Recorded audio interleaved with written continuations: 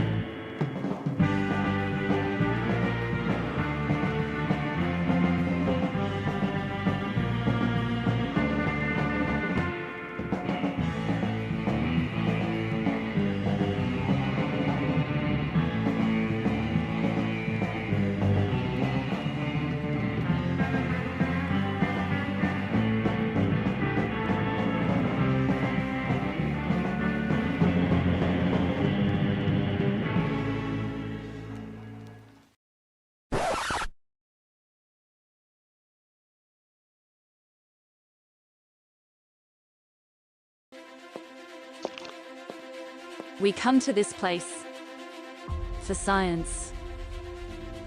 We come to paleontologizing streams to laugh, to cry, to show up late and then ask what today's topic is even though it's right there in the title.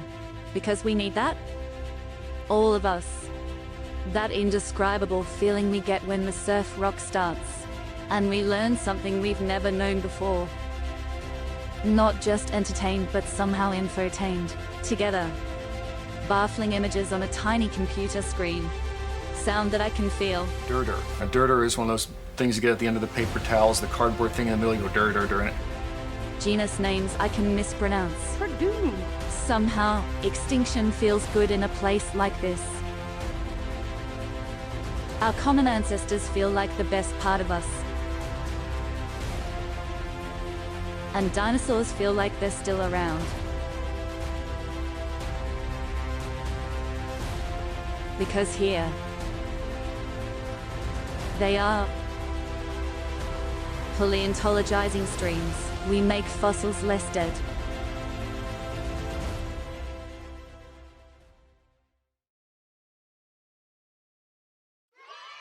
Well, hello everybody, and welcome back to Paleontologizing. Thank you to Marcy Walks Dogs for the raid. I really appreciate that. Holy cow. And, listen to that hot new sound. And thank you, Luna Sear, for the 29 months of support right there, too. Dinosaur Dave, 1,100 bits? Excuse me. Thank you, Dinosaur Dave. We're starting the stream off right. This is excellent. I can see that my 50,000 a year has been well spent. Thank you, Dinosaur Dave. Tier 3 sub Been is sitting on this until you get excellent. back. Coolest new discovery this year. We Solve will go over that content at and some point, steering Dinosaur questions. Dave. Video Yeah. halfway through this shows it. But, and thank you, Lunaseer, for the, no, hang on. DJ68K, 12 months, thank you for that. Holy cow. So many alerts right at the beginning of the stream. We'll get to the intro here in a second. Good On top. afternoon, Thank you for the everyone. ongoing support. Thank you, Lunaseer, for the 29 If you're months. feeling a bit Holy cheated, cow. try blaming the dinosaurs. And thank you, Community Time, for those 100 bits. Excellent. And Gender is Abstract, thank you so much for the 2 months. You should enjoy science as much as you can. And I you appreciate can't that. enjoy science alone. You have to share it. That's true. Thank you for sharing Paleo science Apato with all of 1, us here Paleo through your Apato support. 2, Paleo Apato 3, I appreciate Paleo that. And Apato Eagle Fire, thank you for those 100 bits there. Excellent. Yeah. Phenomenal. Yeah. And thank you, Dinosaur Dave. Here, let me grab that link. Shoot, where was that? But anyway, everybody, thank you. We missed you. Mr. Dinoman, less than Missed three. you too, Marcy Walks Dogs. Thank you for the 200 bits there. Shoot, where was this? Hang on, so many messages.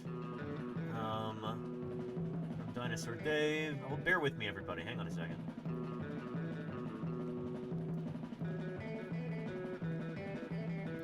There we go. Okay. Excellent. Everybody, welcome back to Paleontologizing. Holy cow. If it's your very first time here, or if it's not, welcome. My name is Danny Anduza. I'm a dinosaur paleontologist, and I'm here on Twitch trying to do some good old-fashioned science outreach. So that means covering some of the latest news in dinosaur paleontology. It means being interrupted by my landlords at various points during the stream. Hello, Mini Pie. How are you doing? She missed me a lot. Didn't you, Mini Pie? Yeah. Welcome back. For the whole summer, basically, I've been out in the field digging up dinosaurs in Wyoming so far. Just next week, gonna be heading back out to Utah on Tuesday. So hopefully next Wednesday we'll have our first Utah fieldwork stream.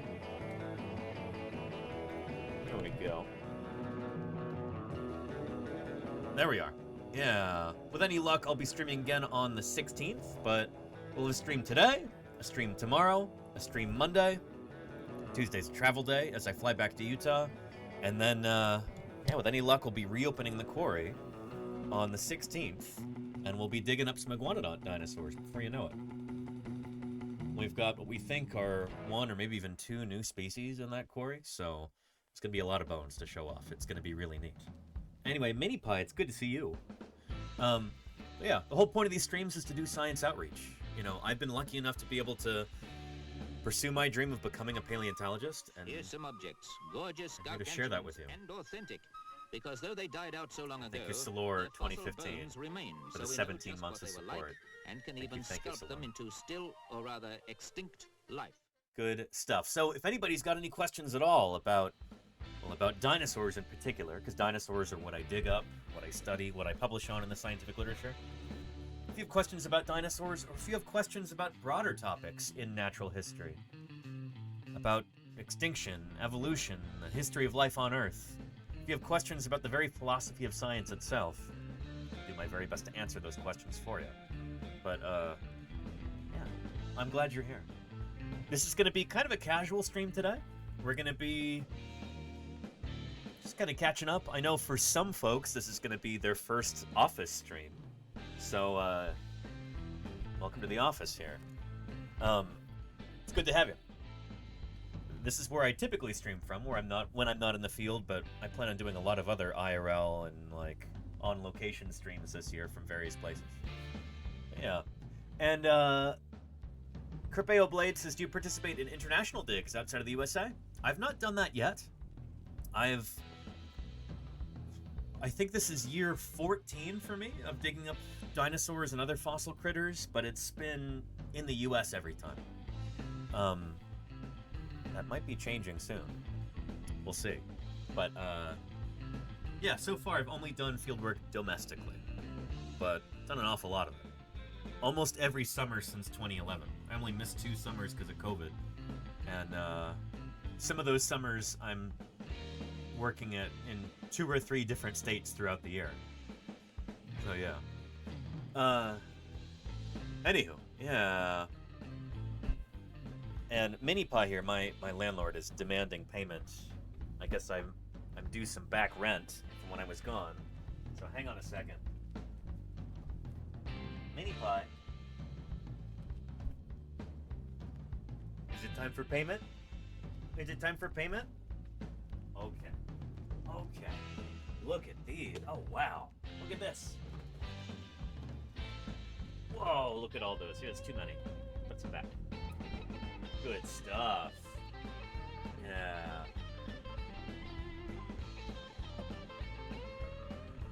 Luplooper says heart car. Oh yeah, you could fit so many treats in this bag, girl. Holy cow.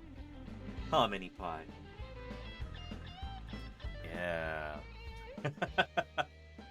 Good stuff.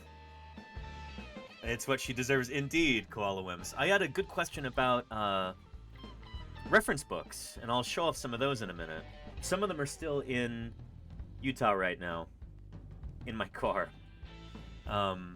Which is, I'll say, in a safe location. I can show some of those off in the field, but I've got some good reference books here, too. Thank you. It's a Sims Mom. It's a Sim Mom. Thank you so much for the follow. Welcome to Paleontologizing. Good to have you here. No, Mini Pie is grateful, too. Aren't you, Minnie? Yeah. Good stuff. She has been kind of on a tear since I got home. Oh, by the way, I was in Michigan for the past week. Ios had a family reunion there. I was invited too, so it was me, Ios, and Lordy. Spending like a week at the beach on Lake Michigan. It was phenomenal and a wonderful way to kind of unwind after a very intense 32 days in the field in Wyoming. It was, it's really nice. Really, really nice. So I'm feeling well rested and relaxed and, be well tanned too. It's good to be back. Missed you all. It's good to see you again. And you're from the other side of Michigan. Ah, from, the east coast of Michigan there, Dr. Hubs? Nice. Yeah. And yes, the lower peninsula of Michigan was about here or thereabouts in Michigan. Yeah. And Arle, how are you doing? Welcome back. Good to see you too. Look, you got another one, Mini Pie. You just leaving crumbs all over the desk? She's just an agent of chaos there. Take the phone to mommy now! Oh, who is it? It's the dinosaur man. Holy cow. Blammo Whammo. Hey, thank you. No For the 2 other months of creature in support. the world Appreciate looks that. like a half-plucked turkey and walks like a pot-bellied bear. But Sammy Kian does. Thank you so much for the 19 months of support. Thank you, Sammy Kian. Excellent. Phenomenal. And Otter Do It says, welcome home. Thank you, Otter Do It. Again, I'm going to be here. This is the first of 3 streams that I'll be doing from here in California.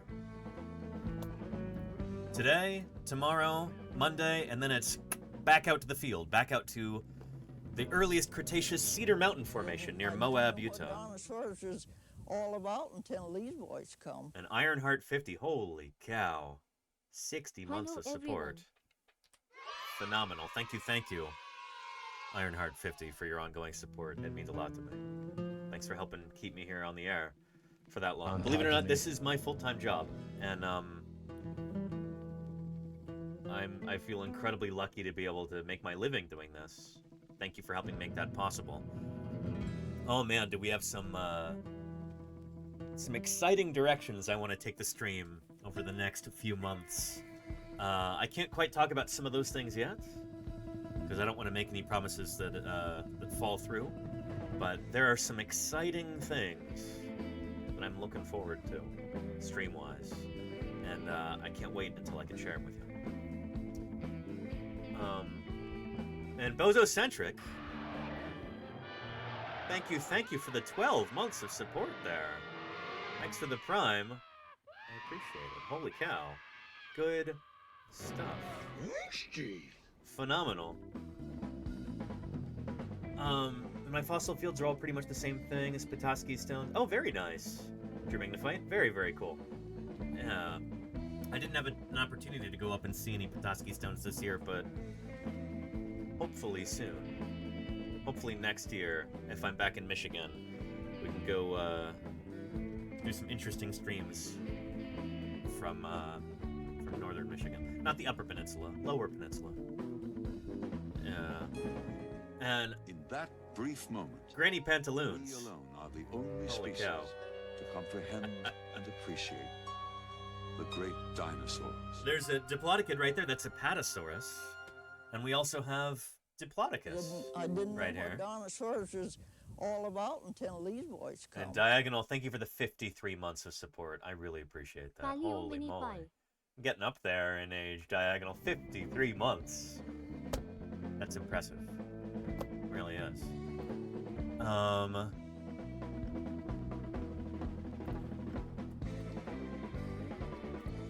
Let's see.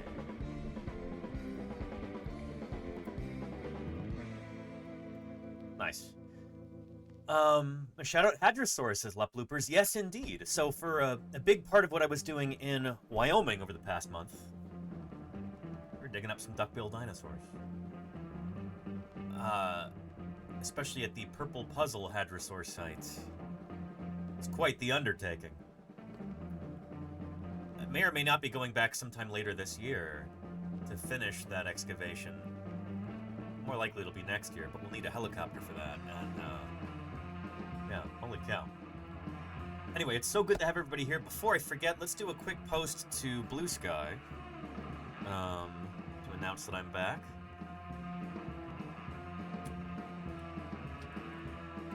Take a screenshot there. Paste. Oh, I could do better than that. There.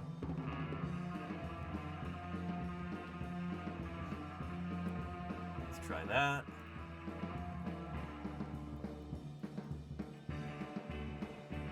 Much better. All right, let's snag this.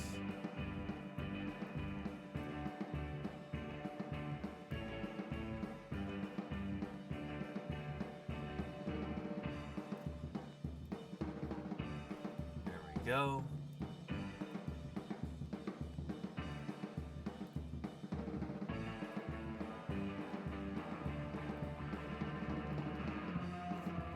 There we are, new post.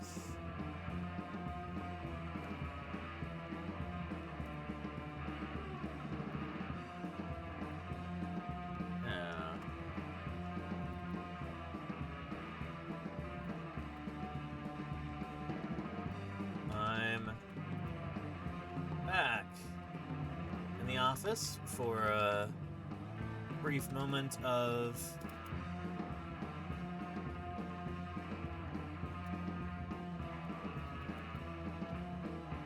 respite in between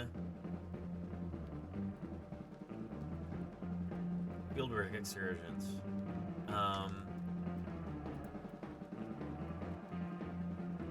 Join us for some casual paleontology Q&A on Twitch at twitch.tv/paleontologizing. Let's add some alt text there.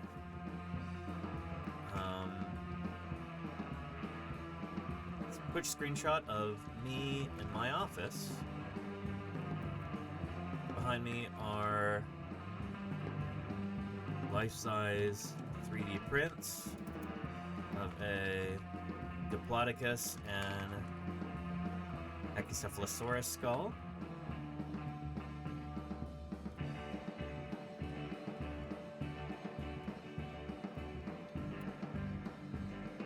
On the wall,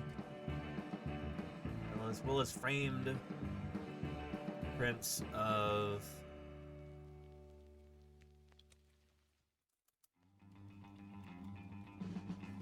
Barnum Brown,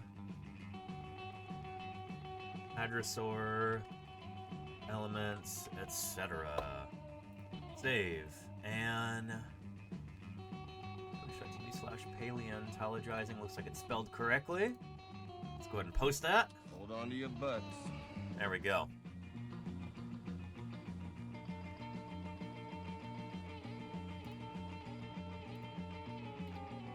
Excellent. Does the link work?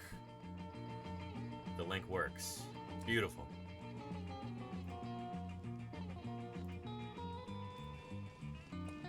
There you go. Yeah, beautiful.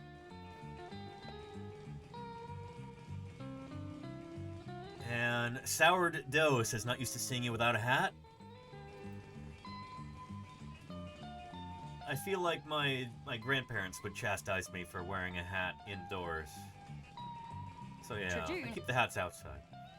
But again, we'll be back out in Utah just next week. So I'm really excited about that. And holy cow, do we have a lot of... I'll put it this way. We should have a lot of fossil bones this year, right from the start. Last year we had a whole bunch of iguanodont limb bones that we discovered on the last day. And rather than staying up until 3 a.m. trying to get those excavated the night before we're supposed to leave, we decided to just rebury them. So there should be a bunch of bones just waiting for us there this next time. So I should be able to show you some really cool stuff right off the bat within the first couple days. The bones are going to be a lot easier to see than they were in Wyoming.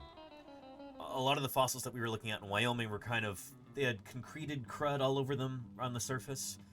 A lot of the stuff in Utah is very clean and very pretty. So I think it should be fun to look at. Yeah. And what was the final tally of almond jackets fully removed? I think we had about 30 Jody fish, and some of those were enormous. Really, really big. So on our last day there, let me see if I can pull up a photo. I'd have to check with Ethan what the final count actually was, if he has it. But, let's see if I can find you a photo.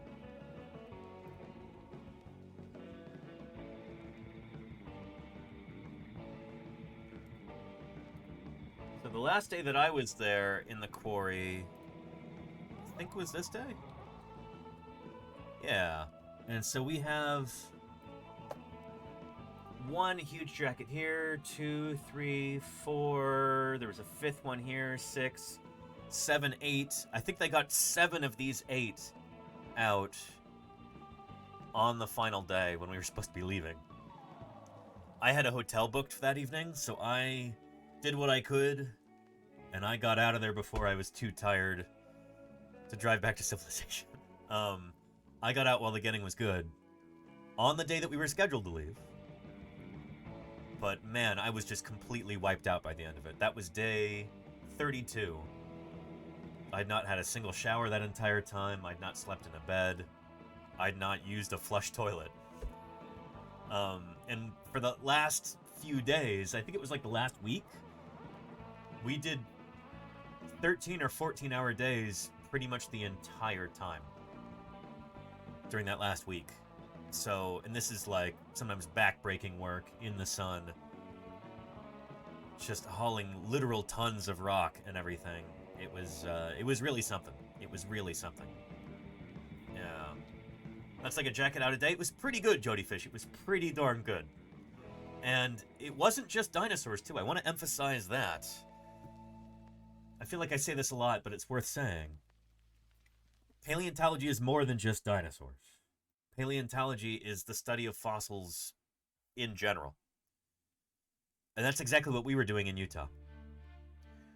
Excuse me, in Wyoming.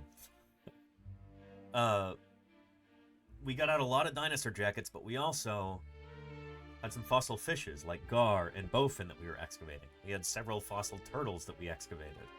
We had an untold number of fossil plants.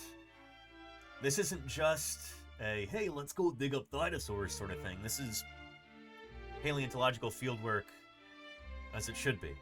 Trying to collect every bit of data that we possibly can in order to reconstruct this ancient ecosystem.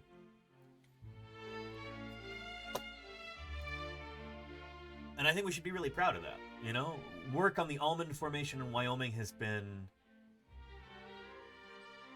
well, it basically hasn't occurred much since 1937, when Barnum Brown was there. Being able to go back there for it's my third year, back in the Almond Formation, being able to do that year after year has been a tremendous privilege.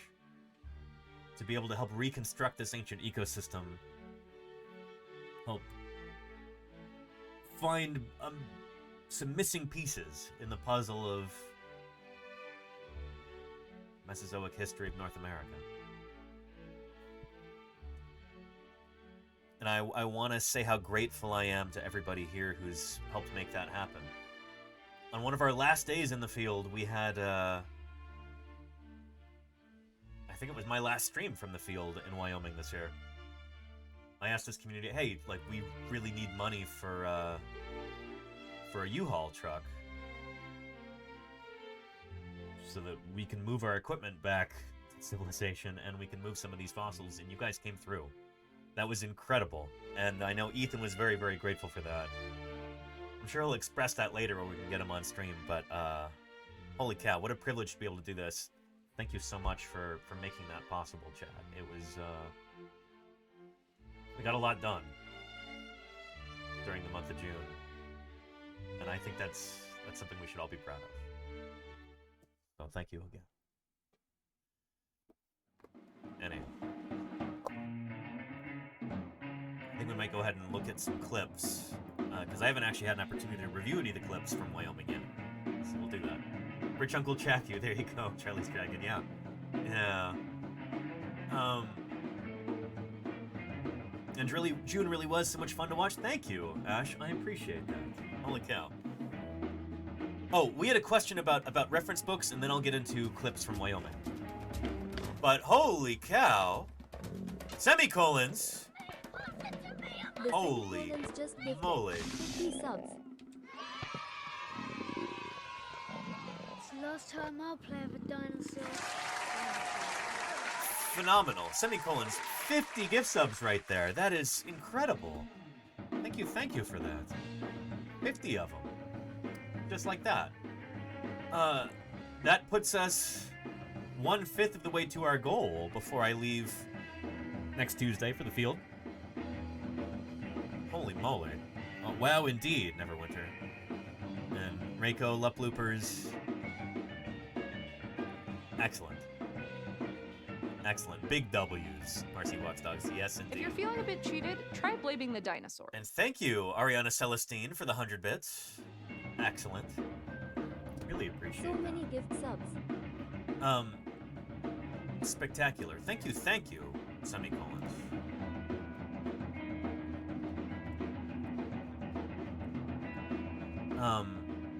Semicolons is already a VIP of this channel. I can believe that. Thank you, semicolons. One of my favorite streams to watch while I'm at work. Thank you, semicolons. Really appreciate that. As the saying goes, you know, boss makes $1, I make a dime. So I watch Paleontologizing on company time. Gotta have them ribs. It's not the right sound effect. Whatever. Thank you so much. I appreciate that. I guess I don't have that sound effect anymore. Anyway, yeah. And Zenith, hey, thank you. Love your office phone. Appreciate that. Yeah. I do my best to change things out for every stream here in the background, just because I want to keep things fresh and interesting. Trying to make the point that since paleontology as a science is always advancing and changing, we have new discoveries all the time, I want to keep this fresh and interesting too, and keep it relevant to whatever our topic for the day might happen to be. So that's something I strive to do, is keep things new, keep things relevant. While we're here, let me show you some of the reference books that I'll use sometimes. Because we had a question about this probably half an hour ago at this point. Something like that. 20 minutes ago. We had a question like, what kind of reference material do you look at in your library? I'll show you some of those.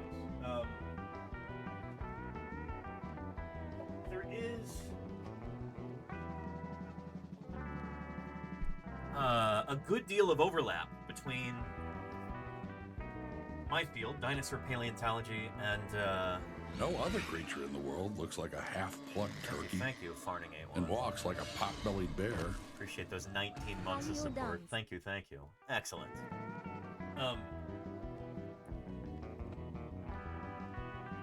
Since we as human beings are vertebrate animals, there's a great deal of overlap between the anatomy of, say, ornithischian dinosaurs and us people. So guides like this, especially as they pertain to osteology, the study of bones, this sort of thing can be really helpful. So basic human anatomy, this is a good reference guide to have. And then kind of more on the subject of other critters aside from humans, comparative vertebrate anatomy. This is a textbook that I had back in undergrad, and this can be really, really helpful too. So comparative anatomy, really, really important. I have a few other comparative anatomy books, but they're in the field right now. They're currently sitting safely in my car, waiting for me in Utah. So remind me when we're back out in the field next week, and I'll show you. Maybe. Well, they'll be in my tent, but yeah. Neverwinter says, I need a book like that? Yeah. So I would really recommend this one, actually. Cardong, K-A-R-D-O-N-G. Vertebrates. It's a good one. Yeah. Jody Fish says, why is your car in Utah but you're in your office? Because I flew to Michigan and then flew back to San Francisco yesterday. My car is waiting for me in Utah in a secure facility. Yeah. And Candle White, hey, I'm glad you're still here. Appreciate the answer. Yeah, you bet.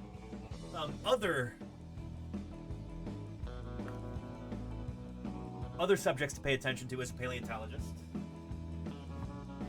are included in my reference section. Sedimentary geology, another textbook right there. This is nice to refer to every once in a while. And then geological timescale.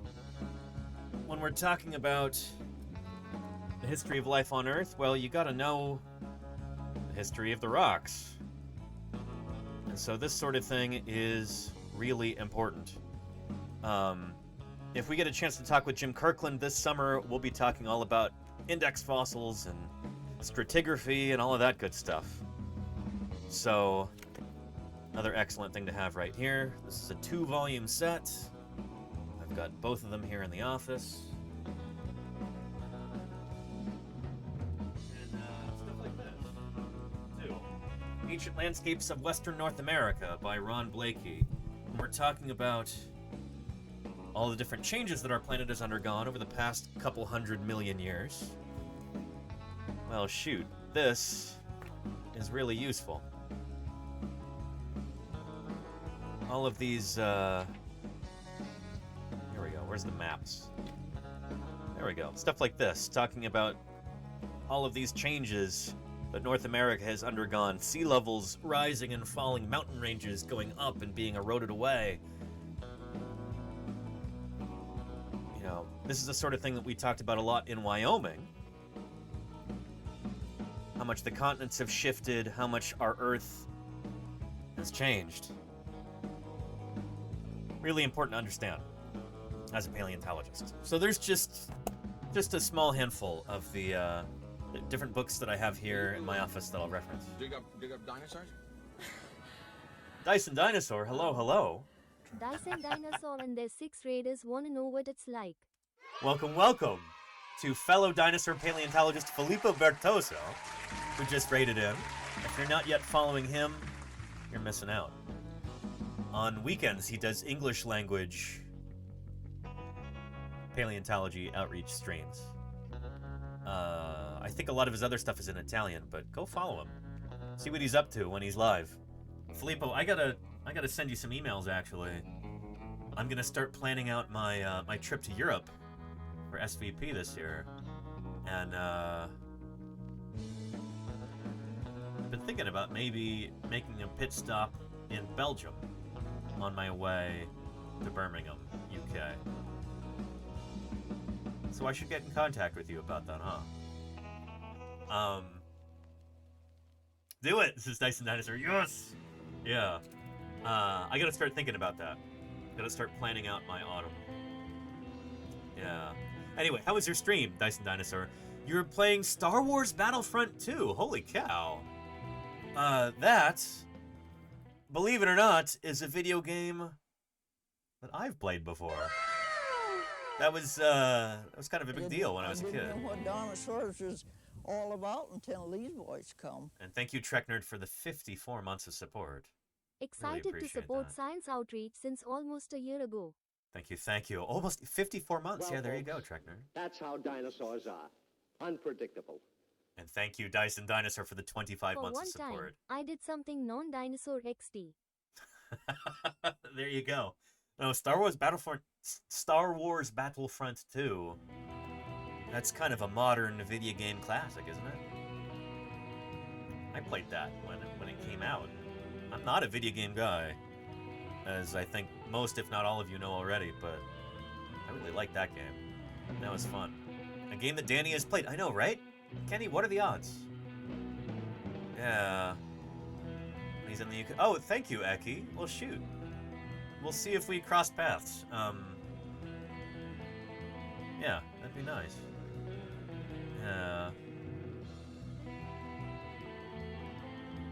And Cripio Blade says, artificial intelligence made an impact in your field? Negative impacts, yeah. I would say that the number of, like, garbage, like, LLM-based dinosaur illustrations online has just... Obviously, that wasn't a thing before. Generative AI, or whatever you want to call it. So yeah, definitely had a negative impact, I would say. But yeah, bunch of slop. Exactly, Alexander Morrison. Yeah, I don't know. All that AI stuff is such a waste of money. It's ridiculous. But and hello, Iacane Powder. How are you doing? Welcome, welcome. It's great to see you. I hope you're doing well, Iacane. And don't get me started, says Casey Snowart. We're on the same page there, Casey. Yeah. And yeah, there you go, Dr. Terra. Not great. Hang on, I should show off. Where is that shirt? Give me a second here. I'll be right back. Oh, here in the meantime, here's a photo that Ethan sent me of me on, I think, my last day working in Wyoming. I promise there's pants here too. You just can't see them. Shorts anyway. So no shirt. Let me grab a shirt.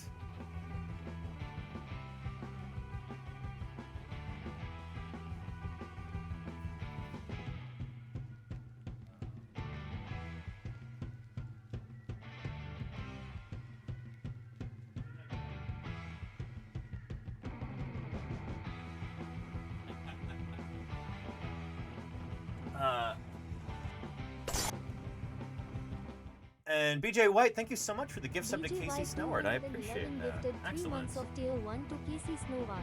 Yeah. They've This is gifted a shirt 22 months to the channel.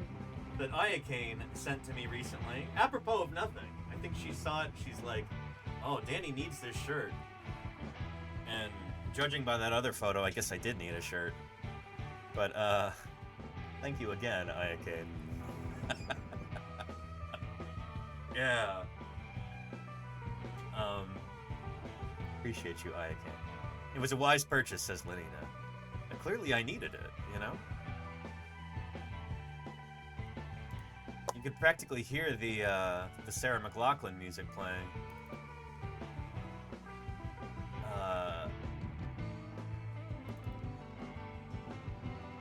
And where was that?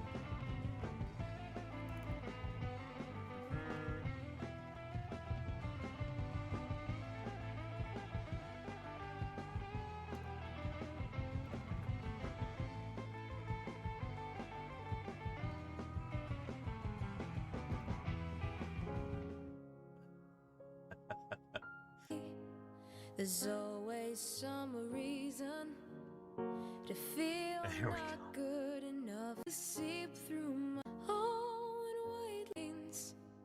Let me be empty.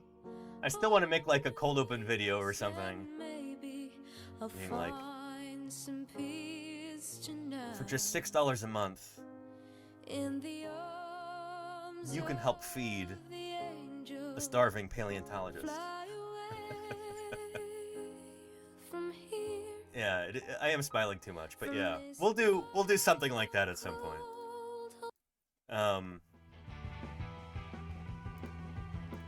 So many different things to do, so many ideas. Got any pictures of sad paleontologists? I think we can make that happen, Claire. Yeah. And maybe wiping their eyes are. Oh yeah, no, I've got plenty of. Got a whole script up here, Claire. Yeah, maybe I can shoot some footage for that while we're in Utah. We'll see. We might even have some footage from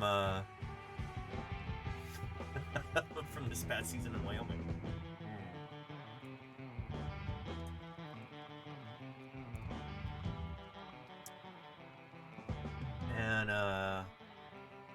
And there you go, Candle White. Yeah. Yeah.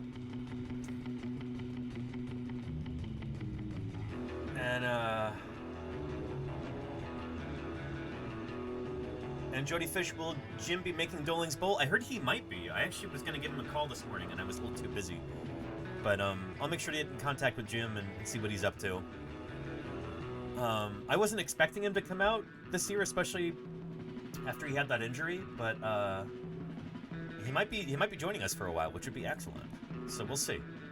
Hope he's healing nicely. The last time I spoke to him, he seemed to be in good spirits. Things seem to be going well, so we'll see, Lenina. Yeah. But even if Papa Jim's not out there, Uncle Don will be. And, yeah, actually, while I was in Michigan, I was practicing.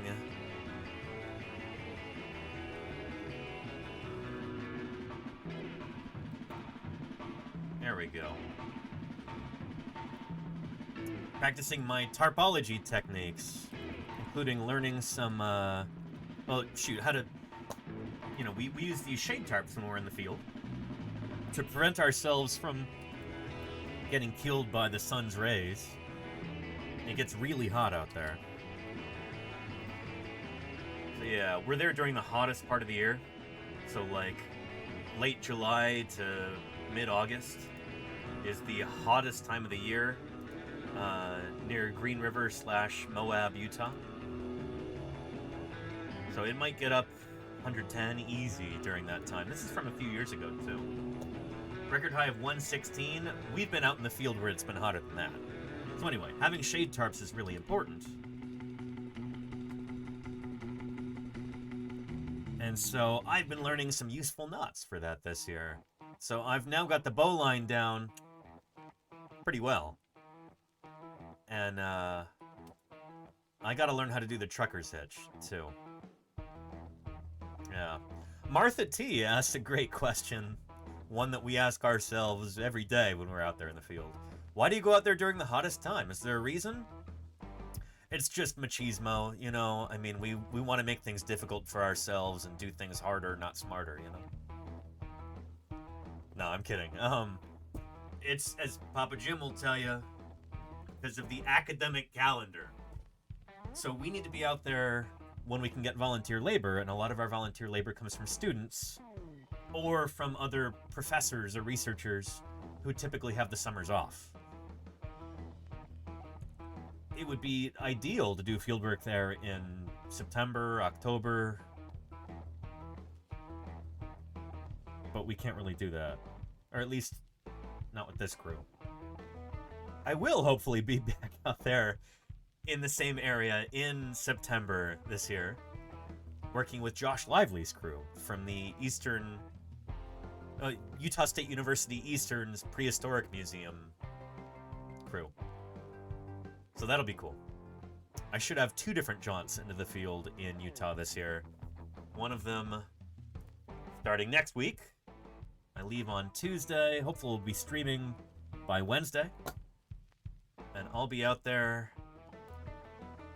until about the 10th or so of August.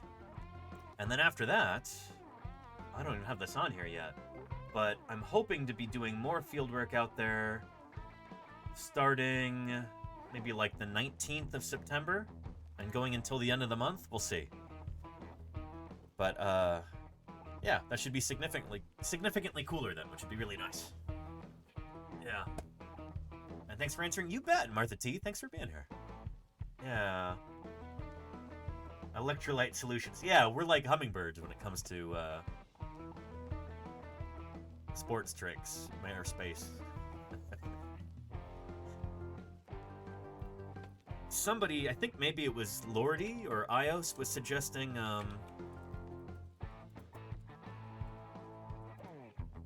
that we hang up on the shade tarp a big vessel like this to drink out of. And we could have a separate camera on that. Oh, here's the paleontologist water cam. Just go up there and go. But after thinking about it for a while, it doesn't seem like the most eminently practical idea. So I don't think that's going to be a thing. If somebody could find me a really big one, like, do they make one like this, but maybe for like a horse or a tapir? Because if they do, I can put it on the Amazon wish list. But novelty human-sized hamster bottles. Yeah. Horses have troughs, says Jody Fish. I don't think I mean, let's be practical here, Jody Fish. A trough would that would look ridiculous. And then you get the giant hamster wheel for the dog. There you go, Marispace, yeah. Could you not 3D print one? I mean, it wouldn't be transparent like that. And I can't 3D print metal. So, again, you know, let's be practical here, people. That's just ridiculous. And they make them for rabbits, says Squiggles to Gabo.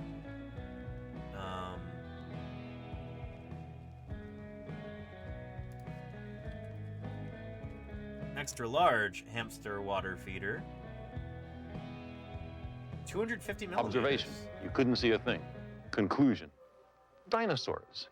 Ms. Stadler and Waldorf, thank you for the 3 months of Decipher support. one Grumpy Jam, hello. I appreciate that, Stadler and Waldorf. Thank you both for the 3 months of support. Lovely. Yeah. Mayor Spaces, I guess they haven't invented transparent filament yet? No, I have some, and it was lousy.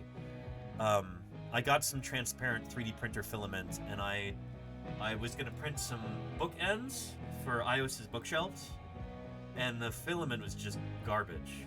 Like, it doesn't stick to itself, so it's just splitting along the print lines, and if it doesn't work for bookends, it's not gonna work for, you know, for one of these, unfortunately. So yeah. Too bad, says Mayor Space. I know, right? Yeah. What is the biggest one that they make?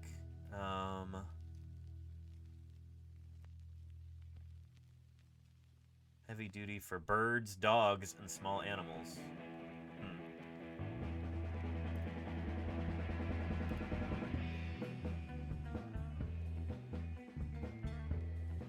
Yeah, 250 milliliters. Convert 250 milliliters to gallons. No, I'm not interested in AI mode. Gosh darn it.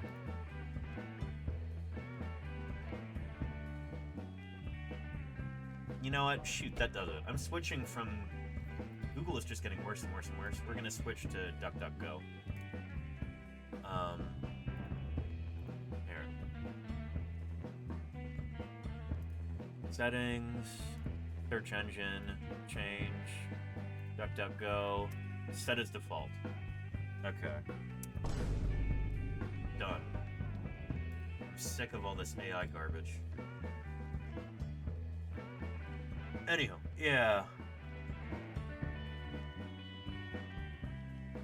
US Canvas 36 water gallon Lister bag has 6 spigots at the bottom. What is this? Wow, Jody Fish. 44 fluid ounces.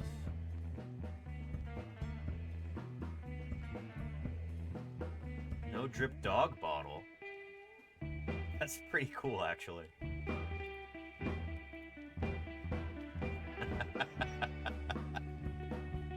Ah! Nice. I'll think about that.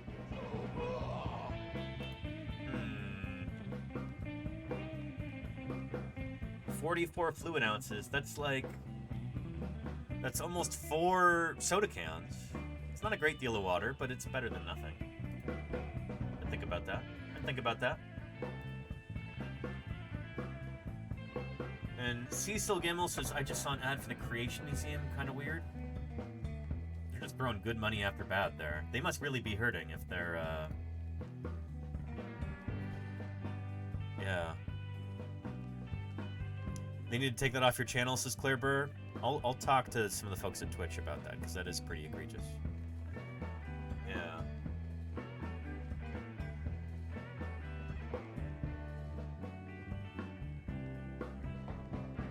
Anyhow.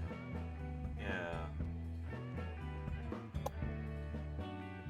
Well, what we're going to do here is look at some of the clips from the past month. So let's do some review of our fieldwork in Wyoming.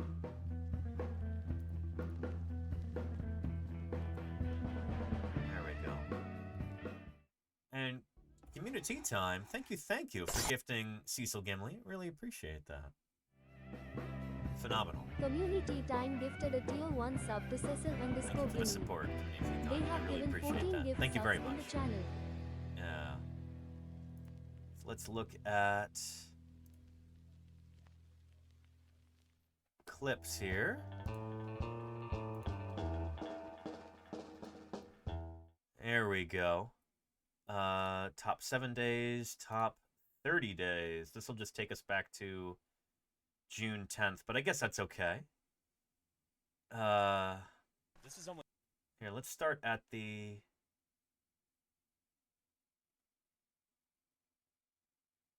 Around looking. Around looking. Yeah. After that, he got some permits from the Bureau of Land Management to collect fossils on public federal lands. So, yeah, after they found some fossils, they started digging in and finding more and more and realizing that this was really important. And he was kind of explaining the impetus started for this building whole a crew. project in Wyoming. I joined in 2023, and actually our community here on Twitch provided a big chunk of the funding that year. We did a fundraiser. 2023 was awesome like that. For digging equipment, for food and fuel and vehicle rentals, so that we could come out here and really start seriously collecting dinosaurs. And yeah, we've been doing this ever since. So this Twitch community here has been he's right, helping advance fossil science in like direct material ways. It's pretty cool. But anyway, looking around, look. Very nice. Let's take a look at. Where's the scratch? It's not all about the dinosaurs. I was making this point earlier, wasn't I? My name's Danny Anduza. I'm a dinosaur paleontologist. I mostly work on dinosaurs. We're here at the Turtle Hill site in the late Cretaceous Almond Formation here in Wyoming. I've got coal dust all over my face. Well, I'm not really finding much here, but Fisher and Bennett are finding all kinds of awesome fish bones today, including a really important one that Bennett is currently wrapping up. So, yeah, good stuff. You know, when we're out doing field work in a place like this, it's not all about the dinosaurs. There are lots of other critters that lived in these environments too. And yeah, we're trying to find whatever we can, trying to piece together every bit of information that we can about what this ancient environment was like. So, and on that same token, we were talking about this on stream, and Jim actually sent me. There we go. Excellent. Ah, yeah. Beautiful.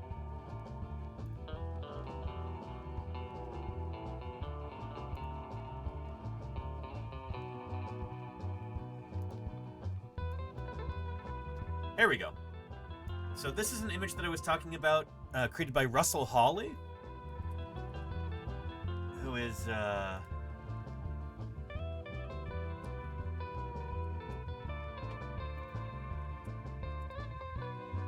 he works at the Tate Museum of Geology in Casper, Wyoming.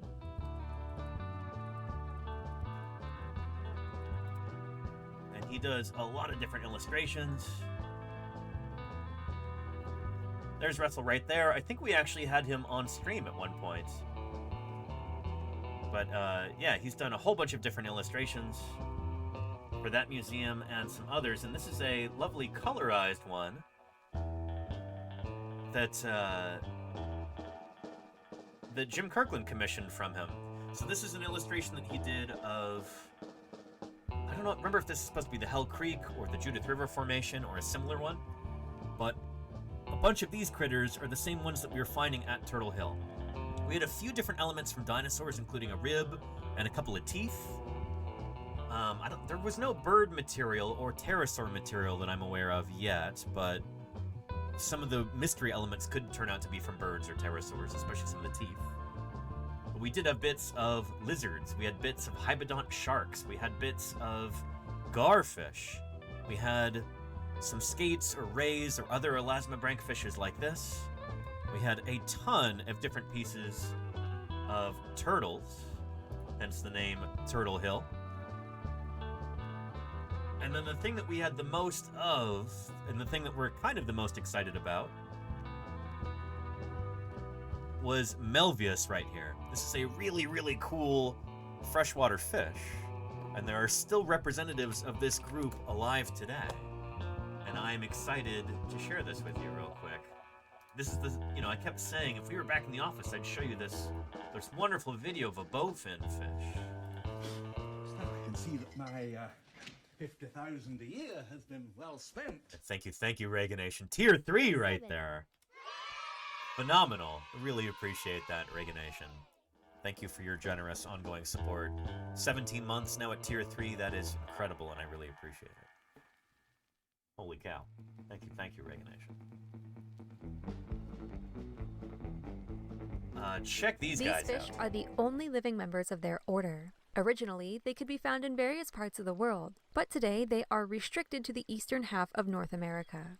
Bowfin are freshwater fish and sometimes called primitive because they have similar traits to fish ancestors, such as the ability to breathe air.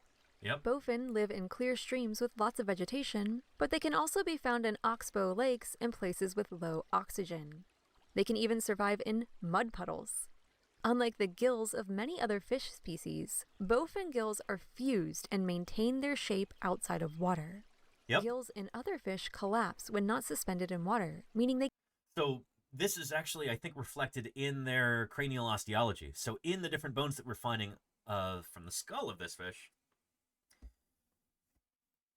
all of the different Melvius is the genus of bowfin fish that existed during the Cretaceous. Today, it's Amia. Amia is the living representative of this group. Melvius is the Cretaceous one.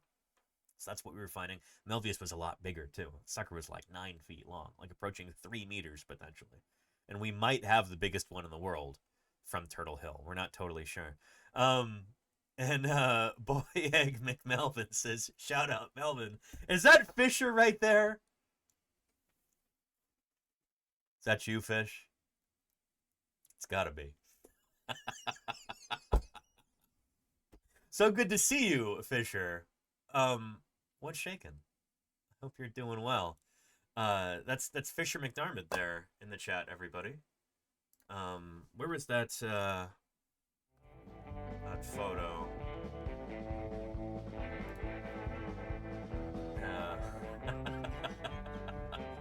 You can tell because that's the first time I've seen that username in the chat, and there's already a VIP badge. Somebody get this boy a gift. Oh, Lenina, thank you.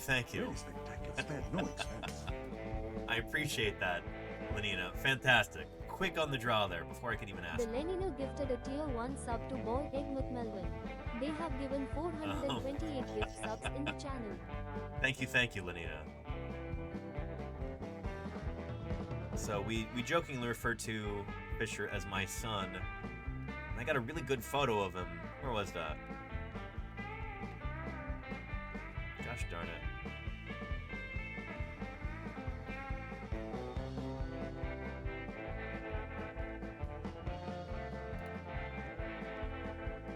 There we go.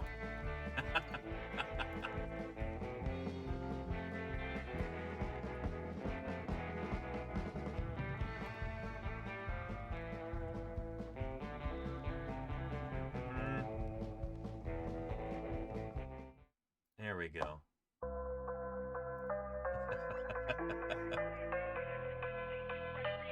Check out this candid photo that I got of Fisher.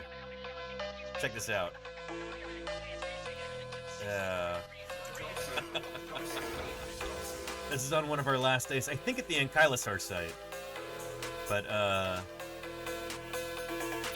yeah. You should put this on your faculty page there, Fisher, or your student page at your new institution. But in the serious game of paleontology, much larger mysteries still remain. And thank you, Tristan Twitch Arts, for the follow. Welcome to Paleontologizing. It's good to have you here. What juxtaposition says Fisher? Yeah. Anyway, I already sent that one to you, Fisher. I think I texted you that photo. But, hopefully there will be within the next couple days, our big joint photo album from the summer will be online. And different members of the crew will be able to upload their photos, and I'll share a few of them with you here in the chat once that's done. But, yeah. Anywho, Fisher, yeah, we were just talking about Melvius. We were talking about these incredible fishos. Check this guy out. Here's I think a mother or maybe father bowfin.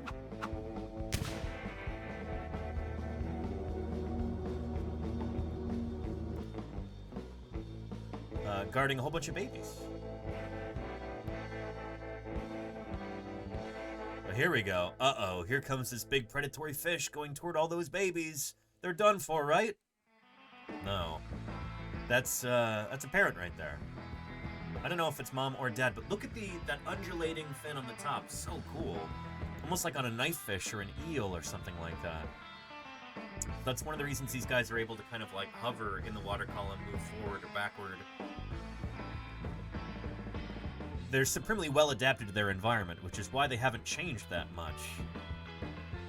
At least morphologically, externally, over the past 80 million years.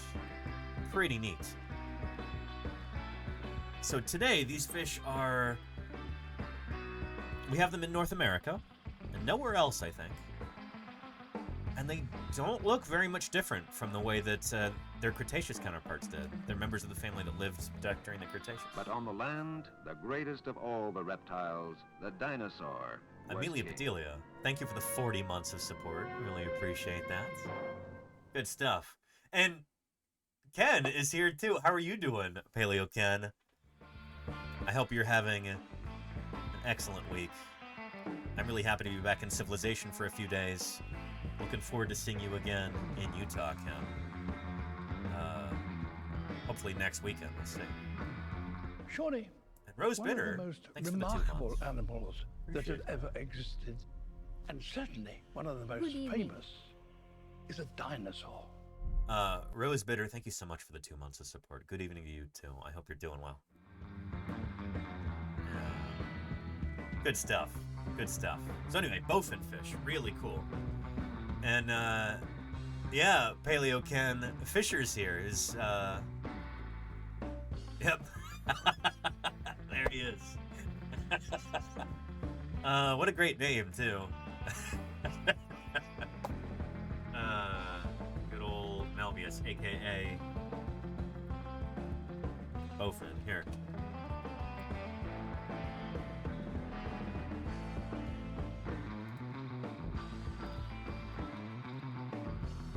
Let's jump to Bowfin here. Amia calva on our Tree of Life. This is now the only surviving member of the entire group, Amiidae.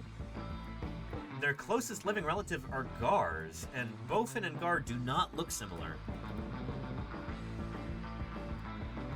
These are two different fishes that, they're very, very different. They're very, very different.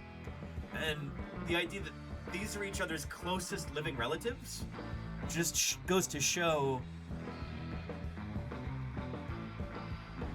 how much evolution has occurred between them. Like, there used to be a whole bunch of different species that were more or less intermediate between these guys. They're all now extinct. So there's this great radiation of fishes, and you just have the ends of these two branches are the only ones that survive. So again, bowfin and gars. There's the bowfin right there, Amia calva, 1 living species. And gar, there's 7 living species. But as far as I know, this entire group is restricted to North America. Yeah. Bowfin and gar, great band, says Charlie Dragon. There you go. Anyway, they're really, really cool animals. Bowfin are awesome. Let's continue watching that little video. Are fused and maintain their shape outside They've of got water. special gills. Gills in other fish collapse when not suspended in water, meaning they can't breathe. There you go, Ken. Bowfin can also inhale air through a modified swim bladder and may breathe this way more frequently the warmer the surrounding temperature is, though they most often rely on their gills to take in oxygen. Mud skippers are another fish we've discussed that can survive outside of the water and have sturdy gills. In the case of the bowfin, they've been observed living 21 days living in nothing Interesting but geek mud. story. Okay. For this reason, these fish are also known as mudfish. Some of their other common names include cypress trout, cottonfish, grinnell, and dogfish, though... Interesting. Grinnell, too. So bowfin is, the USS Bowfin famously was a World War II submarine. I think Grinnell was also a submarine, wasn't it? I visited the bowfin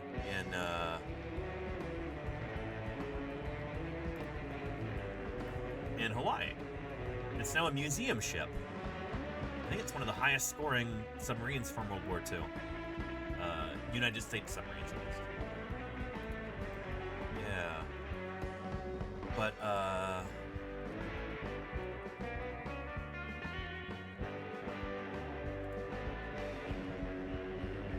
oh, maybe not.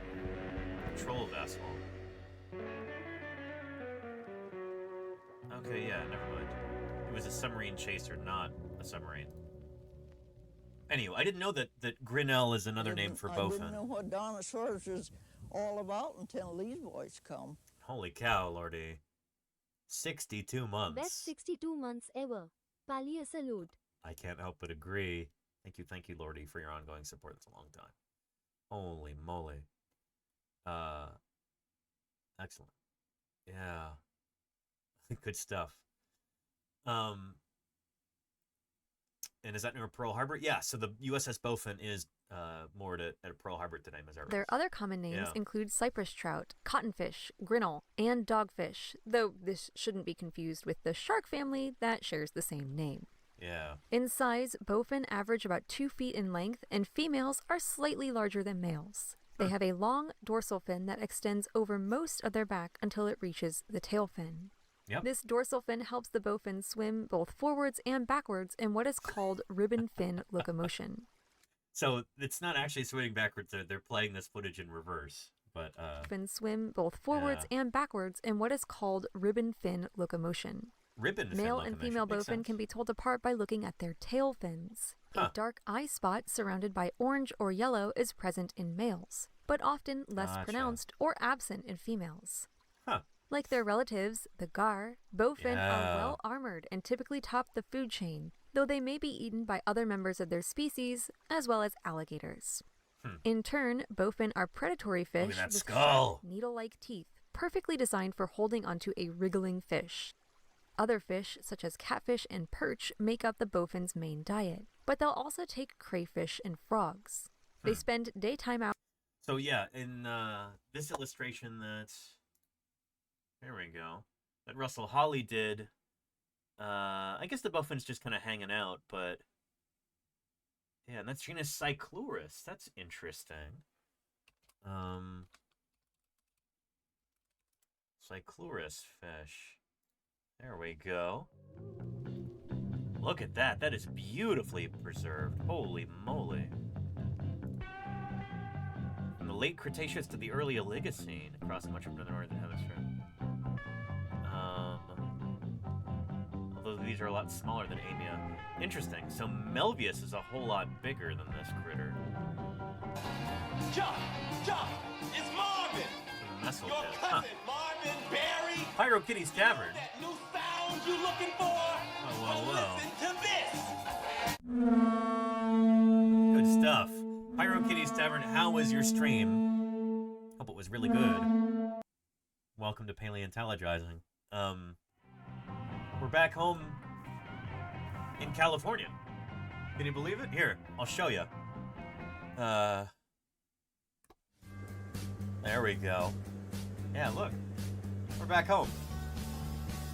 Anyway, I hope you had an excellent stream. Welcome back to Paleontologizing. I'll be here in the Bay Area for the next few days. And then Tuesday morning, first thing, I fly back out to Utah, hop in the Prius, drive straight out to the field. So hopefully Wednesday, we'll be able to do some streams. Did you ever, though, have a moment where it was kind of heartbreaking? I'm No. destroying. Never. No, what glue For is the cheap. love of science. Thank you, Meat Popsicle. Me4T Popsicle, rather, for the 2 months of support. Thank you for the prime there. For the love of science, indeed. Thank you, Popsicle. Good stuff. Yeah.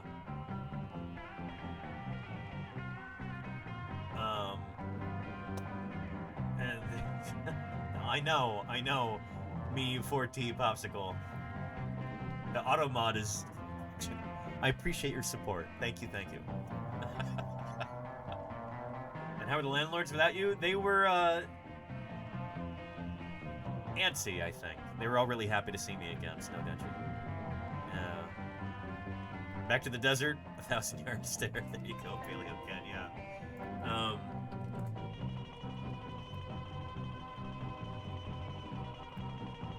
Yeah, we were joking about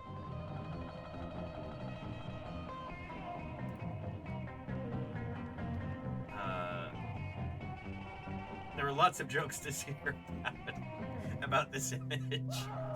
We should change this so it's, field work. Have some outcrop in the background. You know, maybe it's a sun helmet that's askew like that. Yeah. Sometimes it felt more like this, though. But yeah. Yeah. Replace the plane with a bowfin, says Dr. Thera. Yes. Yeah. Anywho. It's really nice to be able to spend some time in civilization before going back out there. I am looking forward to going out back to the field. Fieldwork in Utah, even though it's a lot hotter, it's going to feel like a vacation compared to what Wyoming felt like. But yeah. Yeah. And, Kaimo Tripson says, how many digs do you get to do in a year? It depends on how you count them. I spent an entire month in Wyoming. I'm going to spend 3 weeks near Moab, Utah. I might be spending an additional 2 weeks there in late September.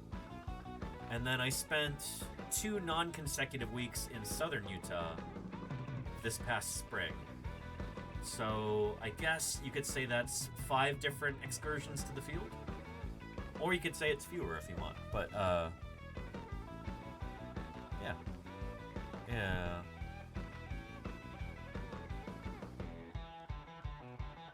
Anyhow.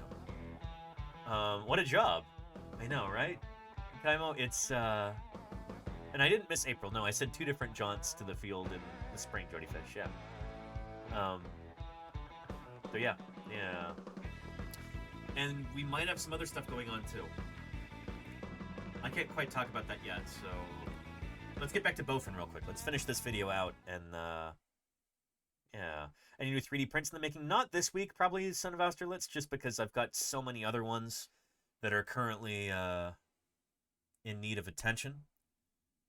Yeah, so here's... I've got a big leatherback turtle skull that's on one of the printers right now. This is... I just set it on top. It's not... Anyway. Doing a lot more 3D printing when I get back from the field. But for right now, there's a bunch of 3D prints that I actually need to work on, get smoothed and painted and finished. Some of them need to be delivered to a local museum. So I should really finish those projects before I start printing anything else new.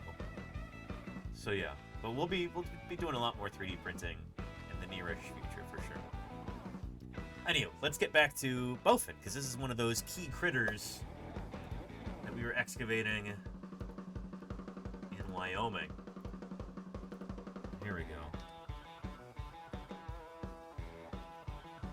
This critter right here. Or a close relative, at least. Make up the bowfin's main diet, but they'll also take crayfish and frogs. They spend daytime hours in deeper parts of their home, and at night they enter shallow areas. These shallow areas are also used for breeding. On average, bowfin live to be about a decade old in the wild. Wow. They are fast-growing fish and are provided protection while young. In the late spring, a male bowfin will dig a small cavity along the bottom of a lake, stream, or river, clearing out any debris like twigs and rocks and chewing off exposed roots. He'll remain here until a female passes by, at which point she'll enter the nest and they'll release their sperm and eggs simultaneously. The female leaves, often to find another mate, meaning bowfin nests consist of thousands of offspring from different mothers. Interesting. The male remains at the nest and aggressively guards it. The eggs hatch just over a week later, and the young remain in the nest for another 9 days. At this point, the babies are a bit larger and begin to venture out with their father swimming over them for protection. Once they reach about 4 inches in length, they are ready to set off on their own and lead solitary lives. Super cool. For more facts on the bowfin, check out the links below. Give a thumbs up if you learned something new today. Thank you to our patrons, Spike Spiegel 93, Dad, and everyone else for their support of this channel. That video right Thank there. you to these viewers for today's Animal Fact Files always does good work. It's good stuff. Yeah, bowfin fish. One of those critters that, yeah, that Fisher and I were digging up along with other members of the crew this year. So, yeah, that's one of the highlights of Turtle Hill this year. Mr. Rules was asking, how many turtles did you find? So there were shells of at least 2 different species of turtle, I think. Possibly more. Fisher could tell you better than I could. Fisher says, why do I look like that? Because you're just that cool, Fisher. Holy cow. This is an unaltered photo. Yeah. And why does the bowfin have a flashy eye on the fin, says Mizark Rules? I think it's probably a sexual display thing. Anytime that one sex has it and another sex doesn't, that generally points toward it being sexual selection. Anytime you've got dimorphism like that, so chances are that's something that the males use to show off to the females. There might be some kind of advantage to having like an eye spot like that on the tail, but given that it's so variable across the sexes, I'm not totally sure.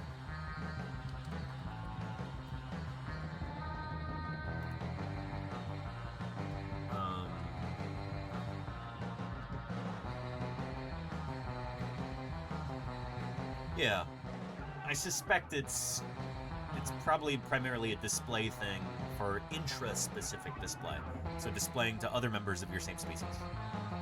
Yeah. Is that rule says I thought it was to confuse prey? No, probably not to confuse prey. It could have originally evolved as like an anti-predator defense.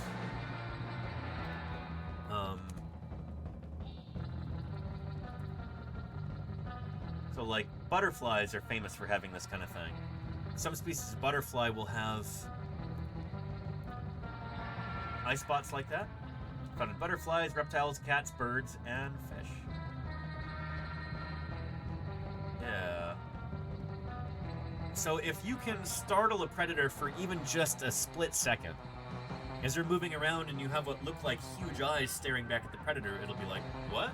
And just that moment's hesitation might be enough time for you to be able to escape. If it makes it just that much more likely that you'll survive and pass your genes on to your offspring, then that's a trait that will be selected for positively in a population. So we see this in butterflies. We see it to a certain extent in birds, like this peacock. We see it in larvae of hawk moths, like this. There's false eyes on the back of this pygmy owl's head. We've got it on sand lizards. We've got it on the four-eye butterfly fish right there. Yeah, it's pretty neat how that works.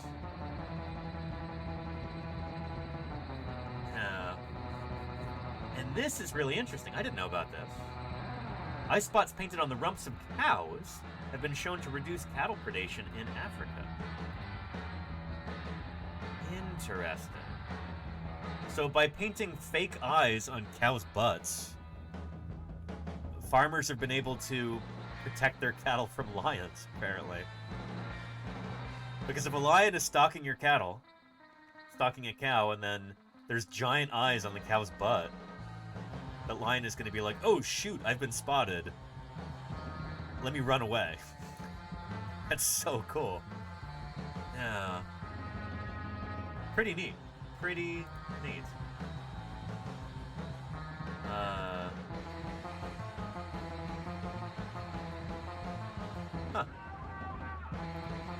Here's a link to this article, by the way. Awesome. Yeah. Let's protect our fossils, because sourdough if they're removed, America loses them forever. I really appreciate that. Thank you, thank you. Excellent. Yeah.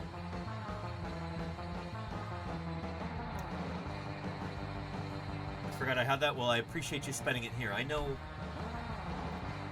it doesn't cost you anything, a Prime sub like that, but it means a lot to me, to this channel. So thank you for that. Again, if anybody here has got Amazon Prime, that means you get one free Prime Twitch sub every month. And if you scroll down on the page, I should have instructions on how to use that, right?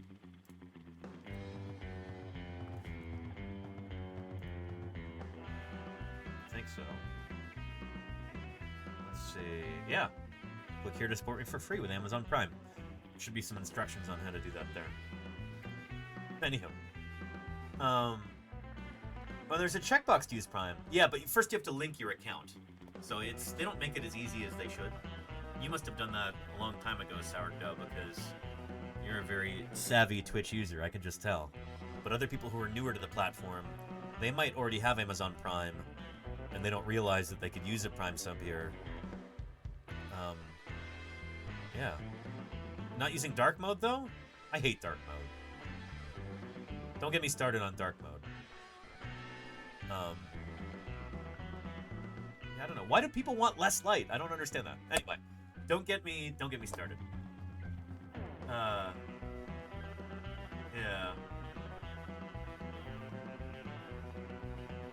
Cave Dwellers, Danny, says Claire. Again, I'm not your typical Twitch user. I spend 2 or 3 months out of every year out in the desert. Like, I'm a creature of the daytime. I'm not living in a cave. Anywho, yeah. The ponderous Trecodon, 32 feet long and 14 feet high. Adorable shoe. Adorable ash shoe. Teeth, and not a single cavity. Thanks for the follow. Welcome to Paleontologizing. It's good to have you here. Yeah. Anywho, yeah.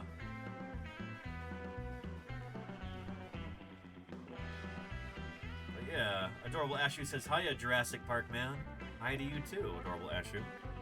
I'm back in my office here in California for once on a brief interlude between jaunts into the field. Next week, I'll be back out in Utah digging up dinosaurs and streaming it live on Twitch. But, yeah, for now, you're back in the office in California. Speaking of Fisher was talking about bats in this clip. Let's take a look at that. Like a Kalugo. A Kalugo or a flying squirrel or something like that. Yeah. And eventually they We're learned looking at to things use powered that- flight instead. And from there became the only flying mammals that we have today. But yeah, they're one of the mysteries of the mammal world is the origin of bats. But they're very successful. They make up a really large percent of like 20% of mammal species mammal are bats. diversity. Yeah, exactly. Yeah, it's Holy cow, let's take a look at that. Let's go to bats real quick. Well, let's go to mammals on our tree of life. And we'll see how many mammal species are bats. It's impressive. So, mammals. 5,046 species, give or take. How many of those are bats? Therian mammals, placental mammals, Boroeutherians. 1,055 species.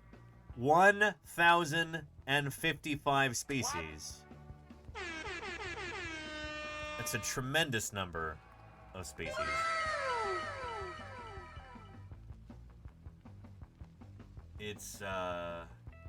It's impressive. They're only behind rodents. Yeah.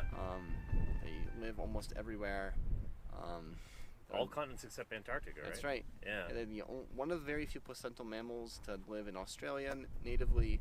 They're the only terrestrial mammals native to New Zealand. Nice. Yep. They're pretty cool. And also But yes, Puerto they're Rico. not dinosaurs. So Yeah. the last common ancestor between bats and dinosaurs was Back in some like the sort of- Carboniferous, right? Exactly. Yeah. Some Yeah. sort of basal tetrapod. Yeah. Or Yeah, good stuff. Let's see if this tree is working for once. Interactive tree of life. So the last time that bats and dinosaurs shared a common ancestor would have been a long time ago indeed. Multi-tuberculate, sloshes, bears, horses, Gosh darn. Are bats not on here? That would be such an Oh, there they are. No. So bats in humans. We last shared a common ancestor about 95 million years ago. But bats and dinosaurs, you've got to go way back to about 325 million years ago to where we shared a common ancestor. So there's been a tremendous amount of change. Like these, since that common ancestor split into two different groups, they've both been evolving in separate directions for a very, very long time. You could do this with any two groups of organisms on Earth. So you could do dinosaurs and trilobites, Got to go back even further to get to their common ancestor. 630 million years ago. Trilobites and French roses. You got to go back to 1.6 billion years ago to get to their common ancestor, and so on and so forth. This is a pretty cool resource if you're not familiar with it. Take a look. Yeah. Good stuff. Find you scrolling my feed. Most of these creatures are scary, says Adorable Ashu. I don't know. I don't think trilobites or roses are scary. Shoot, one of those groups is extinct now. I can't think they're scary at all. But anyhow, yeah. And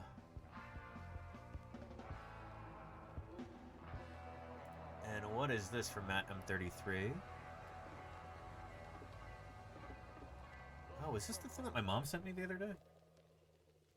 Denver Dinosaur Museum makes a find deep under their own parking lot, like a hole-in-one from the moon. What is this?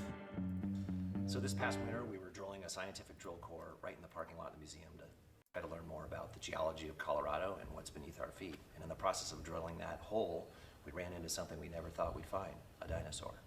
When I heard it was a dinosaur, I said, holy guacamole. I mean, wow. I mean, that's your Willy Wonka moment. It's like a once in a lifetime, right? Pretty exciting. And who would have thought it would have happened here in the parking lot of the museum? Where That's we actually so have cool. boatloads of those dinosaurs on display and down in our collections.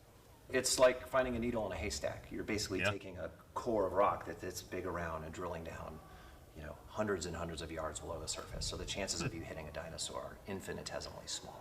So this dinosaur was 763 feet below the surface. With discovery marks, says Murph. Yes. It's the deepest, and it's the oldest dinosaur in the city of Denver. It turns out this looks to be from the backbone or a vertebra from a plant-eating. It's Fisher's other dad, Pat O'Connor. This is Fisher's advisor back in Ohio. Dinosaur that lived at about 67 million Have some years fun. ago in what is today Denver.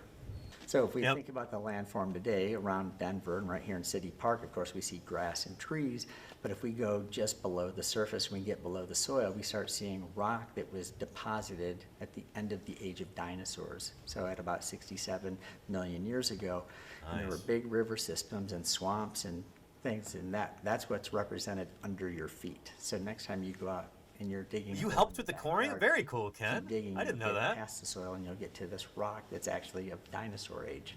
I would love to dig a 763-foot hole in the parking lot to excavate that dinosaur, the rest of it, but I don't think that's going to fly because we really need parking. So, yeah, no plans to dig up City Park. Go. They do have a huge parking lot there. Anyway, if anybody would like to take a look at this, there is the link right there. Yeah. So this is a reminder that even though we typically find dinosaur fossils on the surface through what we call prospecting,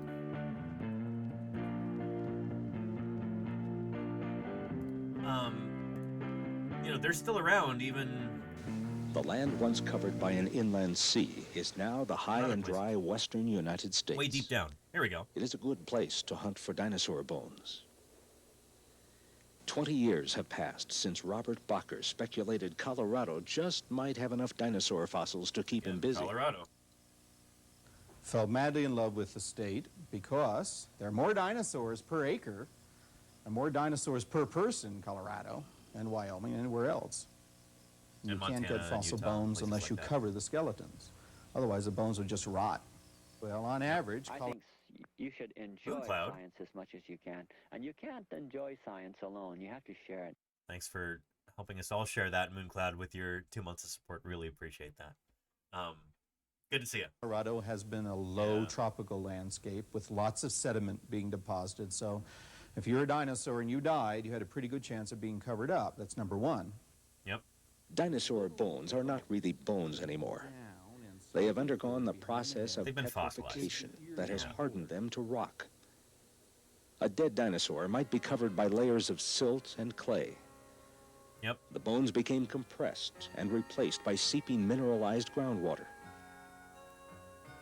You can't find a dinosaur that's totally covered by rock. Well, in this case, they did find a dinosaur that was totally covered by rock, by 763 feet of rock. They just happened to be drilling a core right there, and they happened to go through a dinosaur bone, which is kind of incredible. But that's not normally how you find these things. Normally you find them on the surface like this. A little bit of it's got to be eroded out so you can see it. Occasionally, these burial places were uplifted, and the process of erosion would take over. Yep, so in this case, Colorado, including Denver, Colorado, where that core sample was taken, this used to be sea level, essentially. This used to be this huge basin at sea level, just like we were talking about in Wyoming. That used to be at sea level until geological forces pushed up the middle of the continent. So Wyoming and Colorado alike were both forced up into the sky through geological processes. What was once sea level is now thousands of feet in the air.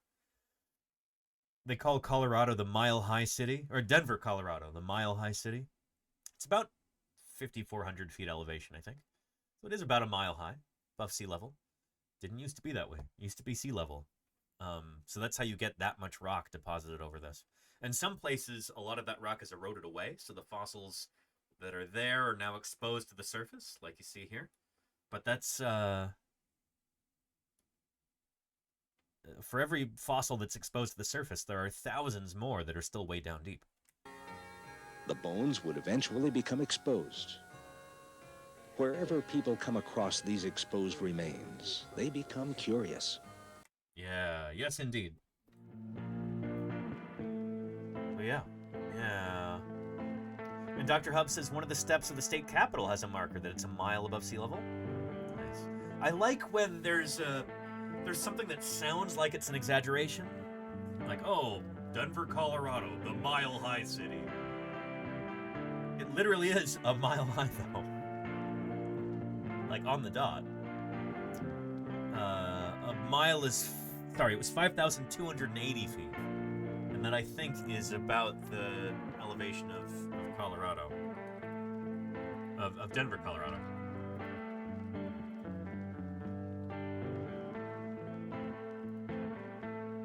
Yeah. Denver is the capital city of Colorado. It's also known as the Mile High City, due to its official elevation of exactly 1 mile, 5,280 feet above sea level. So not 5,300 feet, not 5,100 feet, 5,280 feet, 1 mile.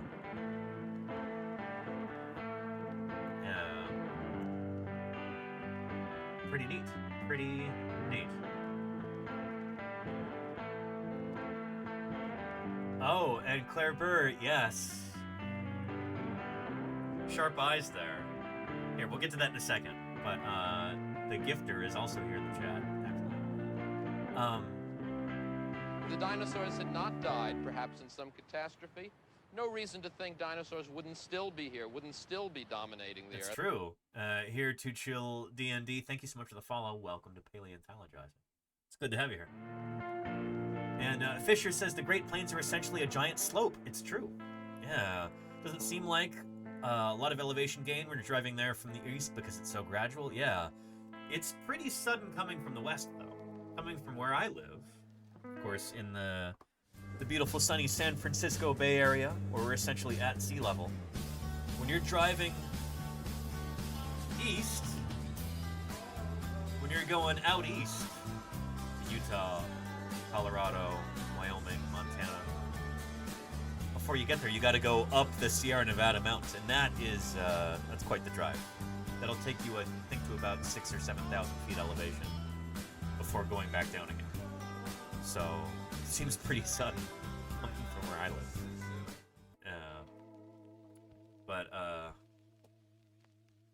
Yeah. Commodore says you're at sea level, but you're not a flatlander. Correct.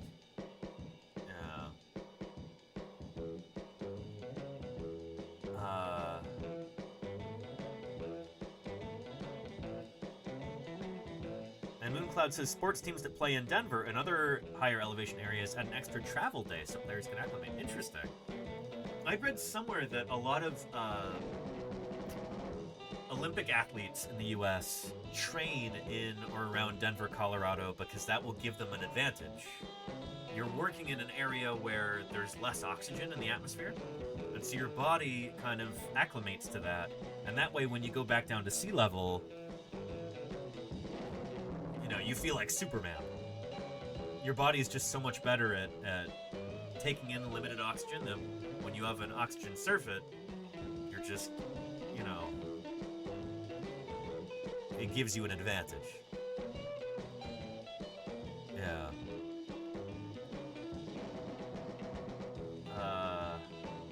And there you go, Mirror Space. Yeah, here in Florida, it's all flat. If you see a hill, you know it's a landfill. So my aunt and uncle and some of my cousins live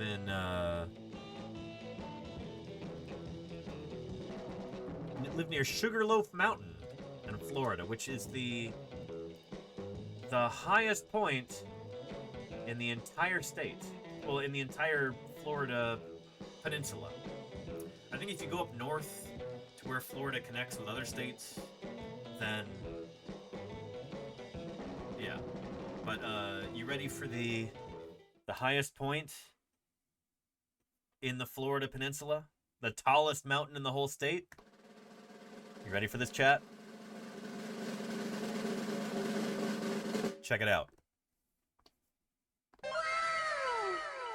That is Sugarloaf Mountain in Florida.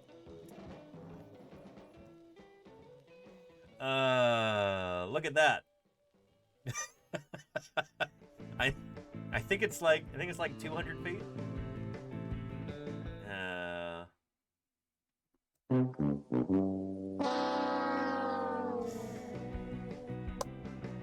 Mountain more like a hill, more of like a gentle rise, really. Yeah. How's the incline slope? I think it's pretty gradual. Yeah. The most prominent point in the U.S. state of Florida, 312 feet. Wow.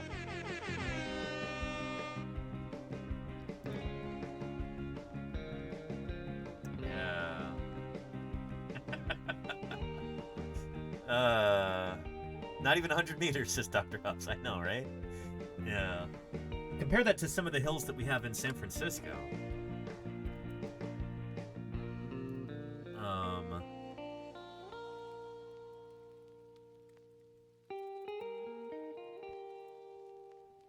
There we go.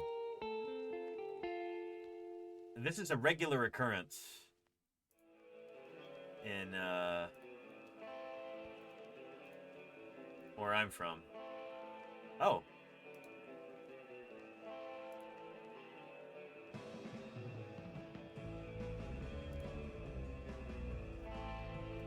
Yeah, here we go. Look at that. The hills there are so steep that limousines will frequently get stuck. They'll just beach themselves because the hill is too steep. They'll high center on it. And I love how the sign here just says hill. It's like, yeah, no kidding. No kidding. All these people are trying to push it back up. I hope there's some kind of protection underneath the oil pan here. Yeah, that's really something. That's really something. There we go. Here's a hopefully clearer picture. Oh, come on.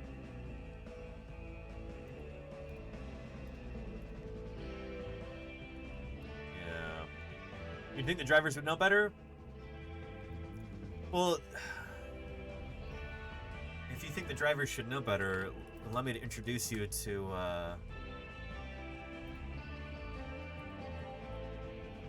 the 11'8" bridge.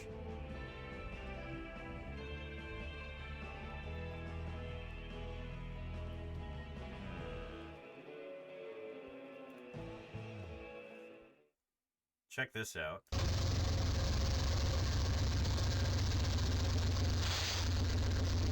Literally thinking the same thing, Deathsaurus. Yeah. So this is a bridge that they actually raised.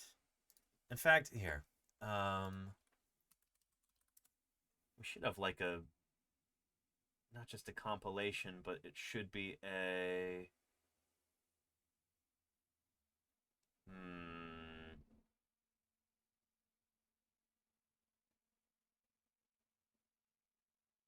looking for like a little explainer video.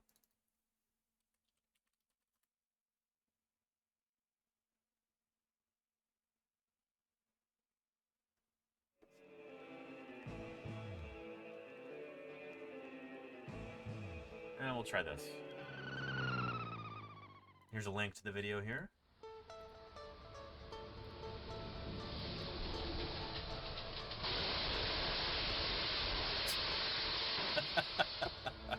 This is the famous 11-foot 8-inch can opener bridge. This bridge has become famous due to all the media coverage it gets from all the truck accidents it creates. It's so famous, it even has its own YouTube channel that has been running for nearly 10 years.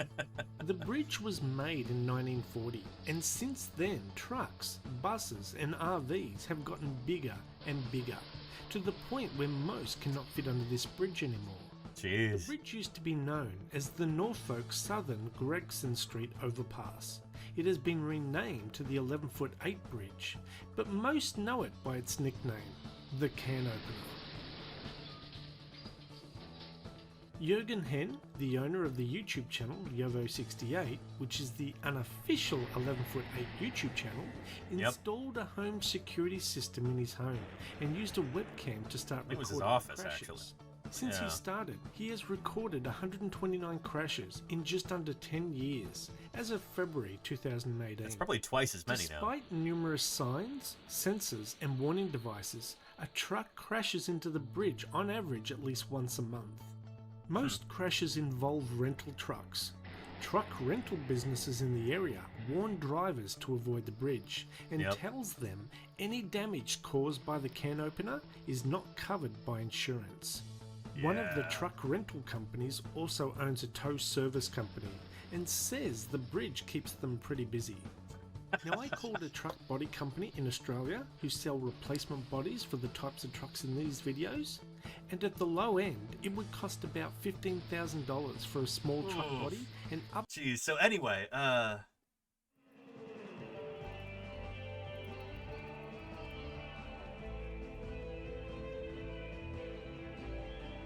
you can actually buy what they call crash art.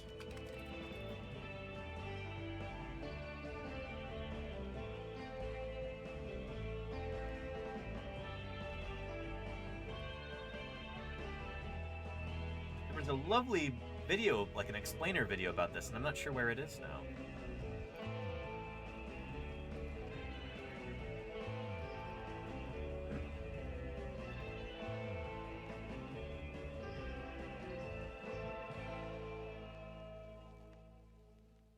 Documentary, here we go.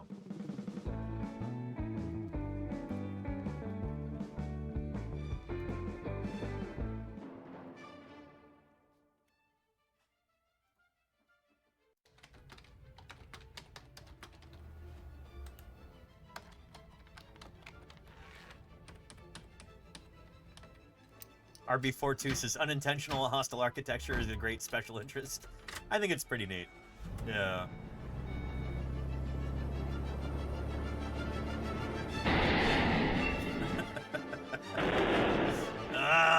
Oh, jeez. It happened again last week. Pieces of metal there on Gregson Street. There's an overpass, it's a railroad overpass in Durham, North Carolina that has been hit so many times. Any North Carolinians in the chat? And its own website to record them. Jürgen Henn has a bird's eye view from its office. He set up cameras back in 2000. Because if they're removed, and America Slinda, loses them forever. Slinda, thank you so much for the Prime. I appreciate it. Welcome to Paleontologizing. Enjoy not having to watch any ads. Whether we're out in the field digging up dinosaurs, whether we're talking paleontology, or whether we're talking about the can opener bridge for a while. 2008 and routinely It's good to have you posts here. video of stuck trucks on his website.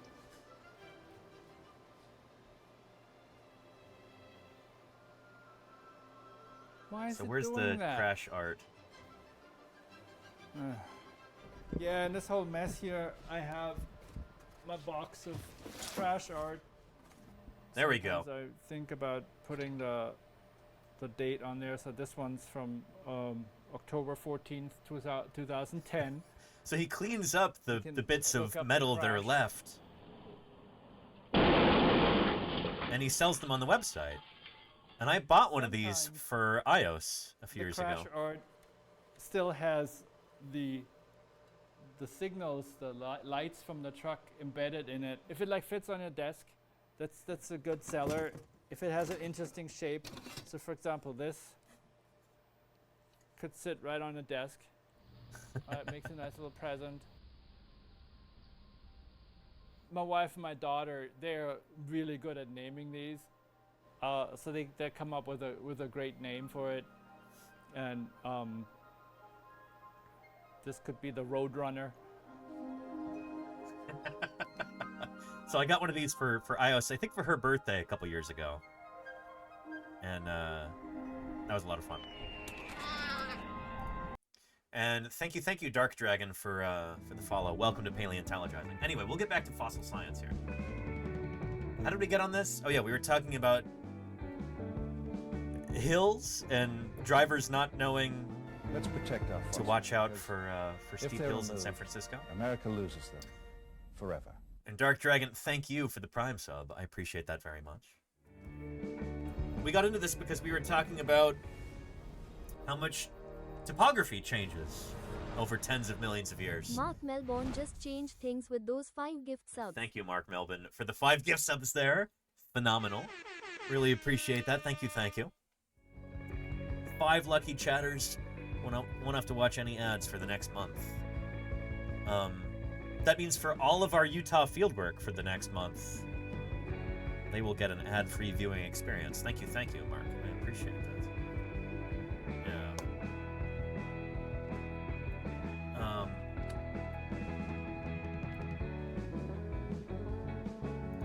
The point is,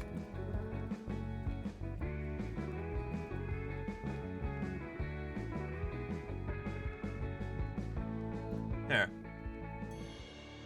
North America, the land that we love. It looks pretty familiar, don't you think? Well, think again. Yeah, this is a really cool series. The ground we walk on is full of surprise. And thank you, Anonymous Gifter, for gifting that sub. I appreciate that very much. Thank you, thank you. If you know where to look. As a geologist, the Grand Canyon is perhaps the best place in the world. Every single one of these layers tells its own story about what North America was like when that layer was deposited. So you ready for a little time traveling? I'm Kirk Johnson, the director of the Smithsonian National Museum of Natural History. And in this 3-part Nova special, I'll take you on the field trip of a lifetime. Look at that rock right there. That is crazy. To find out, how did our amazing continent get to be the way it is? Underneath Lake Superior, that's about 30 miles. 30 miles of volcanic rock. How did the landscape shape the creatures who lived and died here? Doesn't look like much, but this layer is Armageddon. And how did we turn the rocks of our homeland into riches? This thing is phenomenal. We'll hunt down the clues to our continent's epic past. So as a paleontologist, or any kind of earth scientist, right in the heart of New York City. This is the stuff we're thinking about all the time. I've always wanted to do this. This place was once surrounded by mountains as high as the Rockies. But now, they're eroded away to nothing. We know one thing for sure in geology. No landscape is permanent. Yep. Why did North America give rise to so many different kinds of dinosaurs? Yikes. That makes a grizzly bear look like nothing. The secret may lie in Kansas. And this is out yet, Claire. Yeah. This giant fish once swam in a huge inland sea that split our continent in half for more than 20 million years. We talked about that a whole This bunch. jaw is huge. I mean, this must have been an immense fish. 14 feet long. 14-foot long fish in Kansas. That's what I'm telling you.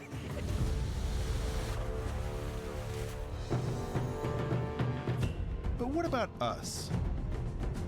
How did we get here? 20,000 years ago, much of North America was locked behind an enormous There you go, Claire. Thank you. wall of ice. Yeah. This is not the easiest thing in the world. You know, it's hard to imagine somebody crossing even one ice field like this 25,000 years ago. This is insane. Unforgiving. Dinosaurs were the sort of creatures you might think of as inhabiting another planet. Thank you, Or the kind you dream of in a bad belongs in a nightmare. museum. Thank you for the 30 months of support. It's a long time, and I really appreciate it, The Raven. Thanks for keeping me here online. Yet rewarding. This land's treasures helped build our civilization, offering riches born in a violent past. I've always thought of earthquakes as very destructive kinds of things. Every time you look at a vein of quartz, you're really seeing it. And that's Lisa White right there. Who's a friend of mine from Berkeley. We really ought to get her on stream sometime. But Lisa's also part of the whole project to establish that Irvingtonian fossil museum in Fremont, California. But yeah, Lisa works at Berkeley. I think she's the outreach and education director. And I really want to do an interview with her on stream at some point. Lisa White. An ancient earthquake. It's the way to the gold. Wow. Incredible. It's an epic tale, playing out over 4 billion years.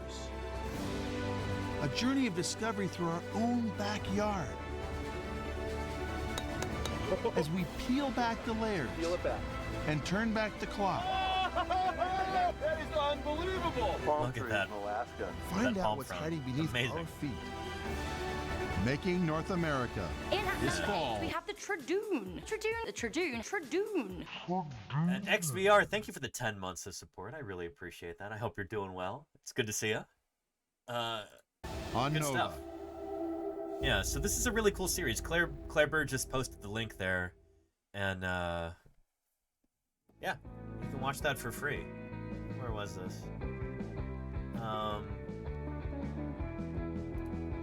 There we go. Thank you, Claire. Yeah. And yeah, this is also a reminder. You can watch this for free right here, but that might not be for much longer if the United States Senate decides to eliminate funding for public media in the U.S. We would be losing all kinds of fantastic programming like this. So, here.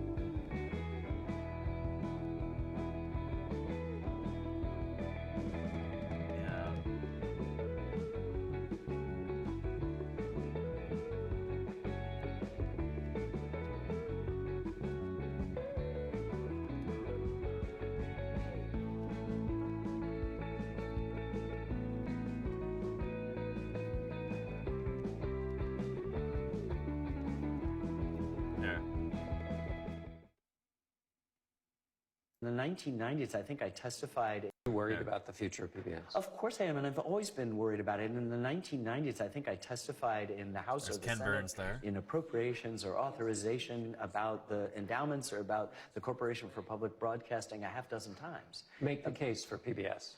It is the Declaration of Independence applied to the communications world. It's a bottom-up.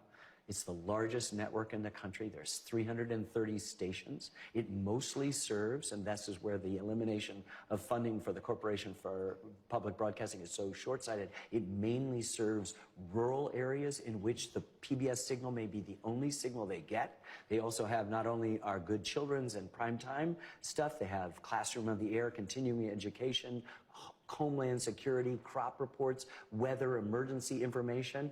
That we're going to take away. This seems foolhardy and seems misguided, mainly because there is a perception among a handful of people that this is somehow a blue or a left-wing thing, when this is the place that for 32 years gave William F. Buckley a show. Right? I mean, that show is, by the way, is still going on and moderated by a conservative. So I just think that maybe we're throwing the baby out with the bathwater. And I couldn't do, let me personalize it, and I didn't want to. John, I couldn't do any of the films I've done without them being on PBS. I could go into a streaming service or a premium cable tomorrow and get every one of the millions of dollars it took to do this in one pitch, but they wouldn't give me 10 years. They want it in a year or a year and a half.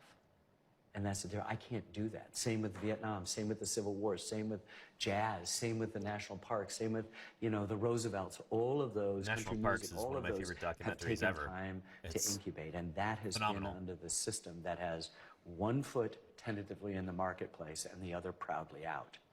Kind of like the national parks or the Declaration of Independence applied to the landscape. These are really good American institutions that represent everybody from the bottom up, which is what it's always about. That's the essence of what Thomas Jefferson was talking about. You're worried? So that's Ken Burns, famous documentarian there. This is something that I've been thinking about a lot while I was out in the field in Wyoming this year. I didn't get to talk about it very much. But the current federal administration here in the U.S. seems hell-bent on kind of stripping the country for parts and just selling off whatever they can for personal gain and profit. It's deeply distressing to somebody who cares very deeply about publicly funded projects like science here in the U.S., like the National Science Foundation, like the national parks, like public broadcasting, stuff like that. Someone in the chat was asking, have recent cuts affected paleontology very much? They're starting to, and things are going to get very, very bad very, very quickly, I think. There are already a number of different paleontologists who have lost their jobs. Programs are being cut left and right. There's going to be far less funding. The problem with this kind of thing is that, well, here, I was talking about this on Blue Sky the other day.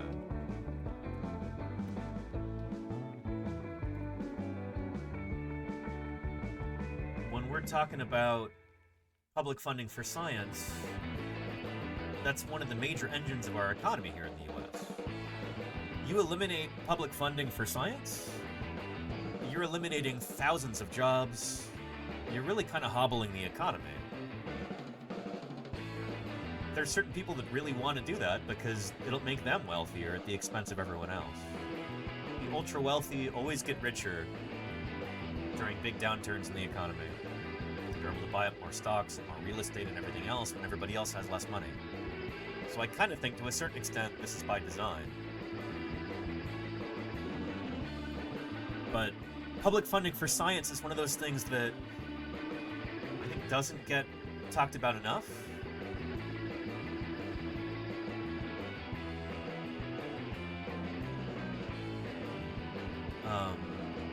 Share this article right here with you from American Scientist.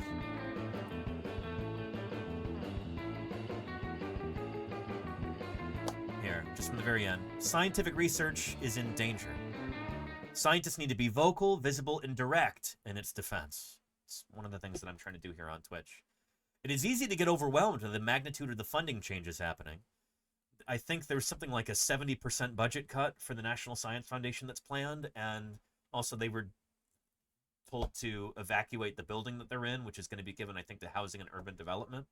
The NSF building, like basically all of these researchers and scientists and people in charge of the National Science Foundation, they're being told, hey, you don't have an office anymore.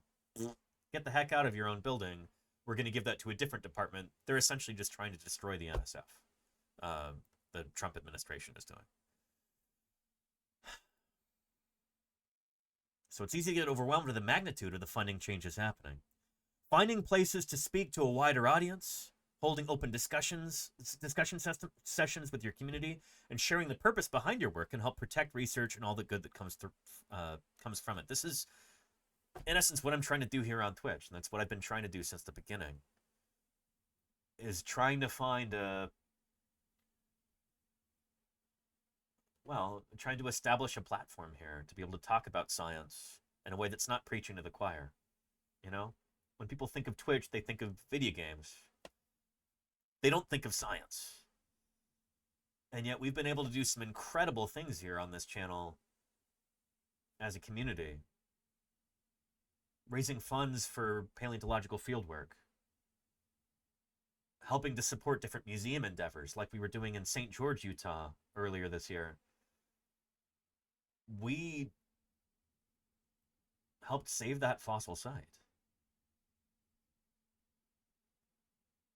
I'm doing whatever I can to try and get people excited about science, get people involved, get them to realize that there are things that they can do that will have direct material benefit to different scientific endeavors. There's different ways that you can contribute to that, whether it's through volunteering, donating, even just sharing things on social media.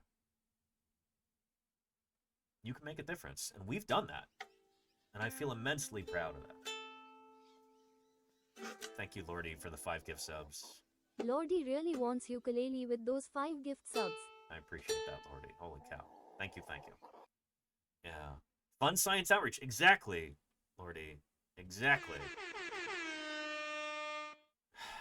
Anodyne Quinine asks sarcastically, what has the National Science Foundation ever done for America except drive the innovation that's driven America's economy since World War II? Exactly.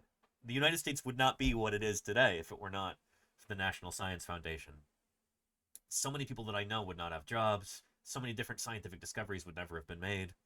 And honestly, it feels like this year in particular, 2025, it feels like thus begins the steep descent of American empire into obscurity and oblivion. Unless we change things around fast, like,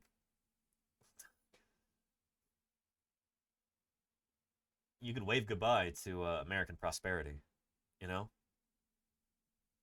Yeah. Pumpkin the Cat says science shouldn't have to be funded by donations. I agree. Yeah, and that's one of the points that this article makes. Yeah.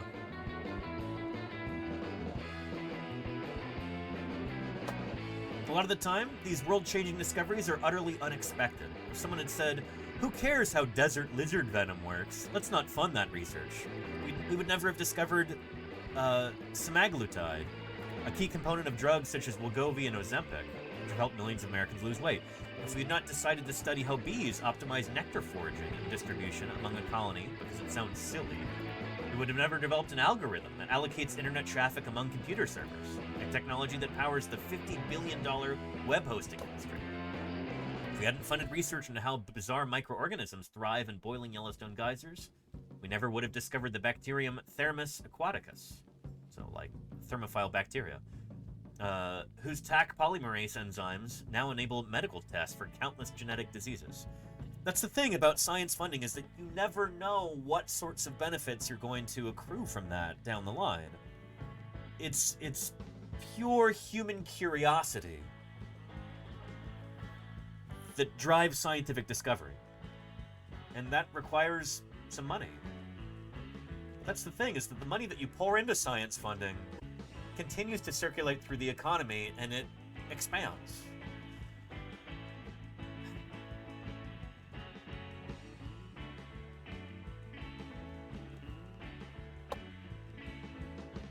Another important point that does not receive enough emphasis is that research grants are economic powerhouses for the communities surrounding universities. Federal research grants are vital economic pipelines, paying the salaries of people who then spend money in the region. We would talk about this all the time when I was in the field with Denver Fowler. And holy moly, J. Marianne! You're coming in at a perfect time. J. Marianne is creeping forth with a gigantic 262 strong raid. Thank you, J. Marianne, for the raid. I hope you had an excellent stream. What did you get up to? Welcome back to Paleontologizing. Holy cow. Simply astonishing. One of the most and Combustible Lemon, thank you for the follow. All my distinguished career. I appreciate that. Holy cow. About my work. What did you want? And natural survival. Thank you for the Dinosaurs follow, had not too. died, perhaps in some catastrophe. Welcome, No welcome. reason to think dinosaurs wouldn't still be here, wouldn't still be dominating the Earth. If anybody's here for the very first time, like those two folks who just followed, welcome. My name is Danny Anduza. I'm a dinosaur paleontologist. I just got back from Wyoming, where we spent a month digging up dinosaurs and other fossil Let's critters. protect our fossils, because And if they're removed, Killsbear, America thank you loses for the Prime. forever. I really appreciate that. Thank you, thank you. I'll be back out in Utah starting next Tuesday, digging up more fossils in the earliest Cretaceous Cedar Mountain Formation, and I'm excited to take you along. I'm going to try and stream pretty much every day that I'm out there in Utah, digging up dinosaurs live on Twitch. But yeah, I'm here to do science outreach. I'm here to talk about the importance of science, and right now, science funding. I'm here to answer your questions about the history of life on Earth, about dinosaurs in particular, or broader subjects in natural history, extinction, evolution, history of life on Earth, all that good stuff. I'm here to be your friendly neighborhood paleontologist. Let me know if you got any questions.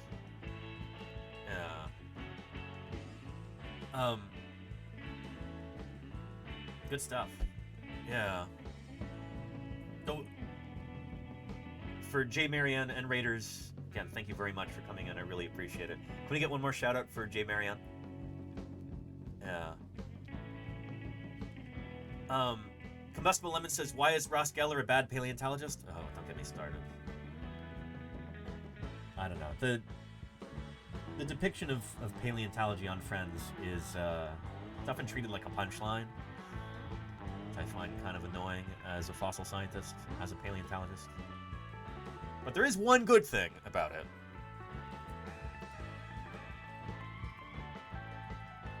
And it's that... Oh boy. I don't know. There.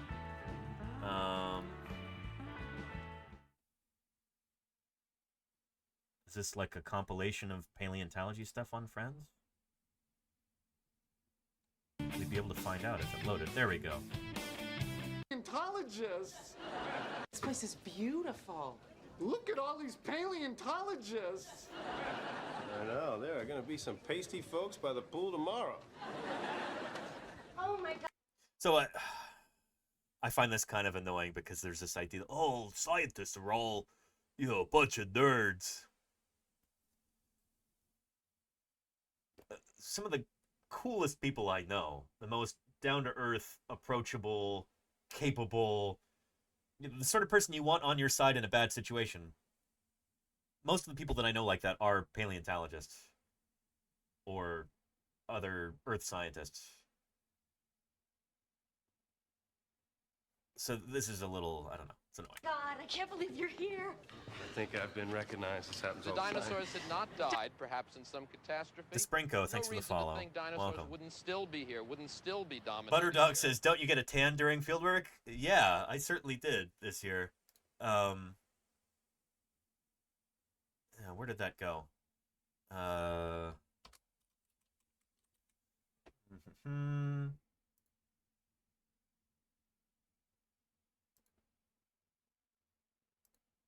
That's not letting me click that. Oh, there we go. Yeah, this is me. Now the dinosaurs rule. On the last day of fieldwork in Wyoming. Maybe second to last day. But you know, I get a fair amount of sun out there. And I'll have even more by the end of the summer. Holy cow. Yeah, and I'm wearing shorts and boots here, Jerry Moore. You just can't see them behind the field jacket. Yeah. Anywho. Oh, Diatom's attack, please. Hey, can I just get a thing? Living dinosaur. And Butterdog, thanks for the follow. Sineth, thank you for the follow too. Welcome, welcome, both of you. Yeah. Ken says the Puerto Rican descent helps with the tanning. It's true. Yeah, I can thank my dad's side of the family for that. Anyhow.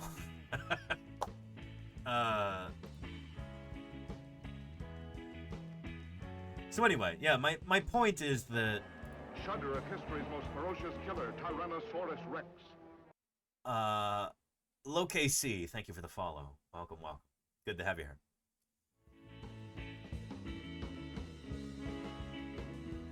Well, Ross from Friends, I don't think is a very good paleontologist at all. There is something that I could be very grateful for, and it's that the show Friends at least introduced the term paleontologist to a wide audience.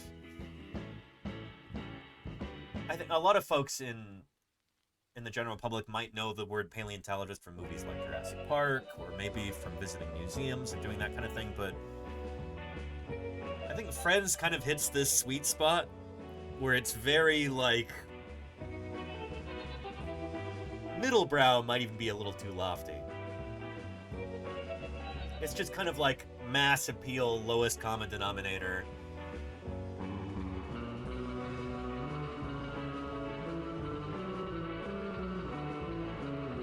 I don't mean to be snooty about this, but, you know, when I'm riding the bus and somebody asks me, one of my fellow passengers, you know, like, oh, what do you do? Like, I'm a paleontologist. Surprisingly often they'll go, oh, like Ross from Friends. We have a problem as paleontologists where a lot of folks in the general public, they think that we're archaeologists. There's a lot of confusion about that. Archaeologists hate this too, because archaeologists will tell somebody, yeah, I'm an archaeologist. And they go, oh, does that mean you dig up dinosaurs? It's a very different field. Archaeology deals with human civilizations, human artifacts. Paleontologists deal with fossils, the fossilized remains of ancient organisms. It's very different from pottery shards, or pyramids, or old Coca-Cola bottles, the things that archaeologists might study. We study fossils as paleontologists. And sure, you know, this might be kind of an annoying depiction of paleontologists in this show, but at least they're using the correct terminology, and I can be grateful for that. So I'm trying to find the positive there, you know? Oh yeah. Yeah. And Butterdog says, having done archaeology, I get called a paleontologist a lot, and also compared to Indiana Jones. There you go. Yeah. And Army Something, one guest, says archaeology is closer to anthropology, right? And in some ways, yeah. Yeah. You talk to archaeologists and you ask them, is archaeology a science? And you might get different answers. Some archaeologists are more on the science side of things, some archaeologists are more on the humanities side of things.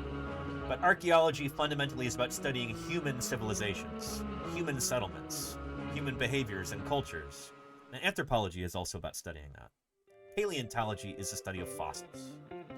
So, for the vast history of life on Earth,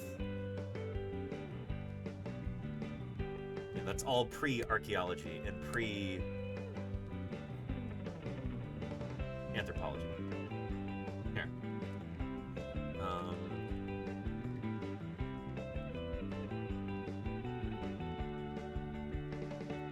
Let me find that clip for you.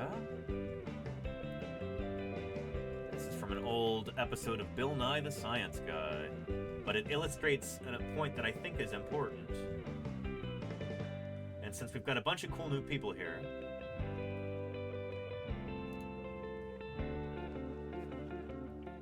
I think it's worth playing.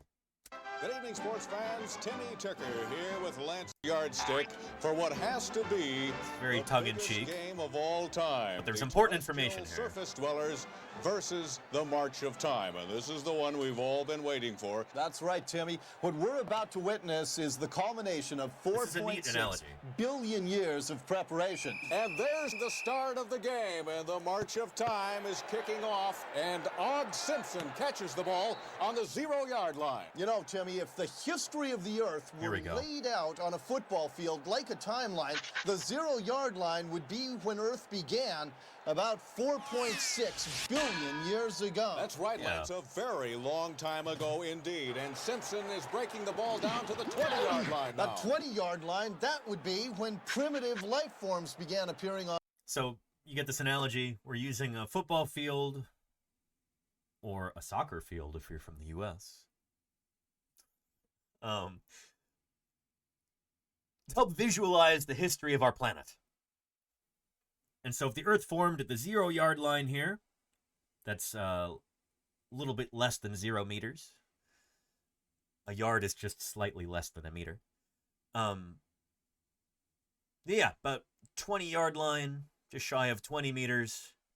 That's when life originated, as far as we can tell. It might actually be closer to like 4 billion years ago, but that's still hotly debated right now. So anyway, you'll see by the time we get to the end just what a tiny sliver of time we occupy as human beings. We are such newcomers on this planet compared to the entire history of life. On Earth about 3.5 billion years ago. There you go, Pumpkin. Simpson crosses the 50 now. 45, 40, 35, 30. He's getting close now. 25. He's on the 20-yard line. By the way, the 20-yard line, that would be when land plants and fish appeared on the Earth about 425 million years ago. Simpson is now drawing a crowd at the 10-yard line. That's only 225 million years ago, about when the dinosaurs... So dinosaurs actually probably appeared about 15 million years before this, probably about 240. But the first, like, really good fossils of dinosaurs we have are about 230 to 225, something like that. Up here. He's down to the 9 now, the 8, the 7. 65 million years ago, more or less when 66, the dinosaurs became extinct. 5, 4, 3, 2, touchdown, fumble! Wait a minute, what happened down there? Was it a touchdown or not? The officials are measuring now. Let's take a closer look now with the Magnacam. It looks like that fumble occurred within the 1-yard line, actually about the 3/4 inch line or the 2 centimeter line. That's when human beings finally showed up on the planet. So this is the point that I'm trying to make. The distinction between paleontology, which is the study of fossils, the study of history of life on Earth, and archaeology/anthropology. That's human stuff. That's so much more recent. It's just like the last tiny little sliver there. Does that make sense? Only about 1 million years ago. Not really very long ago in Earth's history, Lance. Now, wait a minute. They say they need an even closer measurement now, so let's go down and look at this with the microcam. That looks to be about 0.005 of an inch, or 13 micrometers, or 1 tissue. Are you a fan of dinosaurs? I won't get angry if you aren't. Amy something, one guest, thank you for the follow. And Shogo Hear You, thank you for the Ko-Fi support. Here, hang on a sec. Get to that in just a second. 0.005 of an inch, or 13 micrometers, or 1 tissue paper's width from the goal line. And on the other side of that piece of tissue paper, an almost unmeasurable distance, 2/3 of 1 micrometer. That's where Bill Nye was born. Who's Bill Nye? Anywho,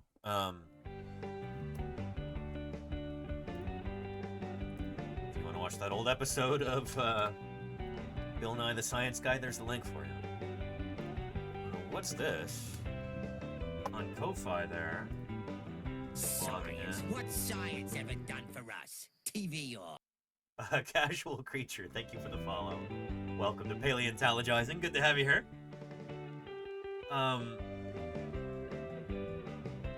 Oh, Shogo Hear You says, I don't always tune in, but when I do, it's always a delight. Thanks. Thank you, Shogo. Really appreciate that. Holy cow. Thank you for the support. That means a lot to me. Helps keep me here on the air. Believe it or not, this is my full-time job. And I'm,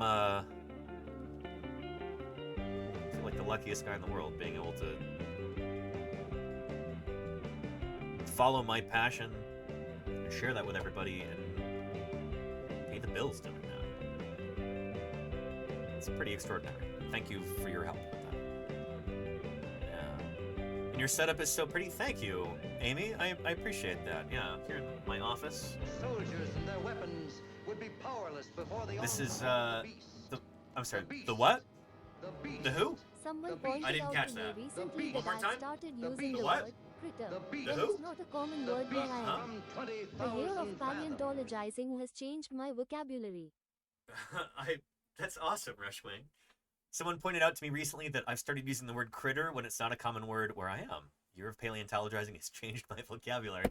Well, so Rushwing, I'm touched by that. That's really funny and really cool. Thank you for saying that. Thank you for the 12 months of support. Holy cow. And I frequently use the word critter because usually I'm just talking about like life form or organism. But both of those terms can come across as a little stodgy, a little maybe slightly unapproachable.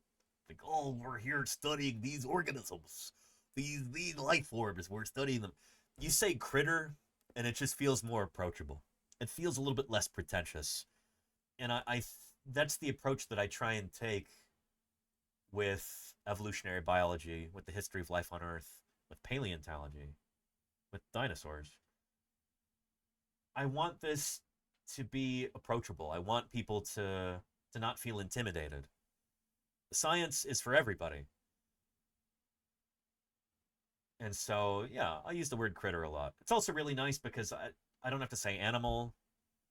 Critter, as a synonym for organism, can be an animal, a plant, a fungus, a protist, whatever else. You know, I say critters, and it's kind of a catch-all, and it also feels, I hope, a little affectionate too. Because I love living things. They're really neat. Most of my best friends are living things, you know? Well, some of them used to be living things. They're fossils now. But you get the point, you know? It's a term of endearment. Neverwinter says it's sort of an Americanism. Well, I am very much an American, so I suppose that's appropriate. I didn't know what dinosaurs was all about until One of our favorite critters here. Executive Storm. I am a critter. You're one of our favorite critters. Executive Storm, 59 months. Holy cow.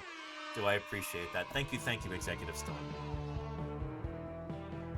Heel says, me and my homies love critters. Yeah. See, that would be almost more amusing if it were organisms, though. Yeah, me and my homies, we love organisms. Yeah.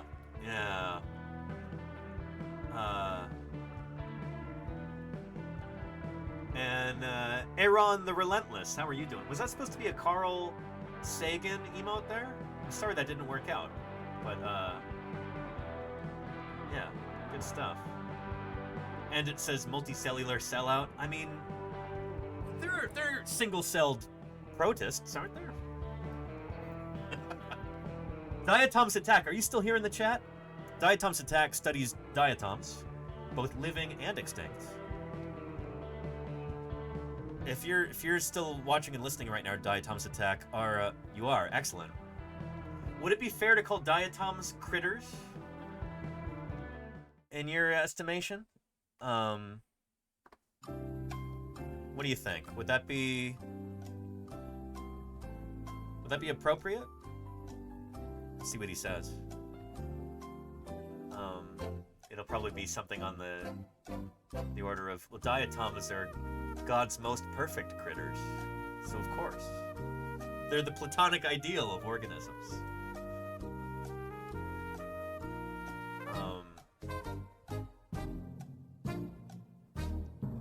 And we have our answer from Diatoms Attack. Protists is about equivalent to critter for single-celled organisms, but diatoms can be critters. They crawl around.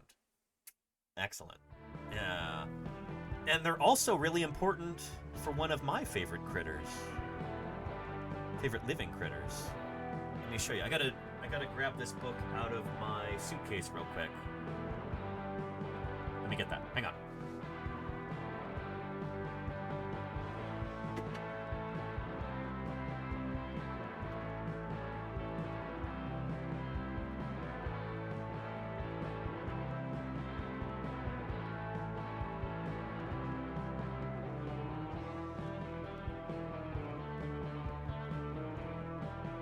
Alright, so this is something of a recent obsession of mine. These incredible animals, I first kind of fell in love with these critters while I was in Puerto Rico. Leatherback turtles. I've been talking about this before we left for fieldwork this year. In this book, here we go. So this is like a multi-author volume all about these incredible organisms. Leatherback turtles, the world's largest living turtle, only member of its family still alive. They have the longest migrations of any reptile. They have the widest range of any living reptile on our planet. They're just incredible, incredible creatures. And they owe their very existence to one of the largest living archosaurs, the second largest, probably. Where did that go?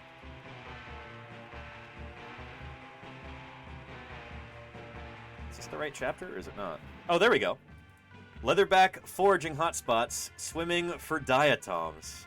So diatoms are these microscopic photosynthetic organisms that supply a great deal of oxygen to our atmosphere, make life on Earth possible for us. They also make life possible for leatherback turtles, because diatoms are the primary prey of what leatherbacks eat. Leatherbacks feed almost exclusively on sea jellies, aka jellyfish, plus things like salps, I think tunicates, things like that. And yeah, so you get rid of the diatoms, you get rid of your gelatinous zooplankton, your jellyfish and salps and things like that that leatherbacks eat, and then there's no more leatherbacks. So diatoms, fundamentally important for one of my favorite critters. We'll be talking a lot more about leatherbacks, hopefully in the next few months. I'm establishing some contacts right now, getting to know some people who work in that field, who work on conserving these incredible animals, and it's a bit of a teaser right now, but stay tuned. I think this is going to be a big story arc for us over the next year. Leatherback turtles, and getting involved with their conservation. I'm really excited about that. Stay tuned. Yeah. And Dr. Tara, if you have a link to that video, I'd love to see that. That sounds really cool. Yeah. Leatherback arc. There you go, Clever. Yeah. Yeah. Anyway, I gotta switch out headphones real quick because I didn't charge these ones enough. Give me just a second here.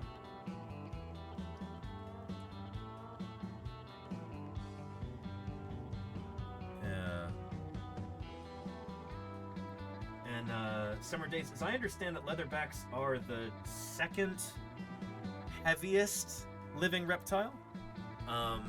The record, I think, is 916 kilos, and I think that's heavier than the largest saltwater crab. I think, but I you could be wrong. Enjoy science as much as you can, and you can't enjoy science alone. You have to share. I'm trying to get this hooked up now so I can actually hear Paleobirds are dinos 3. Paleobirds are dinos 3. Heinz Stark, thank you so much for the 3 months of support. I really appreciate that. Here.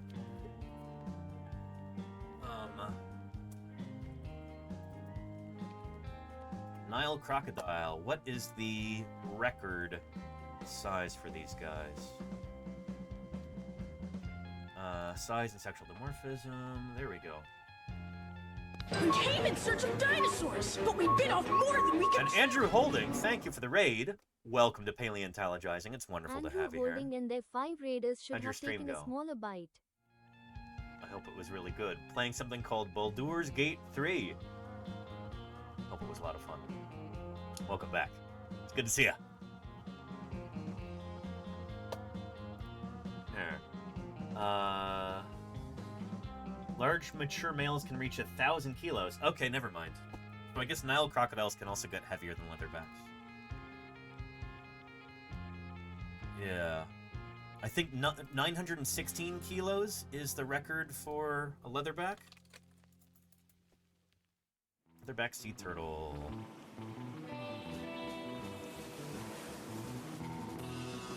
Yeah.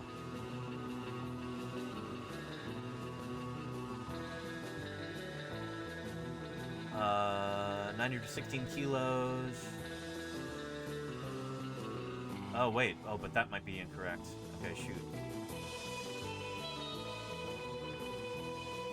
Huh. Anyway, they get really big. Let's take a look at this video from Dr. Tara there.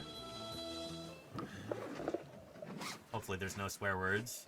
This is a superlative animal, so I wouldn't be shocked if somebody does decide to cuss a little bit. But look at this. He's going straight under the boat. Holy cow, they're so cool.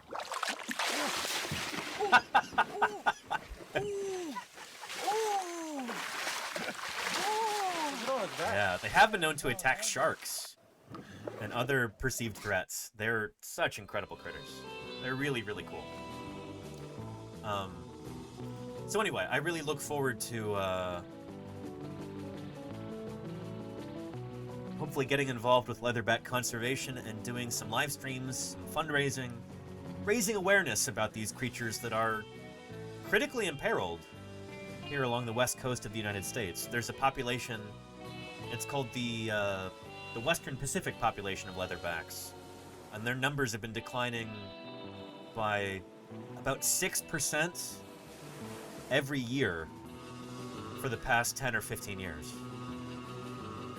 It's truly distressing, and if we don't work very hard to protect these animals, that population could very well go extinct within the next couple decades. So yeah. Oh, and thank you, Starmy, for talking about this here. Claire, thank you for reposting it.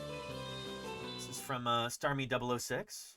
Hey, Danny, I wanted to thank you for the inspiration and courage you gave me through your streams. Oh. On 6th of July, I did my first ever guided tours talking about the art in our local church. I can say without fault, this wouldn't have happened if I didn't find your streams when I did. So thank you again.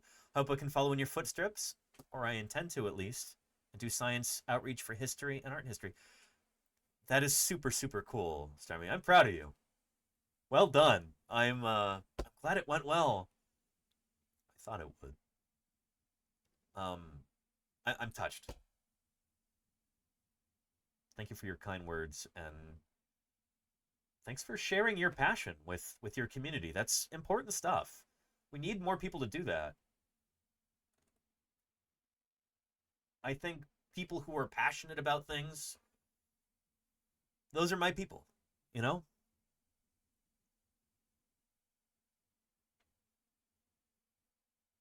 When somebody they find something that they really care about and they want to share that with the world, I think that's a beautiful thing.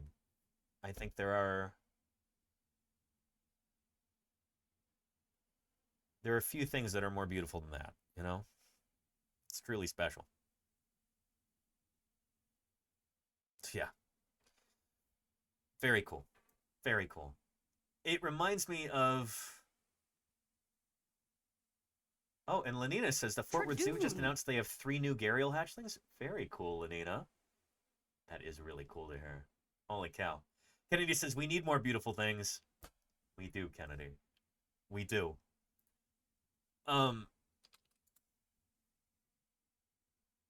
This is a little goofy, but,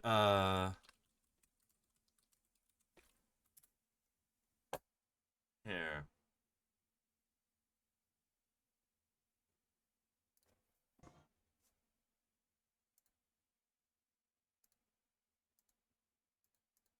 This is from the film Joe versus the Volcano.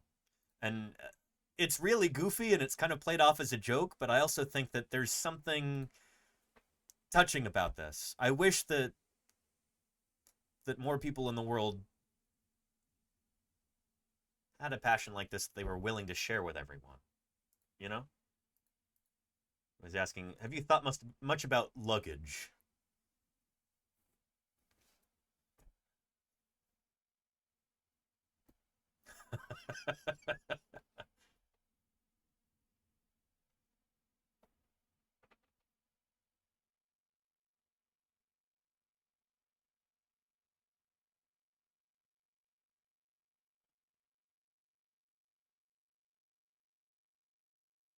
I love how intense he is about this.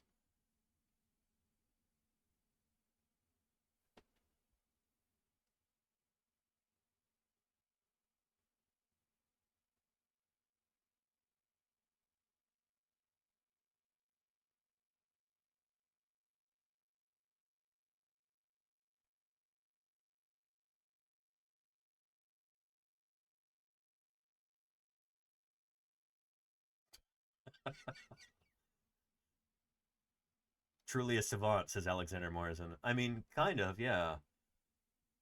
Honestly, these are the people who make the world go round, though. Not in a geophysical sense, but people who allow society to function. People who work often behind the scenes, who are very passionate about what they do. It often goes under-recognized, but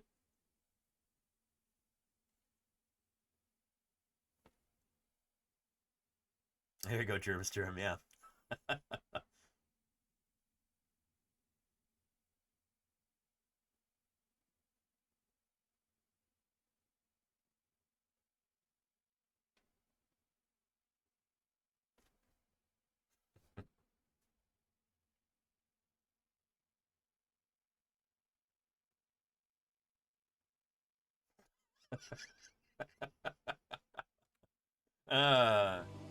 Anywho.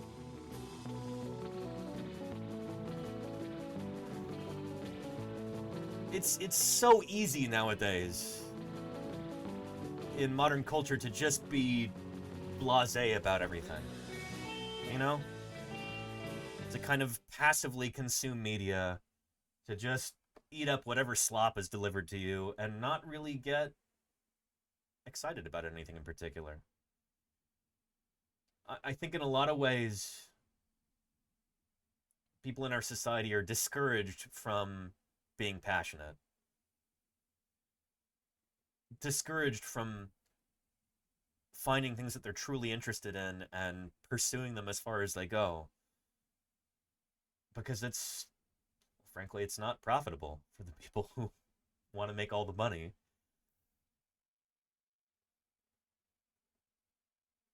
But there's some things that are far more important than profit.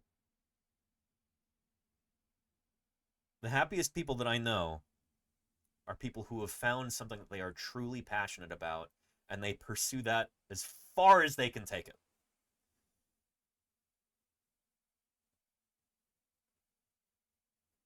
That's often something that is only possible because a lot of privilege, you know, like to a certain extent, you have to be able to feed yourself and pay the bills and stuff before you can do things that you're passionate about. But I know people who are sometimes like tremendously poor, but they've found a way to sort of eke out a living doing something that they're truly passionate about. And even if times are tough, you know, it gives them a reason to wake up in the morning, gives them a driving purpose behind their life. And that's, at the end of the day, that's what we're all looking for. I think that's just a basic part of the human condition, is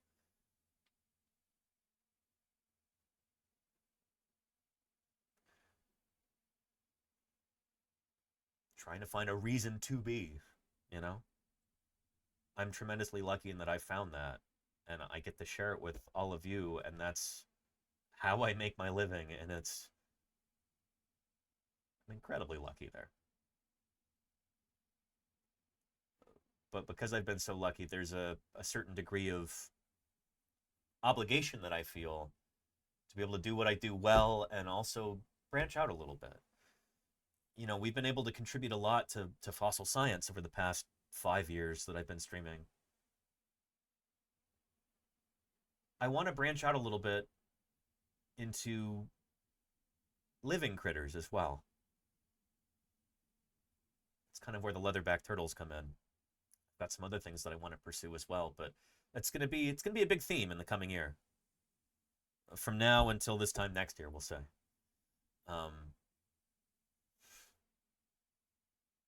Exciting things coming up. That's all I'll say for now.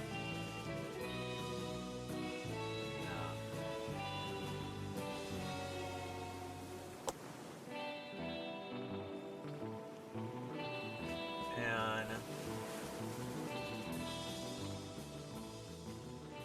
Pate B says, I like plant IDing apps and people not actually into learning about how the plants are related to each other. I mean, apps like iNaturalist and Seek and stuff like that do help people to identify plants and learn about their phylogenetic relationships, learn about how they fit in this grand tree of life, and I think that's pretty darn cool. Diatoms Attack says, being a scientist for a living is a privilege. It's a tremendous privilege, yeah. That's how I've looked at it the whole time, and I never lose sight of it. I think that kind of gratitude helps keep people grounded. That is something I've always appreciated about you, Thompson Tag. I've always gotten that sense that you're grateful to be where you are. Even as underfunded as our sciences can be, as difficult as it can be to be inside academia, or even just adjacent to academia like I am. The idea that we get to pursue our passion, the thing that we find meaningful, we get to make a living doing it, we're incredibly lucky. And reminding yourself of that, I think, is one of the key components to happiness. Even on bad days, when things can be a slog, when dealing with bureaucracy can be maddening, it's important to remind yourself, like, hey, I'm really lucky to be able to do this, you know? Yeah. But yeah.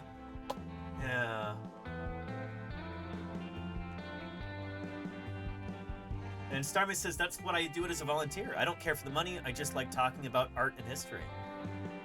Stormy says, I hope I inspire someone to take a second look at the paintings. It's all the reward I would want to ask for. I'm glad to see that there are so many people interested. Frankly, I thought I would be reading a book during my touring hours, but no. I gave continuous tours to the detriment of my feet. It was very satisfying, though.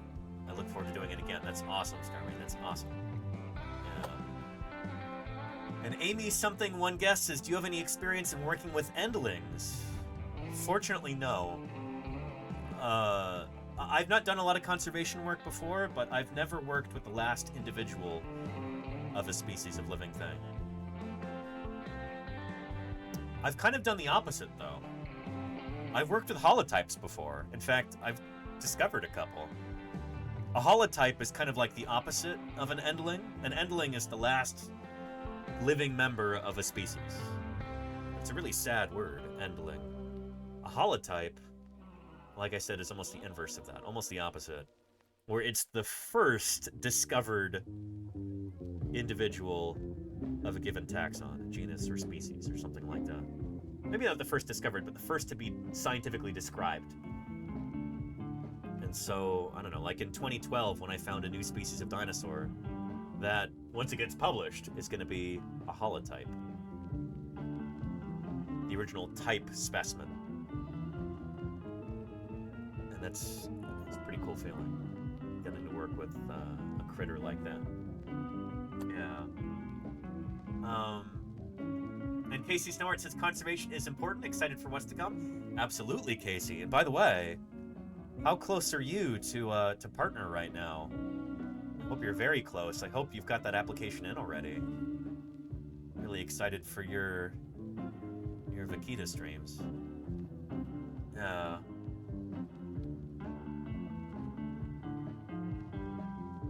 Claire Burr, we all appreciate you more than we can say. Holy cow. Yeah. Alright, trying to catch up to chat here. These are the ones that get mad when you look them in the eye, right? Says Thompson Tag. That joke sailed over my head. I don't know what you're referencing. Yeah. Yeah. And Starmy says, do newly discovered animals also have a holotype? They do. Yeah, yeah. So every critter that's ever been, well, not every critter, but if a new species is discovered nowadays and published in the scientific literature, there has to be a designated holotype for that critter. So can we find a video about that? There we go. Yeah. By the way, don't let me forget, Kennedy, I gotta talk about this wonderful gift from you in a minute. But let's talk about holotypes for a second here. Is this at the... For any museum. Sorry. This must be the, what is it, the Essig Entomology Lab? Probably the most valuable specimens, kind of the pride and joy of any museum, are their holotypes. So what is a holotype? Holotype, tomato, potato, you know? Same thing. You might hear it called the name bearer or the standard for that species, but what does that mean though? So let's say I think is a new species, and I've got a bunch of specimens, and I've compared it with the other ones. I've looked at the DNA, I've looked at the morphology, and I'm convinced that this is something new. So then from that set of, say, 20 specimens, I need to choose one of them to represent that species. So that anytime somebody is not sure, do I have something new, or is this the same as something else, you go to that one specimen. And that's the representative. That's why we call it the name bearer. It's the representative of that species. It's the one individual that you go to say, are you the same thing? So you want something that's pretty average. You want it to have all its parts, because you may need those for comparison. And then we designate that the holotype. And that goes in a special place in our collection. We keep it separate from all the others because obviously we don't want to damage that specimen. We don't want to damage any of our specimens, but that one is especially valuable to us. So we keep that in a separate part in the collection. And we have over 1,000 holotypes here in the Essig Museum, just from research done from people on this campus. We have another 1,000 of them. Hang on a sec. Casey says just got off work and actually settled in the final edits on the Twitch partner application now while I listen in. Very cool, Casey. My 2-month waiting period officially ends tonight. Fantastic. Getting it submitted ASAP. Best of luck, Casey. I think you're a shoo-in. But we'll see. Sometimes they automatically deny the first round, but you apply a second time, I think you've got it. Yeah. That we store over at the California Academy of Sciences. So we have over 2,000 holotypes just from the research done here at UC Berkeley. Besides the holotype, you have those 19 other specimens, and those become paratypes. Yeah. And so those also were what the author, the person who came up with that name, they also looked at the other 19. So we want to make sure we set those aside as being special as well. It's not some other specimen collected 20 years later, but that's the set of specimens the author was looking at when they described that new species, when they talked about what it looks like, how big it is, how small it is. They looked at all of those. They looked at the holotype and the paratypes. I'm interested in your island. It's got nothing to do with oil. I'm a... And Red Eyes Zombie Dragon Lord, thank you for the follow. Welcome to Paleontologizing. Good stuff. Yeah, UCMP, the University of California Museum of Paleontology, is part of the Berkeley Natural History Museum's complex. This is in the Valley Life Sciences building in Berkeley, California. I think we've done a stream from there before, years ago. But anyway, yeah. So holotype specimens that's the first name-bearing specimen. It's a system that's not perfect. Sometimes the specimen that gets named as the holotype is not typical for the species, and that can lead to a lot of confusion later. So sometimes you have to designate what we call a neotype. And so that's a new holotype specimen that's more typical of what the species looks like. It's more informative. Maybe the original specimen was destroyed, or it was lost, or it's just not ideal for some reason. You designate a neotype, but it's going to be done with Troodon pretty soon if the ICZN petition is granted, but we'll see. Like what they want to do with Troodon. Exactly, Dr. Terry, yeah. Kennedy 104 says, how often is a fossil found and is described and it turns out it was found earlier but not described in the same species? It happens a lot. There's a number of different dinosaurs that's here.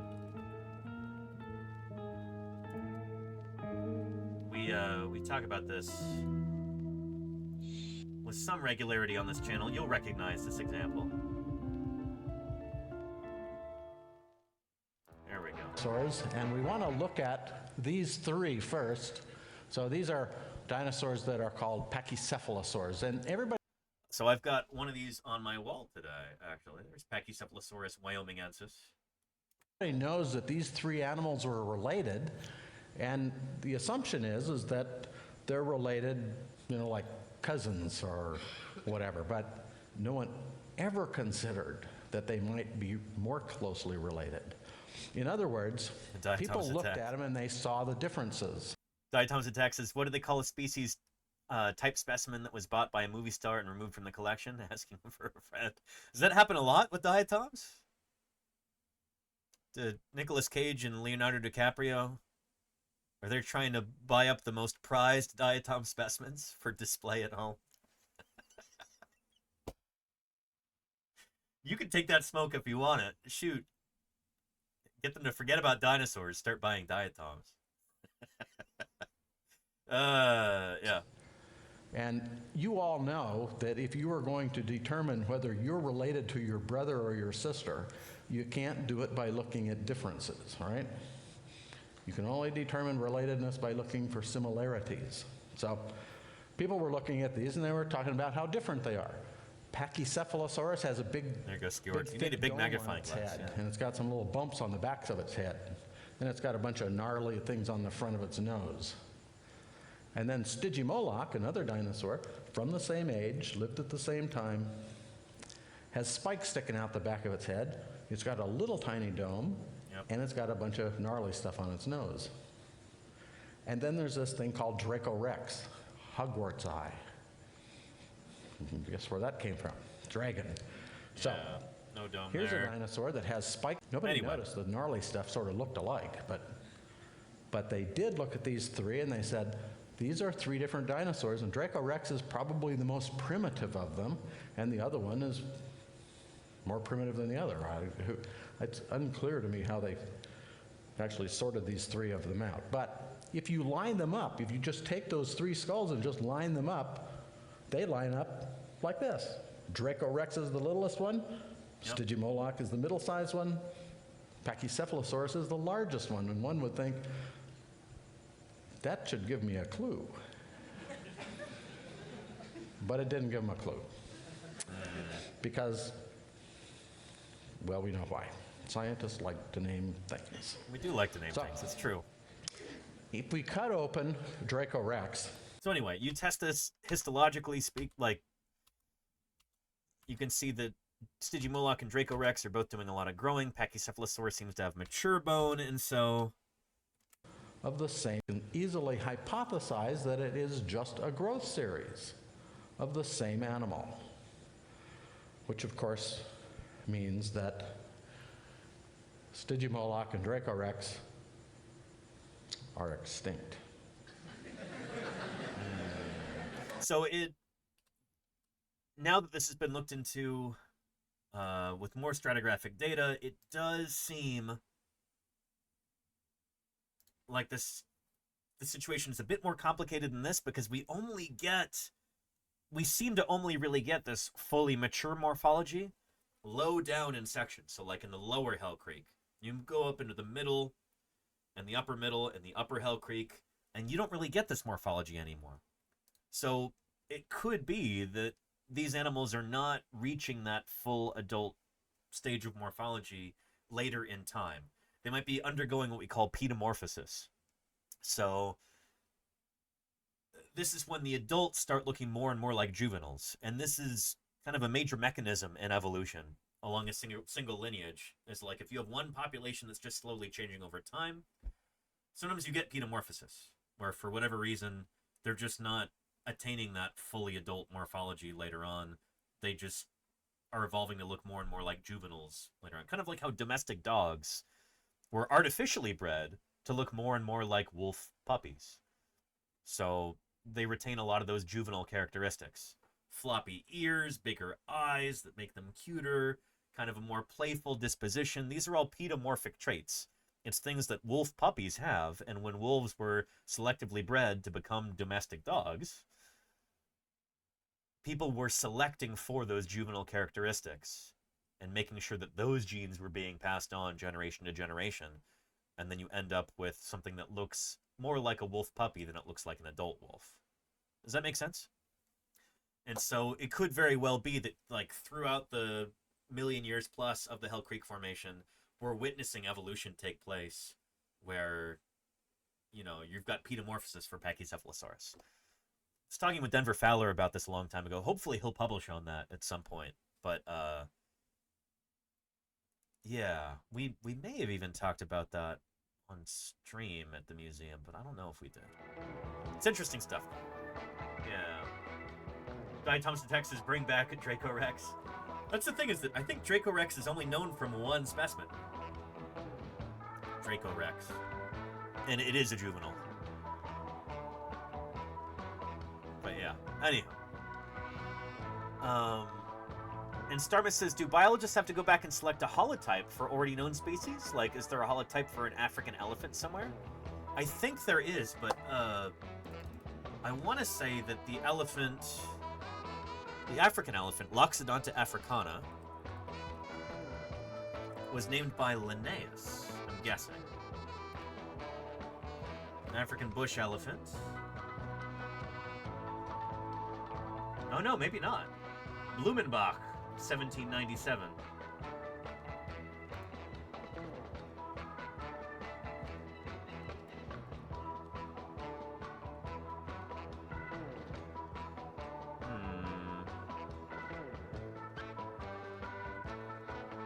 I don't know if we'll find the original publication, but 1797. But there is presumably a holotype specimen somewhere.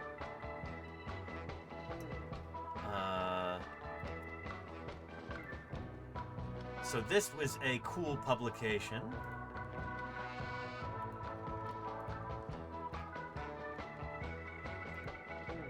From 2000, apparently. January 1st, 2000. Splitting the African elephant into two different species. So they might actually be... They might talk about the holotypes here.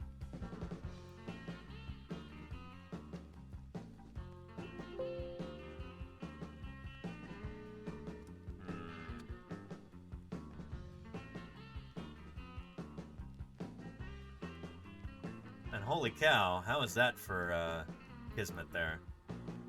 As we're talking about elephants. You hear the song? Did not do that on purpose. Ah! Good stuff. But what is the holotype?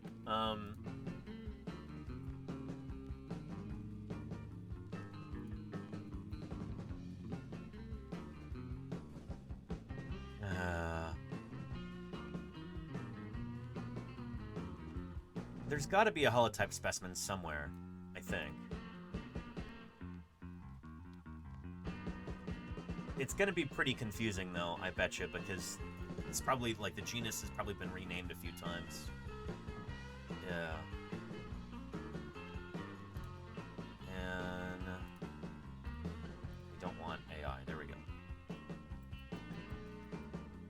Utah raptor was the most dangerous dinosaur around. Megatronus95, thank you for the 33 months of support. Really appreciate that. Good stuff.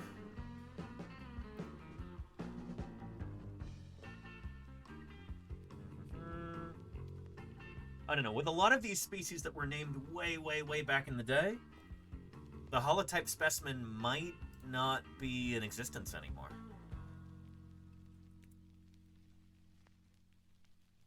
There were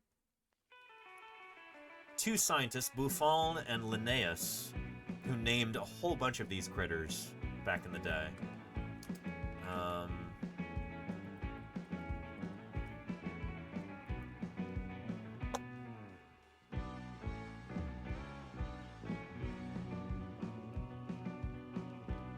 Let's see if I can find you a decent video here.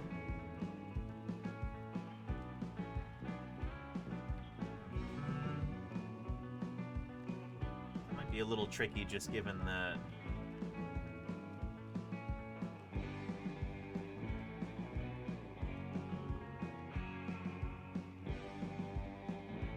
so many of these are going to be like procedurally generated. There's so much just like AI slop on the internet now. It's really annoying. Actually finding stuff of any quality is becoming more and more difficult, it seems.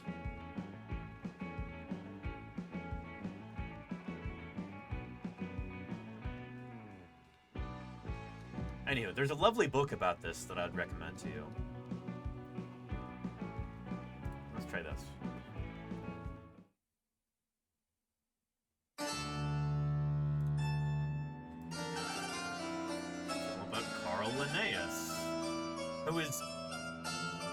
blockhead in a lot of ways, but Carl Linnaeus did was important born work. in the southern Swedish province of Småland in 1707 and is considered to be one of the most influential scientists of his time. And he would love that he's recognized as that today, because he had a very high opinion of himself. His life's work was to develop and refine a way to group life on Earth, or to classify it. So straightforward was his system, it is still used by scientists and understood by people across the world today. His father, Nils Ingmarsson Linnaeus, was both an avid gardener and a Lutheran pastor, and Carl showed a deep love of plants and a fascination with their names from a very early age.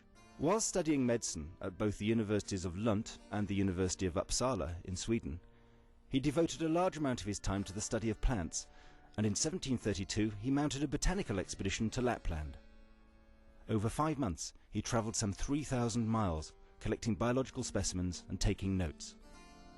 In 1734 he mounted another expedition to central Sweden. He was an empiricist. He didn't believe things that he hadn't seen with his own eyes. He was very reluctant to take on trust something that somebody had written about. Yeah. In 1730, and this is kind of a new idea, like this idea of science. Like, let's put things to the test. Let's gather evidence and test ideas based on that evidence, rather than just based on authority or what people say or what I want to believe. So this was important stuff for the time, you know? In 1855, Linnaeus moved to the Netherlands, and it was in that same year that he published his most well-known work, the Systema Naturae, or the System of Nature. In it, he outlined a new system for the naming of all living things. There are, I guess, two main things that Carl Linnaeus tends to be known for. The one is, as far as his classification systems, which at the time were really rather revolutionary. I don't think he kept the wig on, Kingdom. Ricky. Rather No, less so no, amongst I the don't think so. animals. And the second thing is his introduction of a new naming system using a genus name and a species name, the so-called binomial system, which we still use to this day. Now, of the two, it's the latter. It's the naming system that is his primary legacy. This item is the first edition of Systema Naturae, the one where Linnaeus actually outlines his sexual system for classifying plants. So, yeah, and this system turned out to be bunk. But it was really important at the time. Just this idea that, like, hey, these things are related to one another in some sense, and we can figure that out by studying their anatomy. That was an important step at the time, trying to make sense of the world around him. Looking for, like, an underlying pattern. Even if the pattern was wrong, still the idea that there is a pattern there, like this was an important thing for science at the time. Basically by, the number of stamens and the arrangement of the reproductive organs. So this is the first time it's appeared in print, and so that's why it's important. You can see it's very large, and I tend to explain it as being the 18th century version of an Excel spreadsheet, because you can see it's very table-like. Yeah. By the time the 10th edition appeared in 1758, this had shrunk from this really large size to a much more sort of portable thing, but it had gone from only 11 pages to 2 fat volumes. Returning to Sweden in 1738, he practiced medicine, specialising in the treatment of syphilis, and lectured in Stockholm before being awarded a professorship at Uppsala University in 1741. Yeah. And is that a portrait of Wallace in the background, says Dr. Hubbs? It's, could be. Could be old Chuck E.D., though. That could be Darwin in the background. I don't know who that is. Some old white guy with a white beard. There's a lot of them in the history of science in Europe. Yeah. What's funny is that, like, the majority of scientists who contributed something really meaningful often did that in their younger years. So it's, I always think it's funny when, like,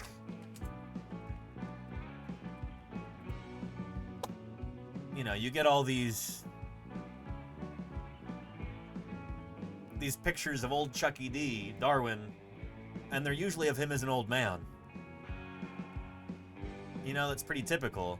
When his most important work and his most important ideas he had when he looked like this, or when he was younger. You kind of rarely see that in popular depictions. You know? He's synonymous with, like, old bearded white guy. When, you know, he used to be a young, non-bearded white guy. And that's when he did his most important work. But yeah, and Heels, yeah, earthworms in his later years. He also studied barnacles. He studied the formation of volcanic islands, atolls, and things like that. He contributed to so many different fields of inquiry, and those are often forgotten because the big idea, evolution, was the thing that was kind of the most influential. But there's so many different fields of science that he helped pioneer. You know, one thing about Darwin is his instincts about a particular subject. After he studied it for a while, he would develop kind of a feel for it, and his instincts were generally correct. He had a few blunders here and there, but for the most part, after he got to know a subject, he had like a very spot-on kind of intuition that he would develop around certain things. He would often hypothesize about something, and then 100 years later, it turns out, oh shoot, he was right about this. In a letter to a friend that he wrote about barnacle biology, or, you know, how islands develop around coral atolls on volcanoes, stuff like that. It's like, shoot, he was right about that. So anyhow. And there you go, Heels. Yeah, I hate a barnacle as no man ever did before. Yeah. Very, very human kind of response to some of these things. Anyway, going back to Linnaeus and to Buffon, this is a book that I would certainly recommend to you. I read this last year in the field in Utah, and can't say enough nice things about it. I think it just came out last year, but Jason Roberts' Every Living Thing, the Great and Deadly Race to Know All Life. This is about Linnaeus and Buffon, and kind of the very beginnings of biology as an actual scientific discipline.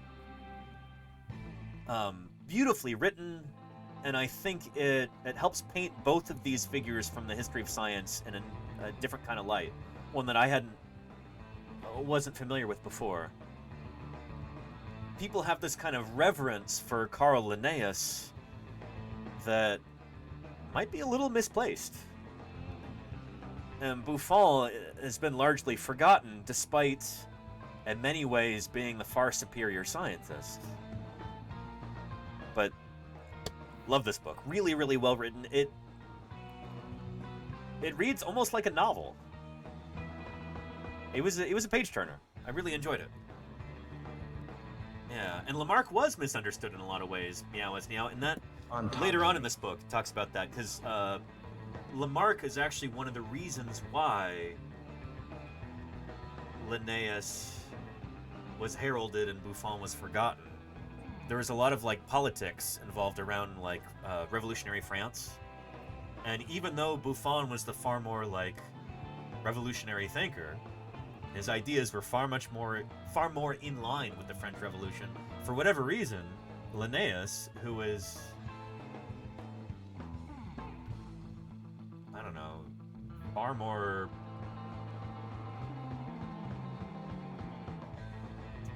kind of conservative and almost authoritarian, his ideas were championed during the French Revolution. It's really ironic. But anyway, yeah. Yeah, heard a bit about that, Danny. Yeah, there you go, baby. Yeah. And Linnaeus is more palatable to the scientific elite. Kind of, but because his ideas were...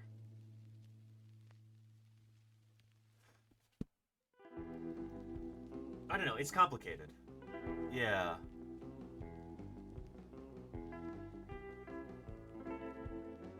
Anyhow, yeah. I wonder if we can find a video on that.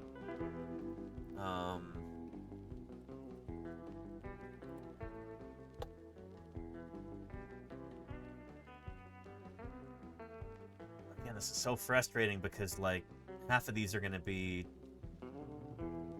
AI generated. This one has 12 views. This one has 23 views. Each are from just a few months ago. Here. Marion published the heavily illustrated... Let's go back to this. This is well done. In physics, With our friend questions about Hank. astronomy led to revolutionaries such as Kepler and Newton, who provided a new theoretical framework that replaced the old Aristotelian one. But when it came to the study of living things, that shift didn't happen until a little later, in the 1800s. So in a lot of ways, biology and geology, too, are very, like, recent sciences. Much more recent than, say, physics. And so, like, the fundamental concept in biology, which is that living things change over time, that didn't really see a flourishing until old Chuck E. D., until Darwin, 1859. You know? Physics really saw a flourishing with Newton way back in the day. Biology is far more recent than that. You've probably heard of Charles Darwin, but before we get to him, and I'm excited to get to him, you really need to understand how different people throughout the 17th and 18th centuries tried to answer the same question: what is life? Yep.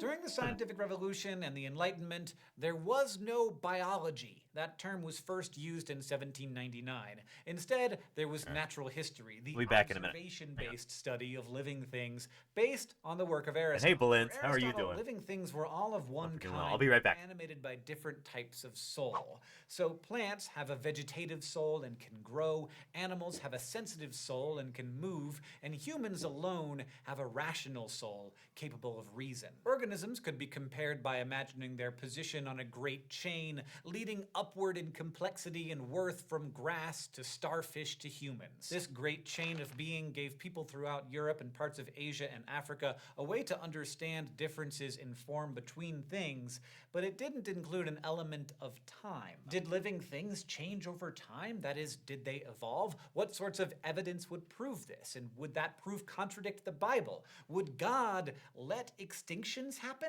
Let's set the stage for these questions, which would rock the world of Ontogeny. natural history. Alongside the first microscopists, other brilliant people were creating knowledge about living things in the 1600s. Two notable natural historians jump out: a great experimentalist and a great observer. In 1634, the Spanish Inquisition arrested Flemish alchemist Johann Baptista van Helmont for the crime of studying plants. He was put under house arrest, but this experience did not deter him. Like Galileo, it made him want to science even harder. Van Helmont really wanted to understand how There we plants grow, so he devised his famous... And not the Spanish Inquisition. Nobody expects the Spanish Inquisition, Claire Burr. Yeah. willow tree experiment to provide some answers. There you go, show. Van No, I didn't Helmont have a wanted beard. to Yeah. test the theory that plants grow by eating soil. So he weighed a willow tree, it was 5 pounds, as well as some soil, 200 pounds of it. He planted the willow in the soil in a pot, and then he tended to the plant's needs, observing its growth for 5 years. After that time, he weighed the tree again, then dried the soil and weighed it too. The mass of the soil had remained the same over the 5 years, but the tree's mass had significantly increased. Van Helmont concluded that the tree grew not by eating soil, but by drinking water. Published in 1648 after Van Helmont had... So again, these seem like such basic experiments. It seems like almost embarrassingly simple. But that's how biology started out, you know?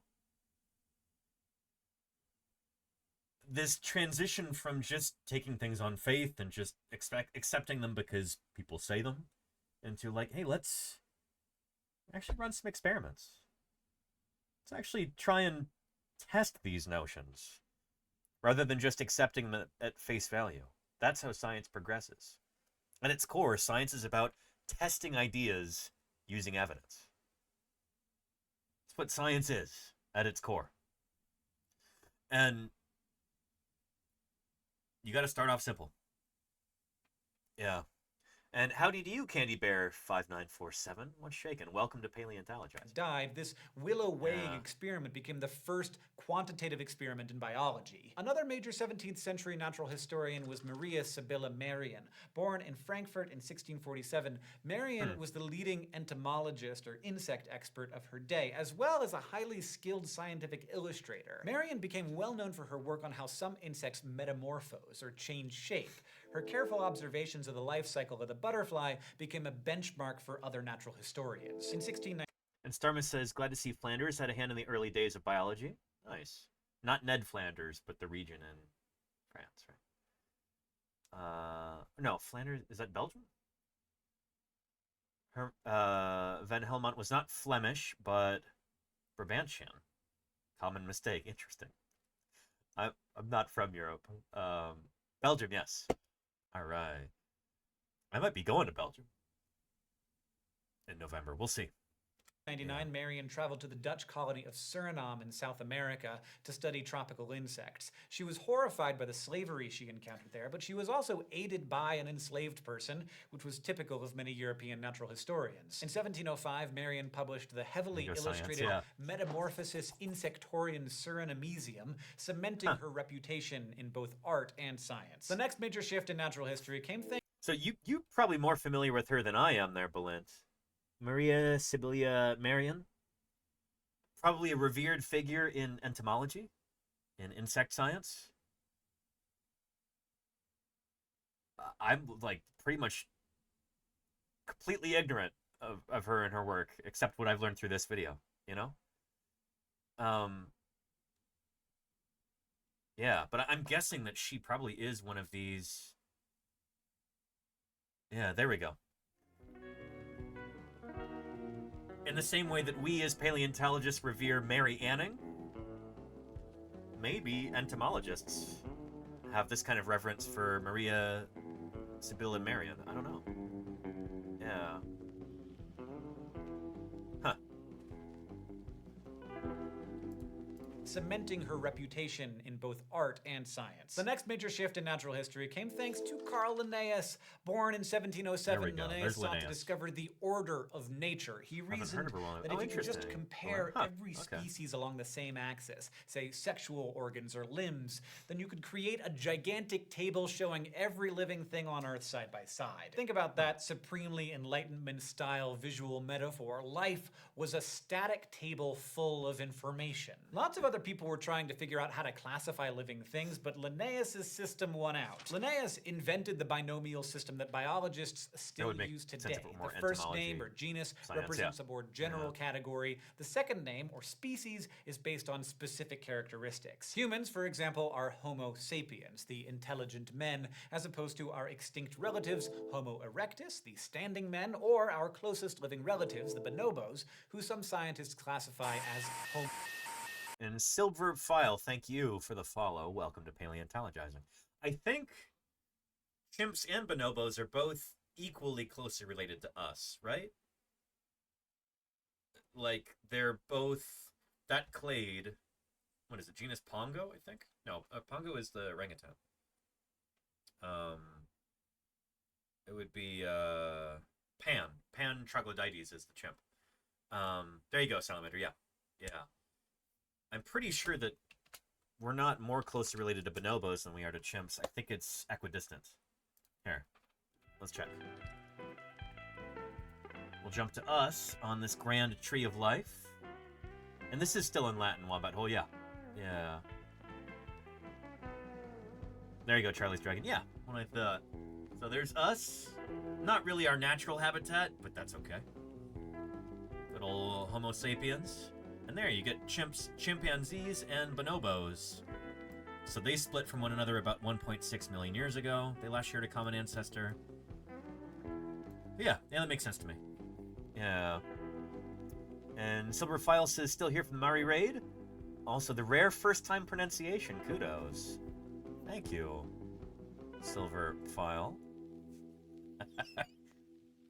As a paleontologist, I do end up pronouncing a lot of interesting words with a lot of different etymologies on a daily basis, so I'm I'm alwa't a little proud when I can get somebody's name right on the first try. Thanks for being here. Appreciate you. Yeah. And, Candle White says, was it something like 2% genetic diversity between chimps and bonobos and humans in the DNA sequencing? You hear different figures. Balint, science streams there as a geneticist, could argue this, or could explain this with far greater detail and facility than can I. But, I think depending on how you count it, coding versus non-coding DNA and all that jazz, I want to say there's like a 3% difference in the coding genes between chimps/bonobos and humans. But the thing is, within chimps and within bonobos, as I understand it, there's far more genetic diversity within those species than there is across the whole of humanity. So in other words, two different chimps that might live a few miles from one another in the same river basin, they might have far more genetic differences between them than me and somebody who is born in Cambodia, or somebody who's part of a native group of Australia, or something like that. Human beings are not very genetically diverse. We seem to have had a big population bottleneck at one point. And so human beings are much more genetically similar to one another than chimps within a population are to each other. So the chimps are more different from other chimps, even in the same valley, than we human beings are from each other, even on opposite sides of the planet. It's kind of crazy to think about. But yeah. Yeah.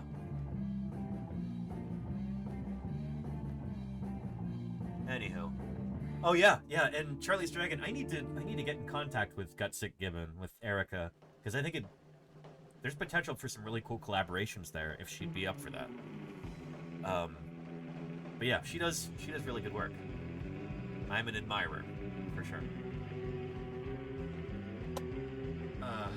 Just so busy with field work and other stuff. Anyway, let's get back to this. Homo sylvestris, the forest man. Linnaeus introduced the binomial system in Systema Naturae in 1735. Yeah. We can compare this text to Galileo's Two Sciences or Newton's Principia in that it provided natural historians with a new paradigm for how to do their jobs. Beyond the binomial, Systema also addressed higher level classification. Say you encounter a thing. First, you decide on its kingdom, meaning whether it's an animal, vegetable, or mineral as per tradition. Then you assign it to a class, animal, vegetable, such as or mineral, mammal or bird, and an order based on some characteristics, such as, say, eels or spiny.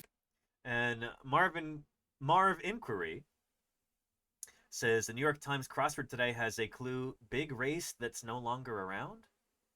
I knew what they wanted. Yup, dinosaur, but thanks to you, I couldn't write it.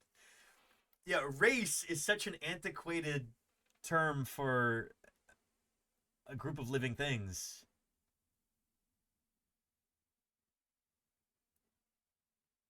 Yeah. Also, dinosaurs are around today. There are literally how many living species of dinosaur? Over 9,000! It's true. Yeah. There are over 9,000 living species of dinosaurs. Today we call them birds. But, yeah.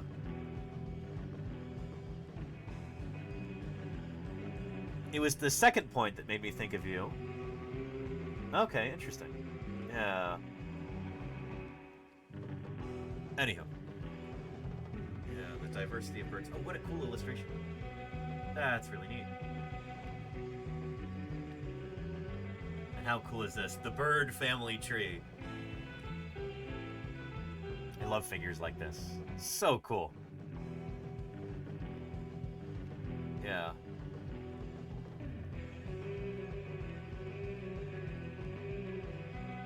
Anyhow, let's get back to the video or we're never going to finish it.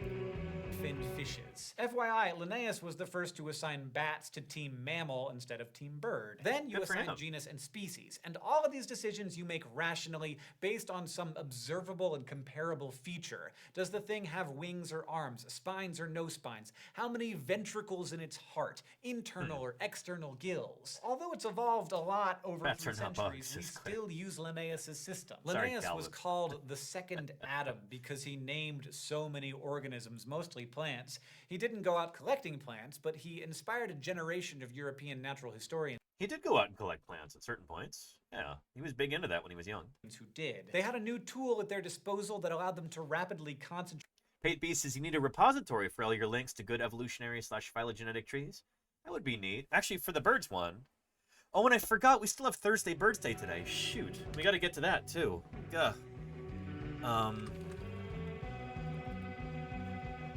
There's a phenomenal bird phylogeny by Albertonicus on DeviantArt.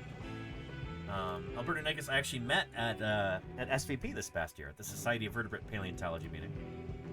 But every living family of birds and a whole bunch of non-bird dinosaurs are represented on this tree, which is really, really cool. Yeah. Oh, and the channel is on pause for field season. Oh, well, okay. Great. Let me get rid of that in the title then. We're not going to do Thursday BIRDSday then because it's on pause.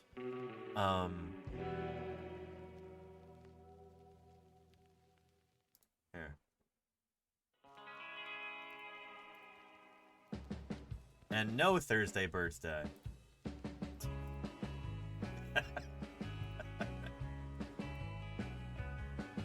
No Thursday BIRDSday.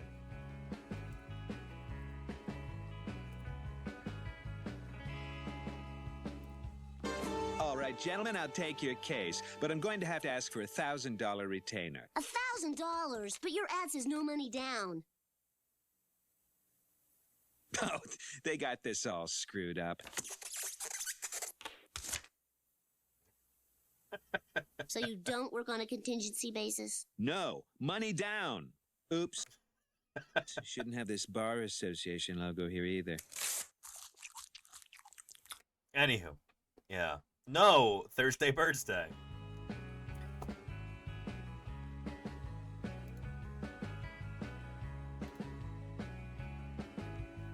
Anywho, the bird tree, there's a link to it right here. This is phenomenal work. And there you go, avocado, yeah. When I hear that somebody is an attorney, I often ask their opinion on, you know, about that most famous of attorneys, Lionel Hutz. And their response to that query often tells me a lot about them. Yeah. No worries, Claire. No, I should have checked in advance. We don't really have... I don't know. I kind of prefer not to do Thursday BIRDSday today. Just because there's so many other things to do. Yeah.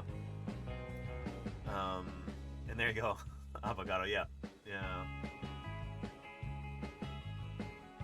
But yeah.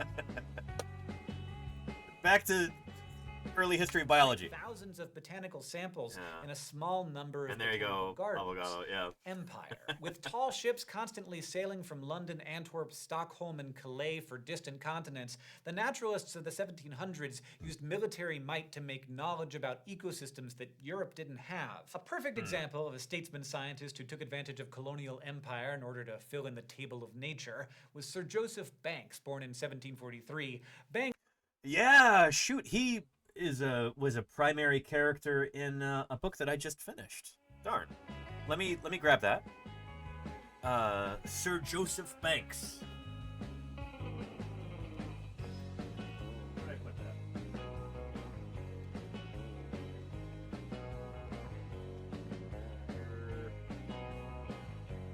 Darn it. Where's that book?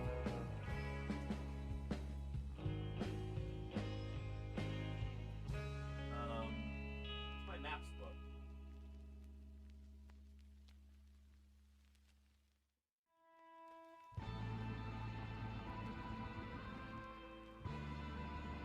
All right, there it is. Always misplacing books. It's an issue. I got a lot of books.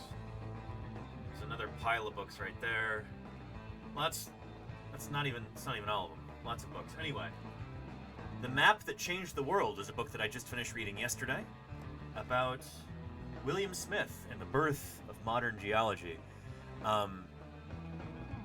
If you're interested in geology, or if you like reading books that are just aggressively British, I'd recommend this one.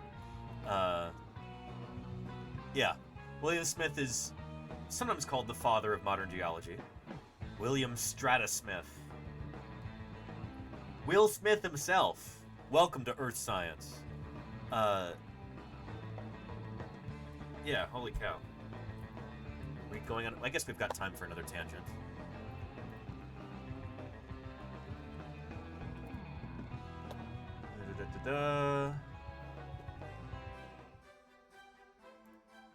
Check this out. Well, it's called The Map That Changed the World, the William Smith Stratamap. And with me to talk about that is Edmund William Nicholas, Smith map. who is the Executive Secretary of the Geological Society of London, and George Davis, who is a professor at the University of Arizona. And gentlemen, thanks for joining us. Pleasure. I appreciate that. How did this map change the world, and who was William Smith, Edmund? Well, William Smith, he's born in a place called Yes, Churchill in Ken. Oxfordshire. Hang on. Another tangent to our tangent. We're incepting ourselves deeper and deeper here. But Kennedy 104. Oh, and you love Simon Winchester. Oh, Frozen Saddle. Excellent book. Highly recommend. It's good stuff. Get into this in a second. But on the subject of geology, Kennedy 104. Are you here in the chat right now? There is a package that appeared for me while I was gone.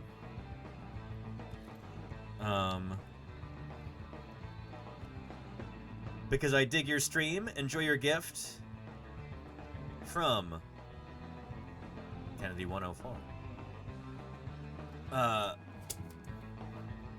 Thank you, Kennedy 104, for sending this.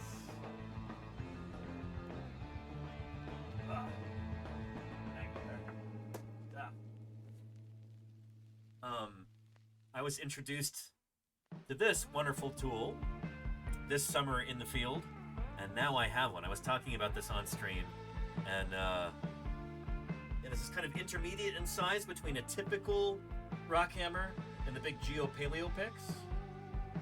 This is what they call the burpee rock pick. So paleontologists and geologists around the world love this tool.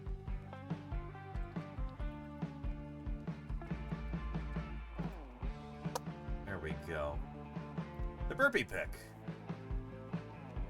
A must for geologists and paleontologists. Solidly made in Fortune one piece, the 17-inch long pick was designed with the professional in mind. 3 magnets on the side of the head allow for material analyses. Those are right here, little magnets. No wonder it wanted to stick to my office wall so well. Okay, that makes a lot of sense. Shoot. But yeah, thank you, Kennedy 104, for sending this to me off of the wish list. Phenomenal. I'm really happy about that. I didn't know what dinosaurs was all about until these boys come. Dark Tarkanis, thank you for the 52 months of support. Holy cow, that's a long time. Thank you for keeping me here online for that long. Phenomenal. Excellent. Yeah. And the one thing it can't do is hammer. I guess so, Ken. It is a pick and not a hammer. Let's protect our fossils, because if And they're Frozen removed, Saddle, thank you for the America prime loses there. them Hey. forever. I really appreciate that. Thank you very much. Phenomenal. Yeah. Good stuff. Good stuff. So anyway, I'm really happy about this. I will not get to use it next week in the field because I don't think TSA is going to let me bring this on a plane. I mean, look how sharp this is. It actually arrived a little bit slightly bent, but that's okay. Look how sharp that tip is there. even slightly damaged in shipping, it's still, it had a rubber stopper on here, and it was just impaled, and the tip of it was a little bit broken, like somebody dropped it in the warehouse or something. But that's okay. It'll be, it would get plenty worn in the field anyway. I don't think they'll let me take this in my carry-on luggage, and I always fly carry-on only, so it'll have to be when I return to Utah in September that I'll bring this, but I'm excited. Yeah. And If you're feeling a bit cheated, try blaming the dinosaurs. And thank you, Golganek, for the 100 bits there. We've got a hype train going. Beautiful. Thank you, Golganek. Chew. Being so attentive to that, I appreciate it. I don't think Don would approve either. He might not, Ken. He'd be like, Danny, get that thing out of the quarry. No oyster knives, no burpee picks. It's like, we're an ice pick quarry here, is what Uncle Don would say. We'll see. And did you resharpen the tip if it gets worn down? Asked Starmount. I could, but I never have with a rock hammer. I've got other rock hammers, but they're currently in Utah, sitting in my car, so I can't show them off right now. But really excited about this. Thank you again, Kennedy. This is phenomenal. Thrilled about this. It's good stuff. You can ship it out. I'm not really going to be able to use it much anyway in that quarry, Kodali, but I will be able to bring it out to the field when I drive out again in September. Yeah.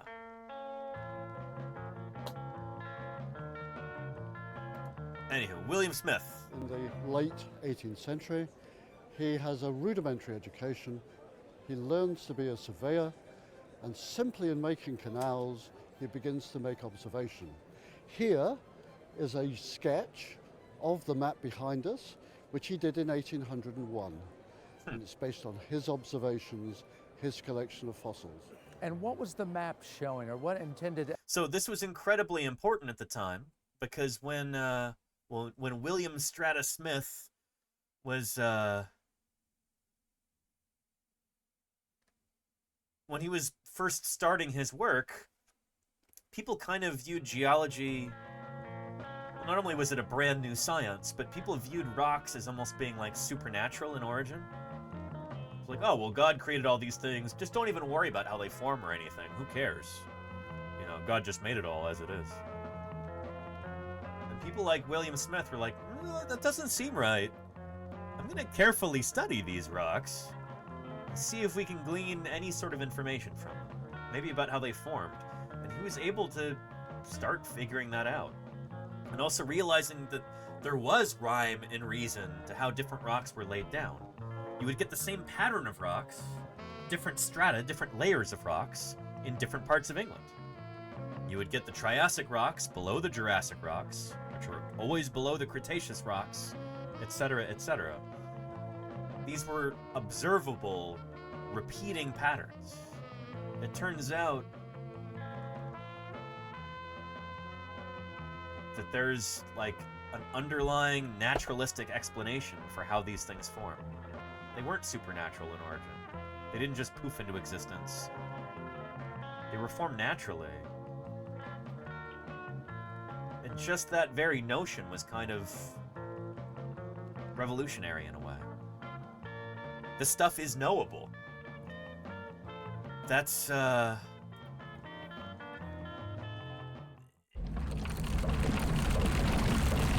it was a kind of an earth-shaking idea, no pun intended.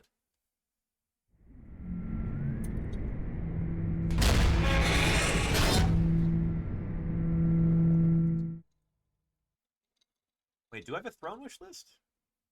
I forgot about that. Allow me to introduce myself. My name, which reflects my humble origins, is Mr. William Smith, engineer. So it's not really him. He died in early 1800s, mid 1800s.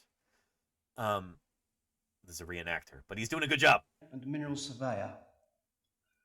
For the past 24 years, whether in a professional capacity or at my own expense, I have travelled the length and breadth of much of England and a good part of Wales. And in all of these wanderings, I have pursued one great purpose, and that has been to identify and to map out the different geological strata that make up this island of Britain. It is a task, I think, never before accomplished upon such a scale. I've got a question for any Brits in the chat. Any Britons, any Englishmen or women, or English envies. Is this an Oxfordshire accent? Because William Smith was from Oxfordshire.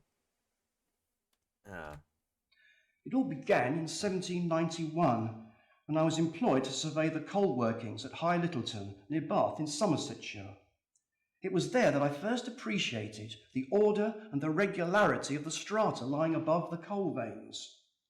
Always above the coal there was the red earth or marl, and above that the blue lias limestone, and so forth. And these strata all appeared to be inclined in the same direction, and were stacked one upon like the London, other, Southeast. like I so. was going to say, he sounds kind of posh. Later, when I became engineer and surveyor for the Somersetshire Coal Canal Company in 1794, I found further proofs of this regularity by observing the strata that were laid bare in cutting canals across a large tract of country. I was but a young man in my early 20s then, and since then I have uncovered many more strata, as you may see from the map behind me. Yet I could not have accomplished this had it not been for one important discovery.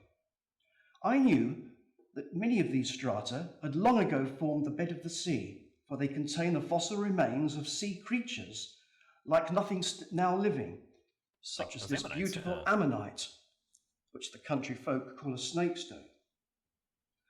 I found that each stratum of rock had its own distinct assemblage of fossils, by which it could be characterized and distinguished from other strata. And this knowledge enables me to distinguish different strata, or the same strata, in different parts of the country, whether it be the south coast of Dorsetshire or the northeast coast of Yorkshire. Now, with such a map as you see here, it is possible to predict where strata of coal, iron ore, limestone, sandstone, or clay may be discovered. So this is a huge deal for people who wanted to extract those economically important minerals. But I think more important than that, it was making sense of the world around him in a scientific way. Saying, hey, there are actual underlying patterns here. Before you can figure out what causes those patterns, first you have to establish that those patterns exist. And that was a big deal. It really was a map that changed the world, as the title of the book implies. Again, highly recommend this book. It was it's a lot of fun to read. William Smith himself, was born working class, didn't have a lot of educational opportunities growing up, and he ended up creating this incredible map, the first of its kind in the world, an entire country's geology mapped out. He invented that concept essentially. He's like, hey, not only is geology a real thing, not only do these rocks have patterns, but I can decipher those patterns and I can create a map of the entire country.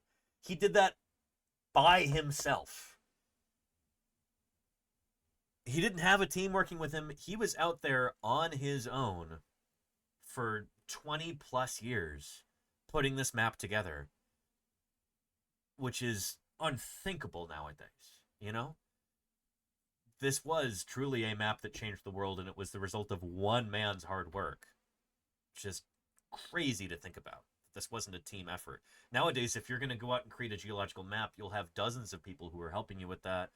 You know, we're all standing on the shoulders of giants to a certain extent, and William Smith is one of those giants. And he was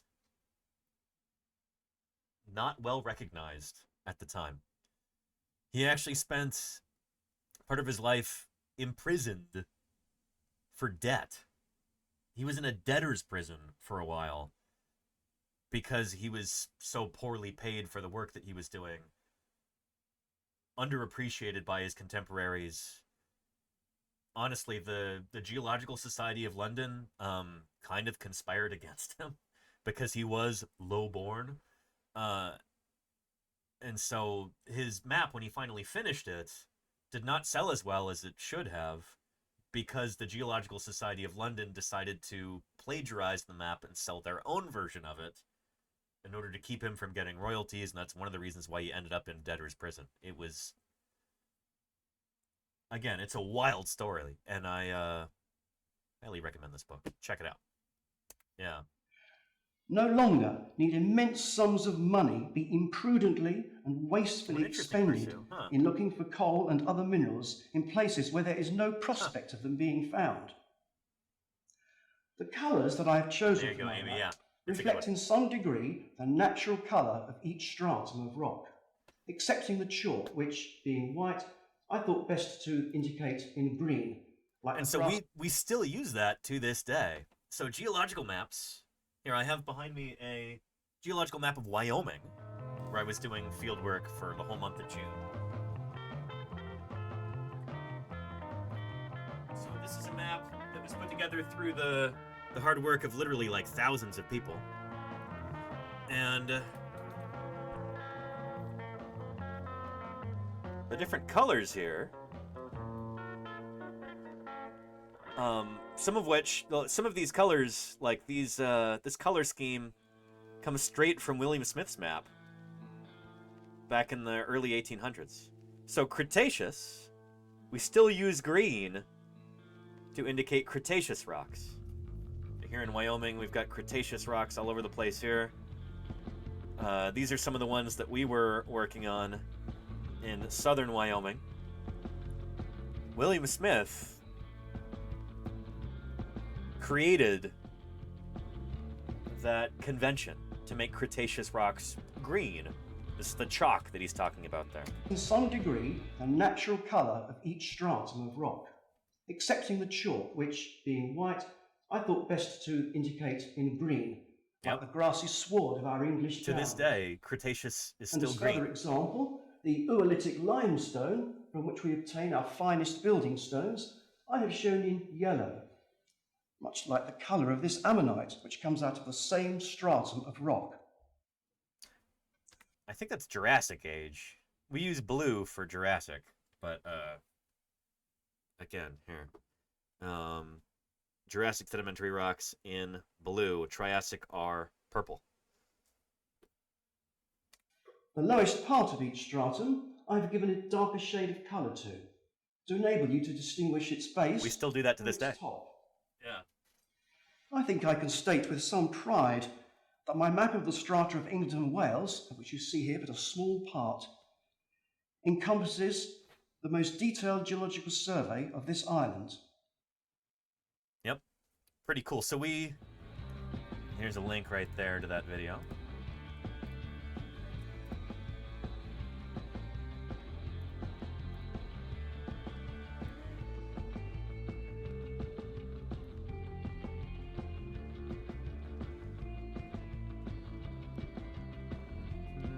Let's get rid of those tabs. But when we're looking at our geological chronostratigraphic chart, these conventions still hold up. Cretaceous is green, lower is darker, upper is lighter. And there you go. In the lower Cretaceous, darkest is at the bottom. It gets progressively lighter as you get up to the Albion, and then it resets when you get to the upper Cretaceous. So darker means older, with an age different geological time period. Lower Jurassic is darker, then you have middle and upper, getting lighter. So yeah, these conventions that William Smith came up with in his original map, we still use in the year 2025. It's a testament to how important this work was and how well it holds up, you know? Yeah. A lot of names I gotta learn, says Pate B. Yeah. There's, I was talking about this with Fisher, actually, when we were in the field. Feels like just yesterday. So a few weeks ago now at this point. We were talking about mnemonics for remembering these things.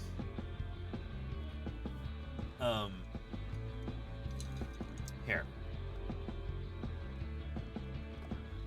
Turn this around.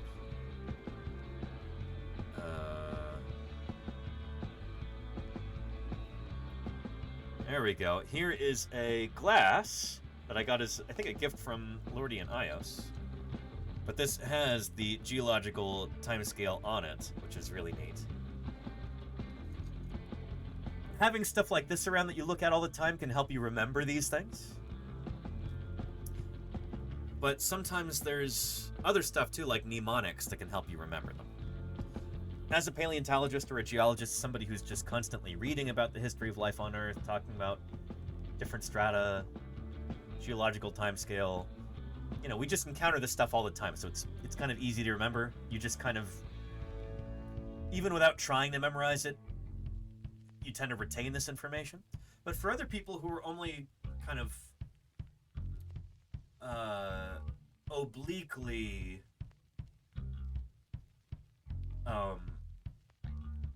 exposed to these things, sometimes having like shortcuts and little memory tricks can help. And there's a few of them in some books that I have. There.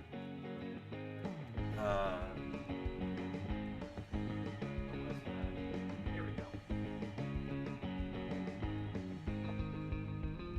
In one of Ray Troll's books, Planet Ocean, I seem to recall he has some good mnemonics in here. Let me see if I can find them.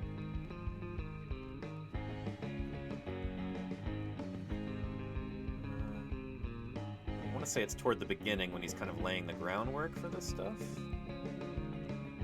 Maybe not.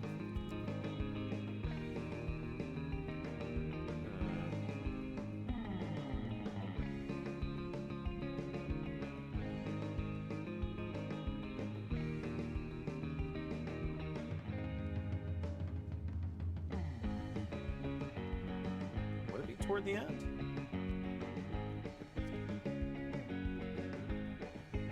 Am I looking at the right one? I think I am.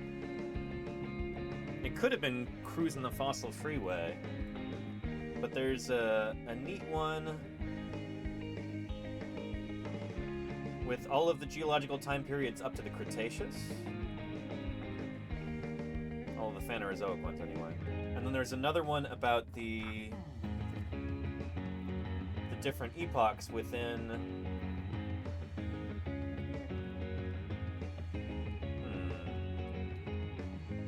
geologic time. Maybe it's in the other book.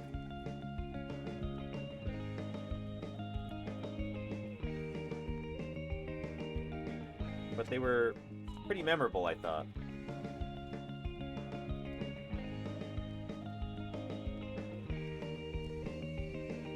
But it might be in another one of his books. Shoot. Nope, here we go. Here it is. We got it. I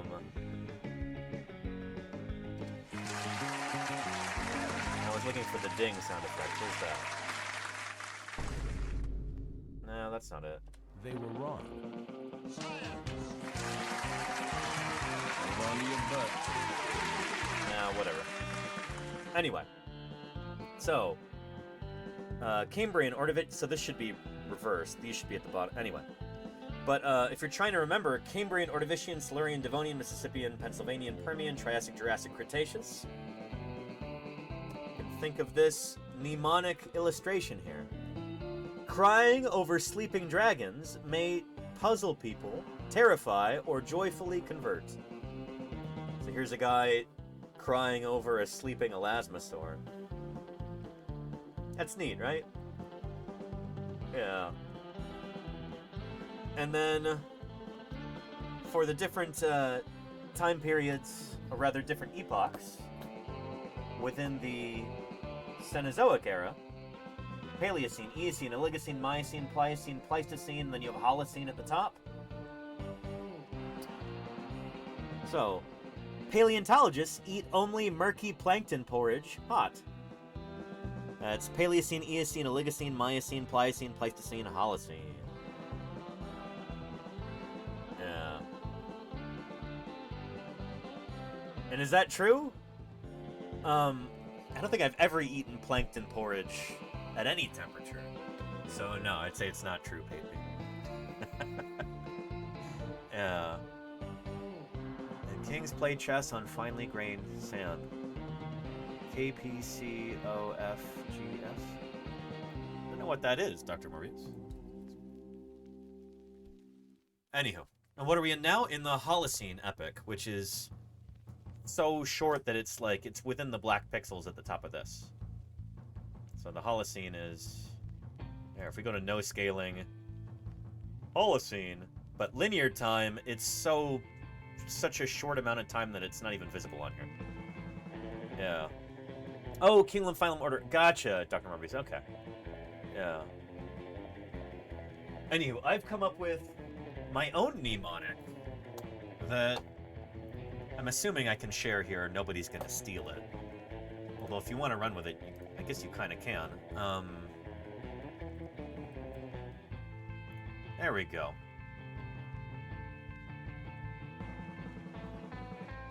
So for Precambrian, Cambrian, Ordovician, Silurian, Devonian, Mississippian, Pennsylvanian, Permian, Triassic, Jurassic, Cretaceous, Paleogean, Neogean, Quaternary, rather than trying to remember all of that,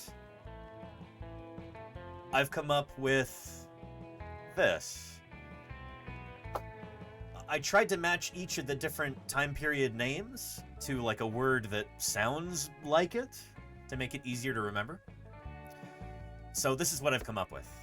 Paleontologists can't ordinarily silence devils missing pens permanently. Try just creating palettes near Quakers. I need to team up with a composer or a musician or somebody who writes jingles to come up with a tune for this, so we could turn it into a little song and then make some videos about it and get it out there into the wider culture. I would love for geology professors and earth science teachers to be able to like just have a song that they can share with their students to help remember all of these different geological time periods. I'm not a big fan of like rote memorization, and it's not necessarily crucially important to remember all of these time periods in order, but just getting this idea across there that yes, there is a natural pattern to the rocks that we see. There's natural processes that laid them down. This is an important concept that I think too many people in the general public aren't really aware of. I think a little tune like that, like this song, can make it easier to remember. Makes it more real, you know? Yeah.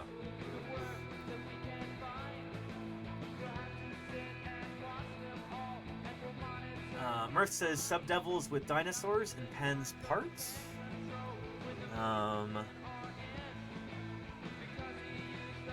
I could, Mirth, but I was trying to find a close word to Devonian, and devil is what I came up with. And pen would be Pennsylvania. Permanently is Permian. I could do that, but I don't know. Yeah.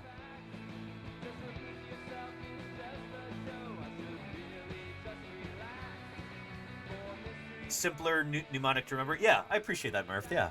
Yeah. I don't know. I think you can also do something amusing with, like, a devil. You know, there's so many, like,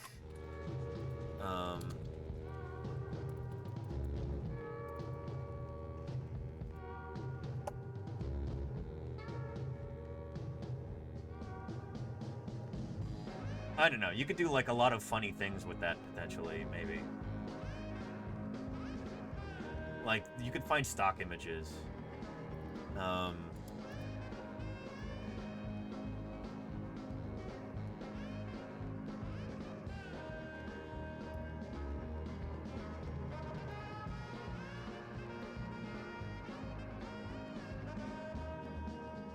of these are particularly amusing. But anyway, I feel like you could do something funny with that if you were to turn it into a TikTok or a video or whatever. So that'll be, this is something that's been on the back burner for a long time, but I'd like to be able to do something with that, you know? Yeah. And there you go, Wombat Hole. Yeah, the Galaxy song. One of my favorites. Yeah. And good night to you, Tyraptor. Thanks for being here. Yeah. And make a song out of it like Tom Lehrer did with the periodic table of the elements as Mooncloud. That's what I'm thinking, yeah. Yeah. It's funny, I don't remember that song, but let's look it up.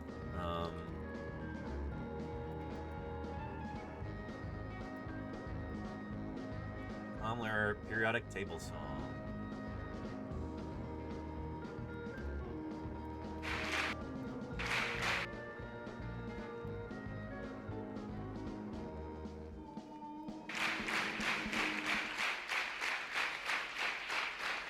Now, here's a song I always get requests for, but I can't understand for the life of me why. It's simply the names of the chemical elements set to a Gilbert and Sullivan tune. I think the only reason I do it is to see if I still can. We'll try. Oh, good evening to you too, Utah Raptor. How are you? Welcome. I'll be out doing field work in the Cedar Mountain Formation starting on Tuesday. Wednesday, hopefully, we'll do our first stream of the year from the Cedar Mountain Formation, but that's where Utah Raptor is from.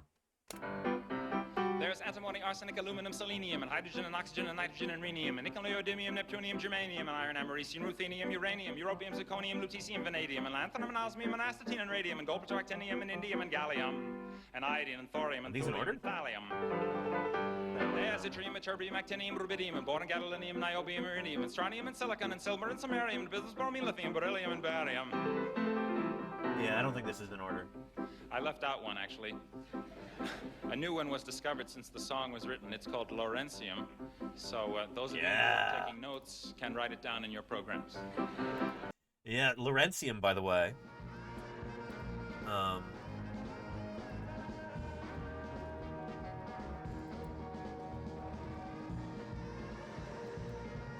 Let's see if they still make this t-shirt. But they had a really cool UC Berkeley t-shirt that had the 3 different elements that were named at Berkeley: berkelium, lawrencium, and californium. And I don't know if it's still around. Shoot. Yeah. Californium. It had all 3 of them. I want to say I bought that shirt for my girlfriend in college. But yeah, I don't know if they make it anymore. Anyhow. There's holmium and helium and hafnium and erbium. You get the idea. Fluorine and terbium, manganese and mercury, molybdenum, This is a little... scandium and cerium and cesium and lead. This almost feels like a party trick. Palladium, promethium, potassium, polonium, tantalum, magnesium, titanium, tellurium, and cadmium and calcium and chromium and... So you get the idea. I feel like I could do something a little bit more catchy, a little bit more memorable, a little bit more helpful to students if I were to take this mnemonic and set it to music somehow. Yeah. And it's therefore likely that we're here today because, GM, by the luck of the draw, dinosaurs who had been dominant over mammals in ordinary times got felled in a mass extinction. Thank you for helping us avoid extinction ourselves here for the past 11 months, the GM. I appreciate you. Good stuff.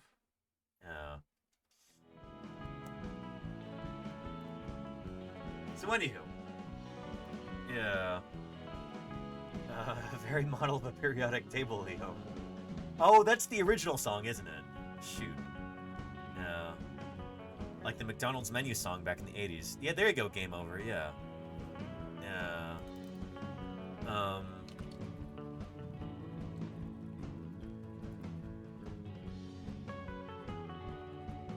Yeah, I want people to know and celebrate the different geological time periods and the way that people celebrate stuff like this. Well, Burns isn't getting this back cheap, I can tell you that. He's gonna have to give me my own recording studio. 2 all beef patties, special sauce, lettuce, cheese, pickles, onions on a sesame seed bun. Homer, you're drooling on the mic again. Yeah.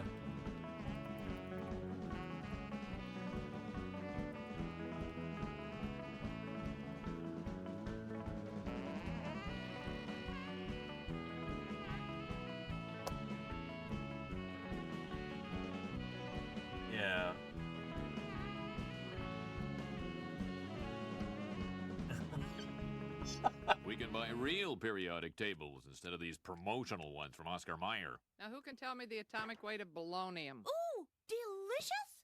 Correct. I would also accept snacktacular. Yeah. And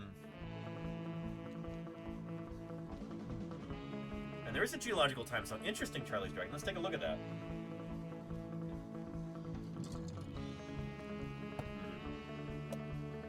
Geologic time song. In the Tonian there was no ozone. In the Cryogenian the earth was frozen. The Ediacaran set life in motion for the Cambrian explosion. Do. Life got bigger in the Ordovician. By the Silurian you could go fishing. In the Devonian we went on a mission on land to find room for growing and wishing. Do. The Carboniferous was fantastic for giant bugs and oil to make plastic. Permian creatures were weird but classic, and dinosaurs evolved in the mid-Triassic. Yeah, they got that right. Mid-Triassic, probably. In the Jurassic came Stegosaurus. Whoa. T-Rex lived in the Cretaceous. No way. Roar! And they That's might have grown crazy. more and more when crash went the great big meteor. Oh, this is great. Do. Earth got hot in the Paleogene for the biggest snakes you've ever seen. The ice caps formed in the Neogene, and in the Quaternary came the human beings. In the Tonian there was no ozone. In the Interesting. Okay, this is cool. And I like that they used the displays at the Smithsonian as visuals for this. That's neat. But yeah, there you go, Salamander. Yeah. Yeah. Astrid is great. I love her. Interesting. Astrid Lundberg. Not familiar with it. Oh, no, I met her. Shoot. Yeah, I met her at SVP this past year. Met them. Yeah, very cool. Yeah, I met Astrid back in Minneapolis at the beginning of November at the Society of Vertebrate Paleontology meeting. Yeah, pretty cool. Awesome.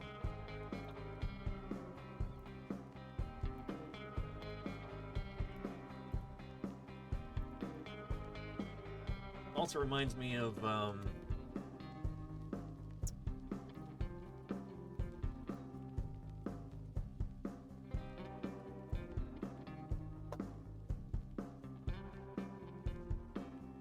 there we go. Fossil Rock Anthem.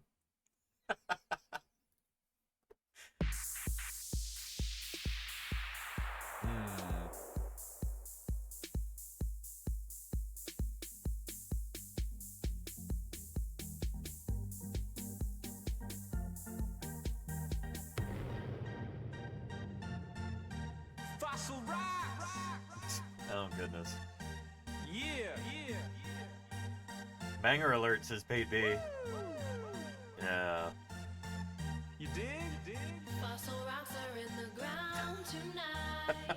They've been down there for a really long time. It's true, you know. They contain the history of life. They've been down there for a really long time. Fossil rocks Clap. are in the Please clap. ground tonight. They've been down there for a really long time. They are literally on the ground. Take your Tectonics. Oh boy.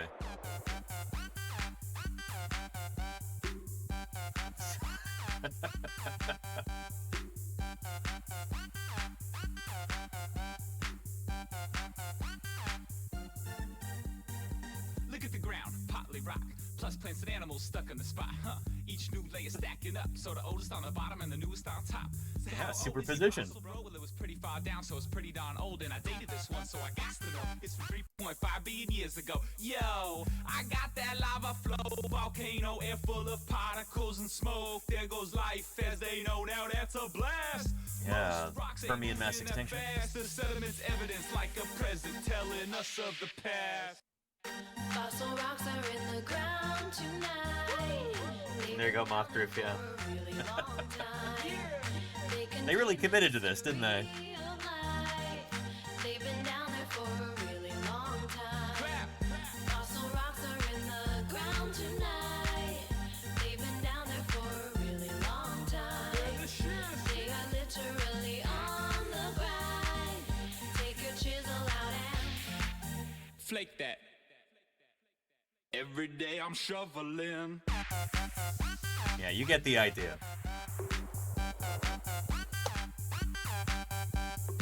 And there may have already provided the link. Yeah, there we go. Yeah. Brushing them, brush it off. You hear the story of life as told through rock, the story of the earth as told through life. Now stop, do the trilobite, continental plates, drifting mountains in the state. You get the idea. But yeah. That's a YouTube parody song with good audio, not of them out. All of them. That's from 12 years ago, too. 1.5 million views. Well deserved, I would say.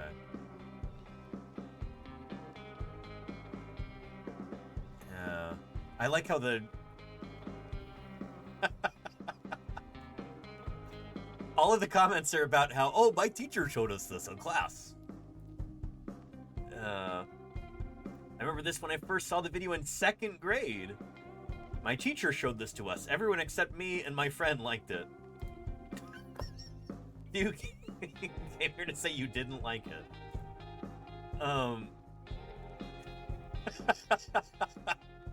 That's funny. Anyway, yeah, 2nd grade, I'm old, says Mooncloud. 12 years ago. Yeah, well, if I'm 21 years old now, that would mean I was 9 years old, which would be what, 3rd grade? Something like that. Darn whippersnappers in the comments. There you go, Charlie's Dragon. Yeah.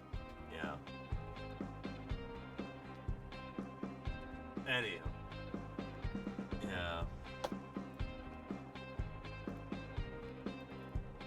Yeah. That, of course, reminds me of,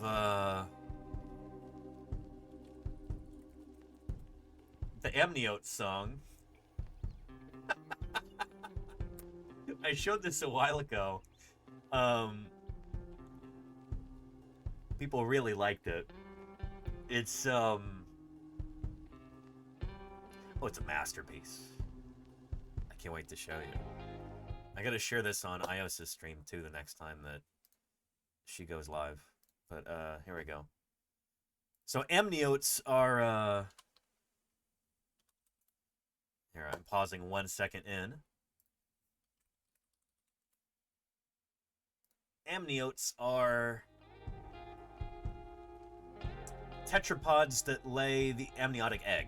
So basically all tetrapods except amphibians. So tetrapods are vertebrate animals with limbs.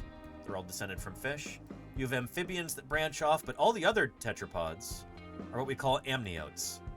So they developed the ability to live on dry land by having eggs that stay moist from within. They don't have jelly-like eggs like amphibians, eggs that need to be in water or stay moist like that. They either have a hard shell or a leathery shell that keeps them from drying out. So they can venture further onto dry land. They don't have to be near water. Yeah. Amniote song.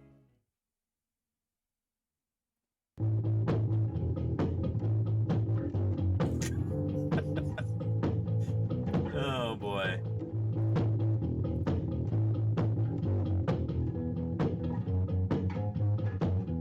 So much life down in the water, while on land up above. There was so much potential no vertebrate ever thought of. In the Carboniferous amniotes, they took a stand. The first vertebrates to get serious about life on land. Oh yeah. The real bagger here. Look at this top of the line animation too. Check this out. Have your babies in the water, that's not how we treat them. Down there are so many fish that want to eat them. While land can be dry, our happy young are contained in amnion, chorion, extra embryonic membranes. Oh yeah, turtles are amniotes, as are all reptiles, and mammals too. Like this graceful horse. Conception of all your sons and daughters, why rely on a dirty swamps, muddy waters? We invented the penis, clitoris, and the glands for internal amniote features and having sex on land. True. Look at this majestic eagle.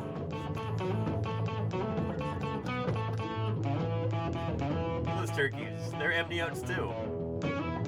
All reptiles, including birds and mammals. Realization in the first amniotes. You can't get enough air breathing with your throat. Our intercostals make the rib cage expand. A better way of breathing if you're adapting to life on land.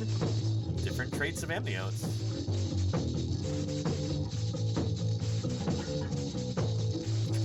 People are amniotes too. We're a kind of mammal. Mammals are amniotes.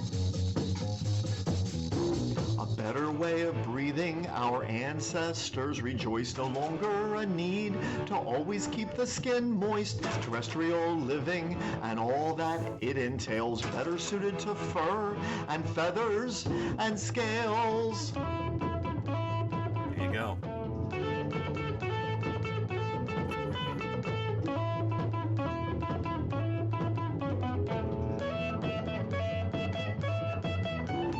Adapting to land in the amniote way, evolved new features shared by amniotes today. Stronger backbone, ways of fighting disease, bigger brain, new muscles, metanephric kidneys.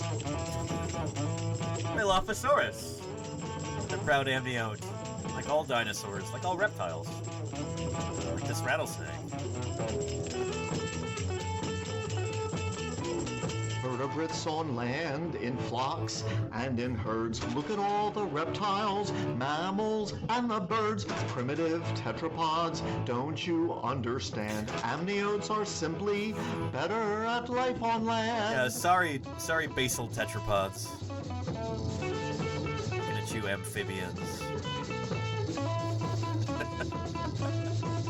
Sorry, sloppy salamander.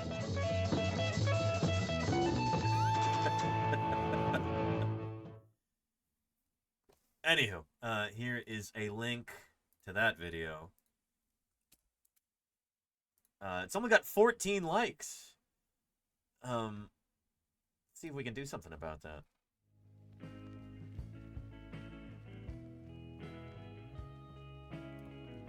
Anyhow. And Zenith NYT says, this is one of those songs I just sent to a friend without context. It's the best kind of video. I've got more like that, but we'll save those for another day.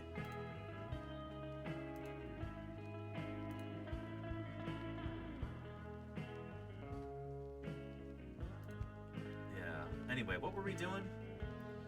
I forget.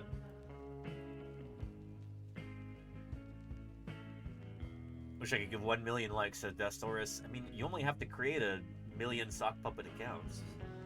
Not that I'm advocating for that or anything.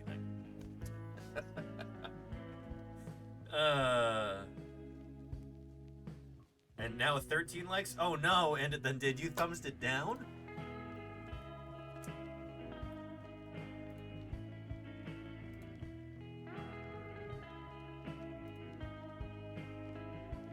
Oh no, it's got 15 likes now. Good. Anywho. I think, with that having been said and done, I've got some stuff I gotta take care of. I've got emails to send out. I've got preparations to make before I leave for the field on Tuesday. There we go. Tuesday, I'm leaving again for fieldwork in Utah. We're gonna be doing fieldwork in the Cedar Mountain Formation for the rest of the month of July. And then up until about August 10th, I actually need to figure out what the exact timing is for that. So I might want to text Uncle Don about that. But, yeah. Anyway, I've got a bunch of stuff to do, so we are going to wrap things up right now. But don't go away just yet. We're going to go see who else is live on Twitch and see if we can continue our science for the evening. Oh, come on, Streamlabs. Let's get our credits going here. There we go. And, who else is live on Twitch right now doing some science? Let's see here.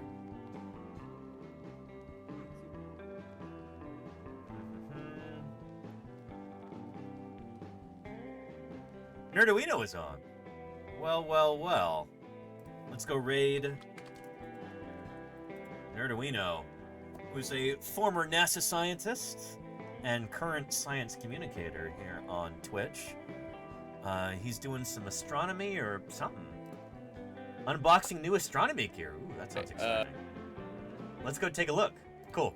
Everybody, thank you so much for another excellent stream today. I hope you had as much fun as I did. It's such a privilege to be able to do science outreach like this full time, and the amount of support that I get for this is phenomenal. Couldn't do that without this level of support, so thank you for everybody.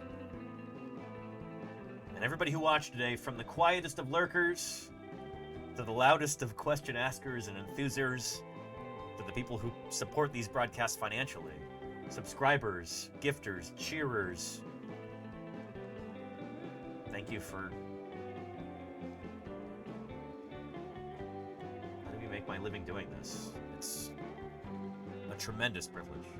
Thank you, of course, to the moderators who help keep this train on its tracks each and every stream.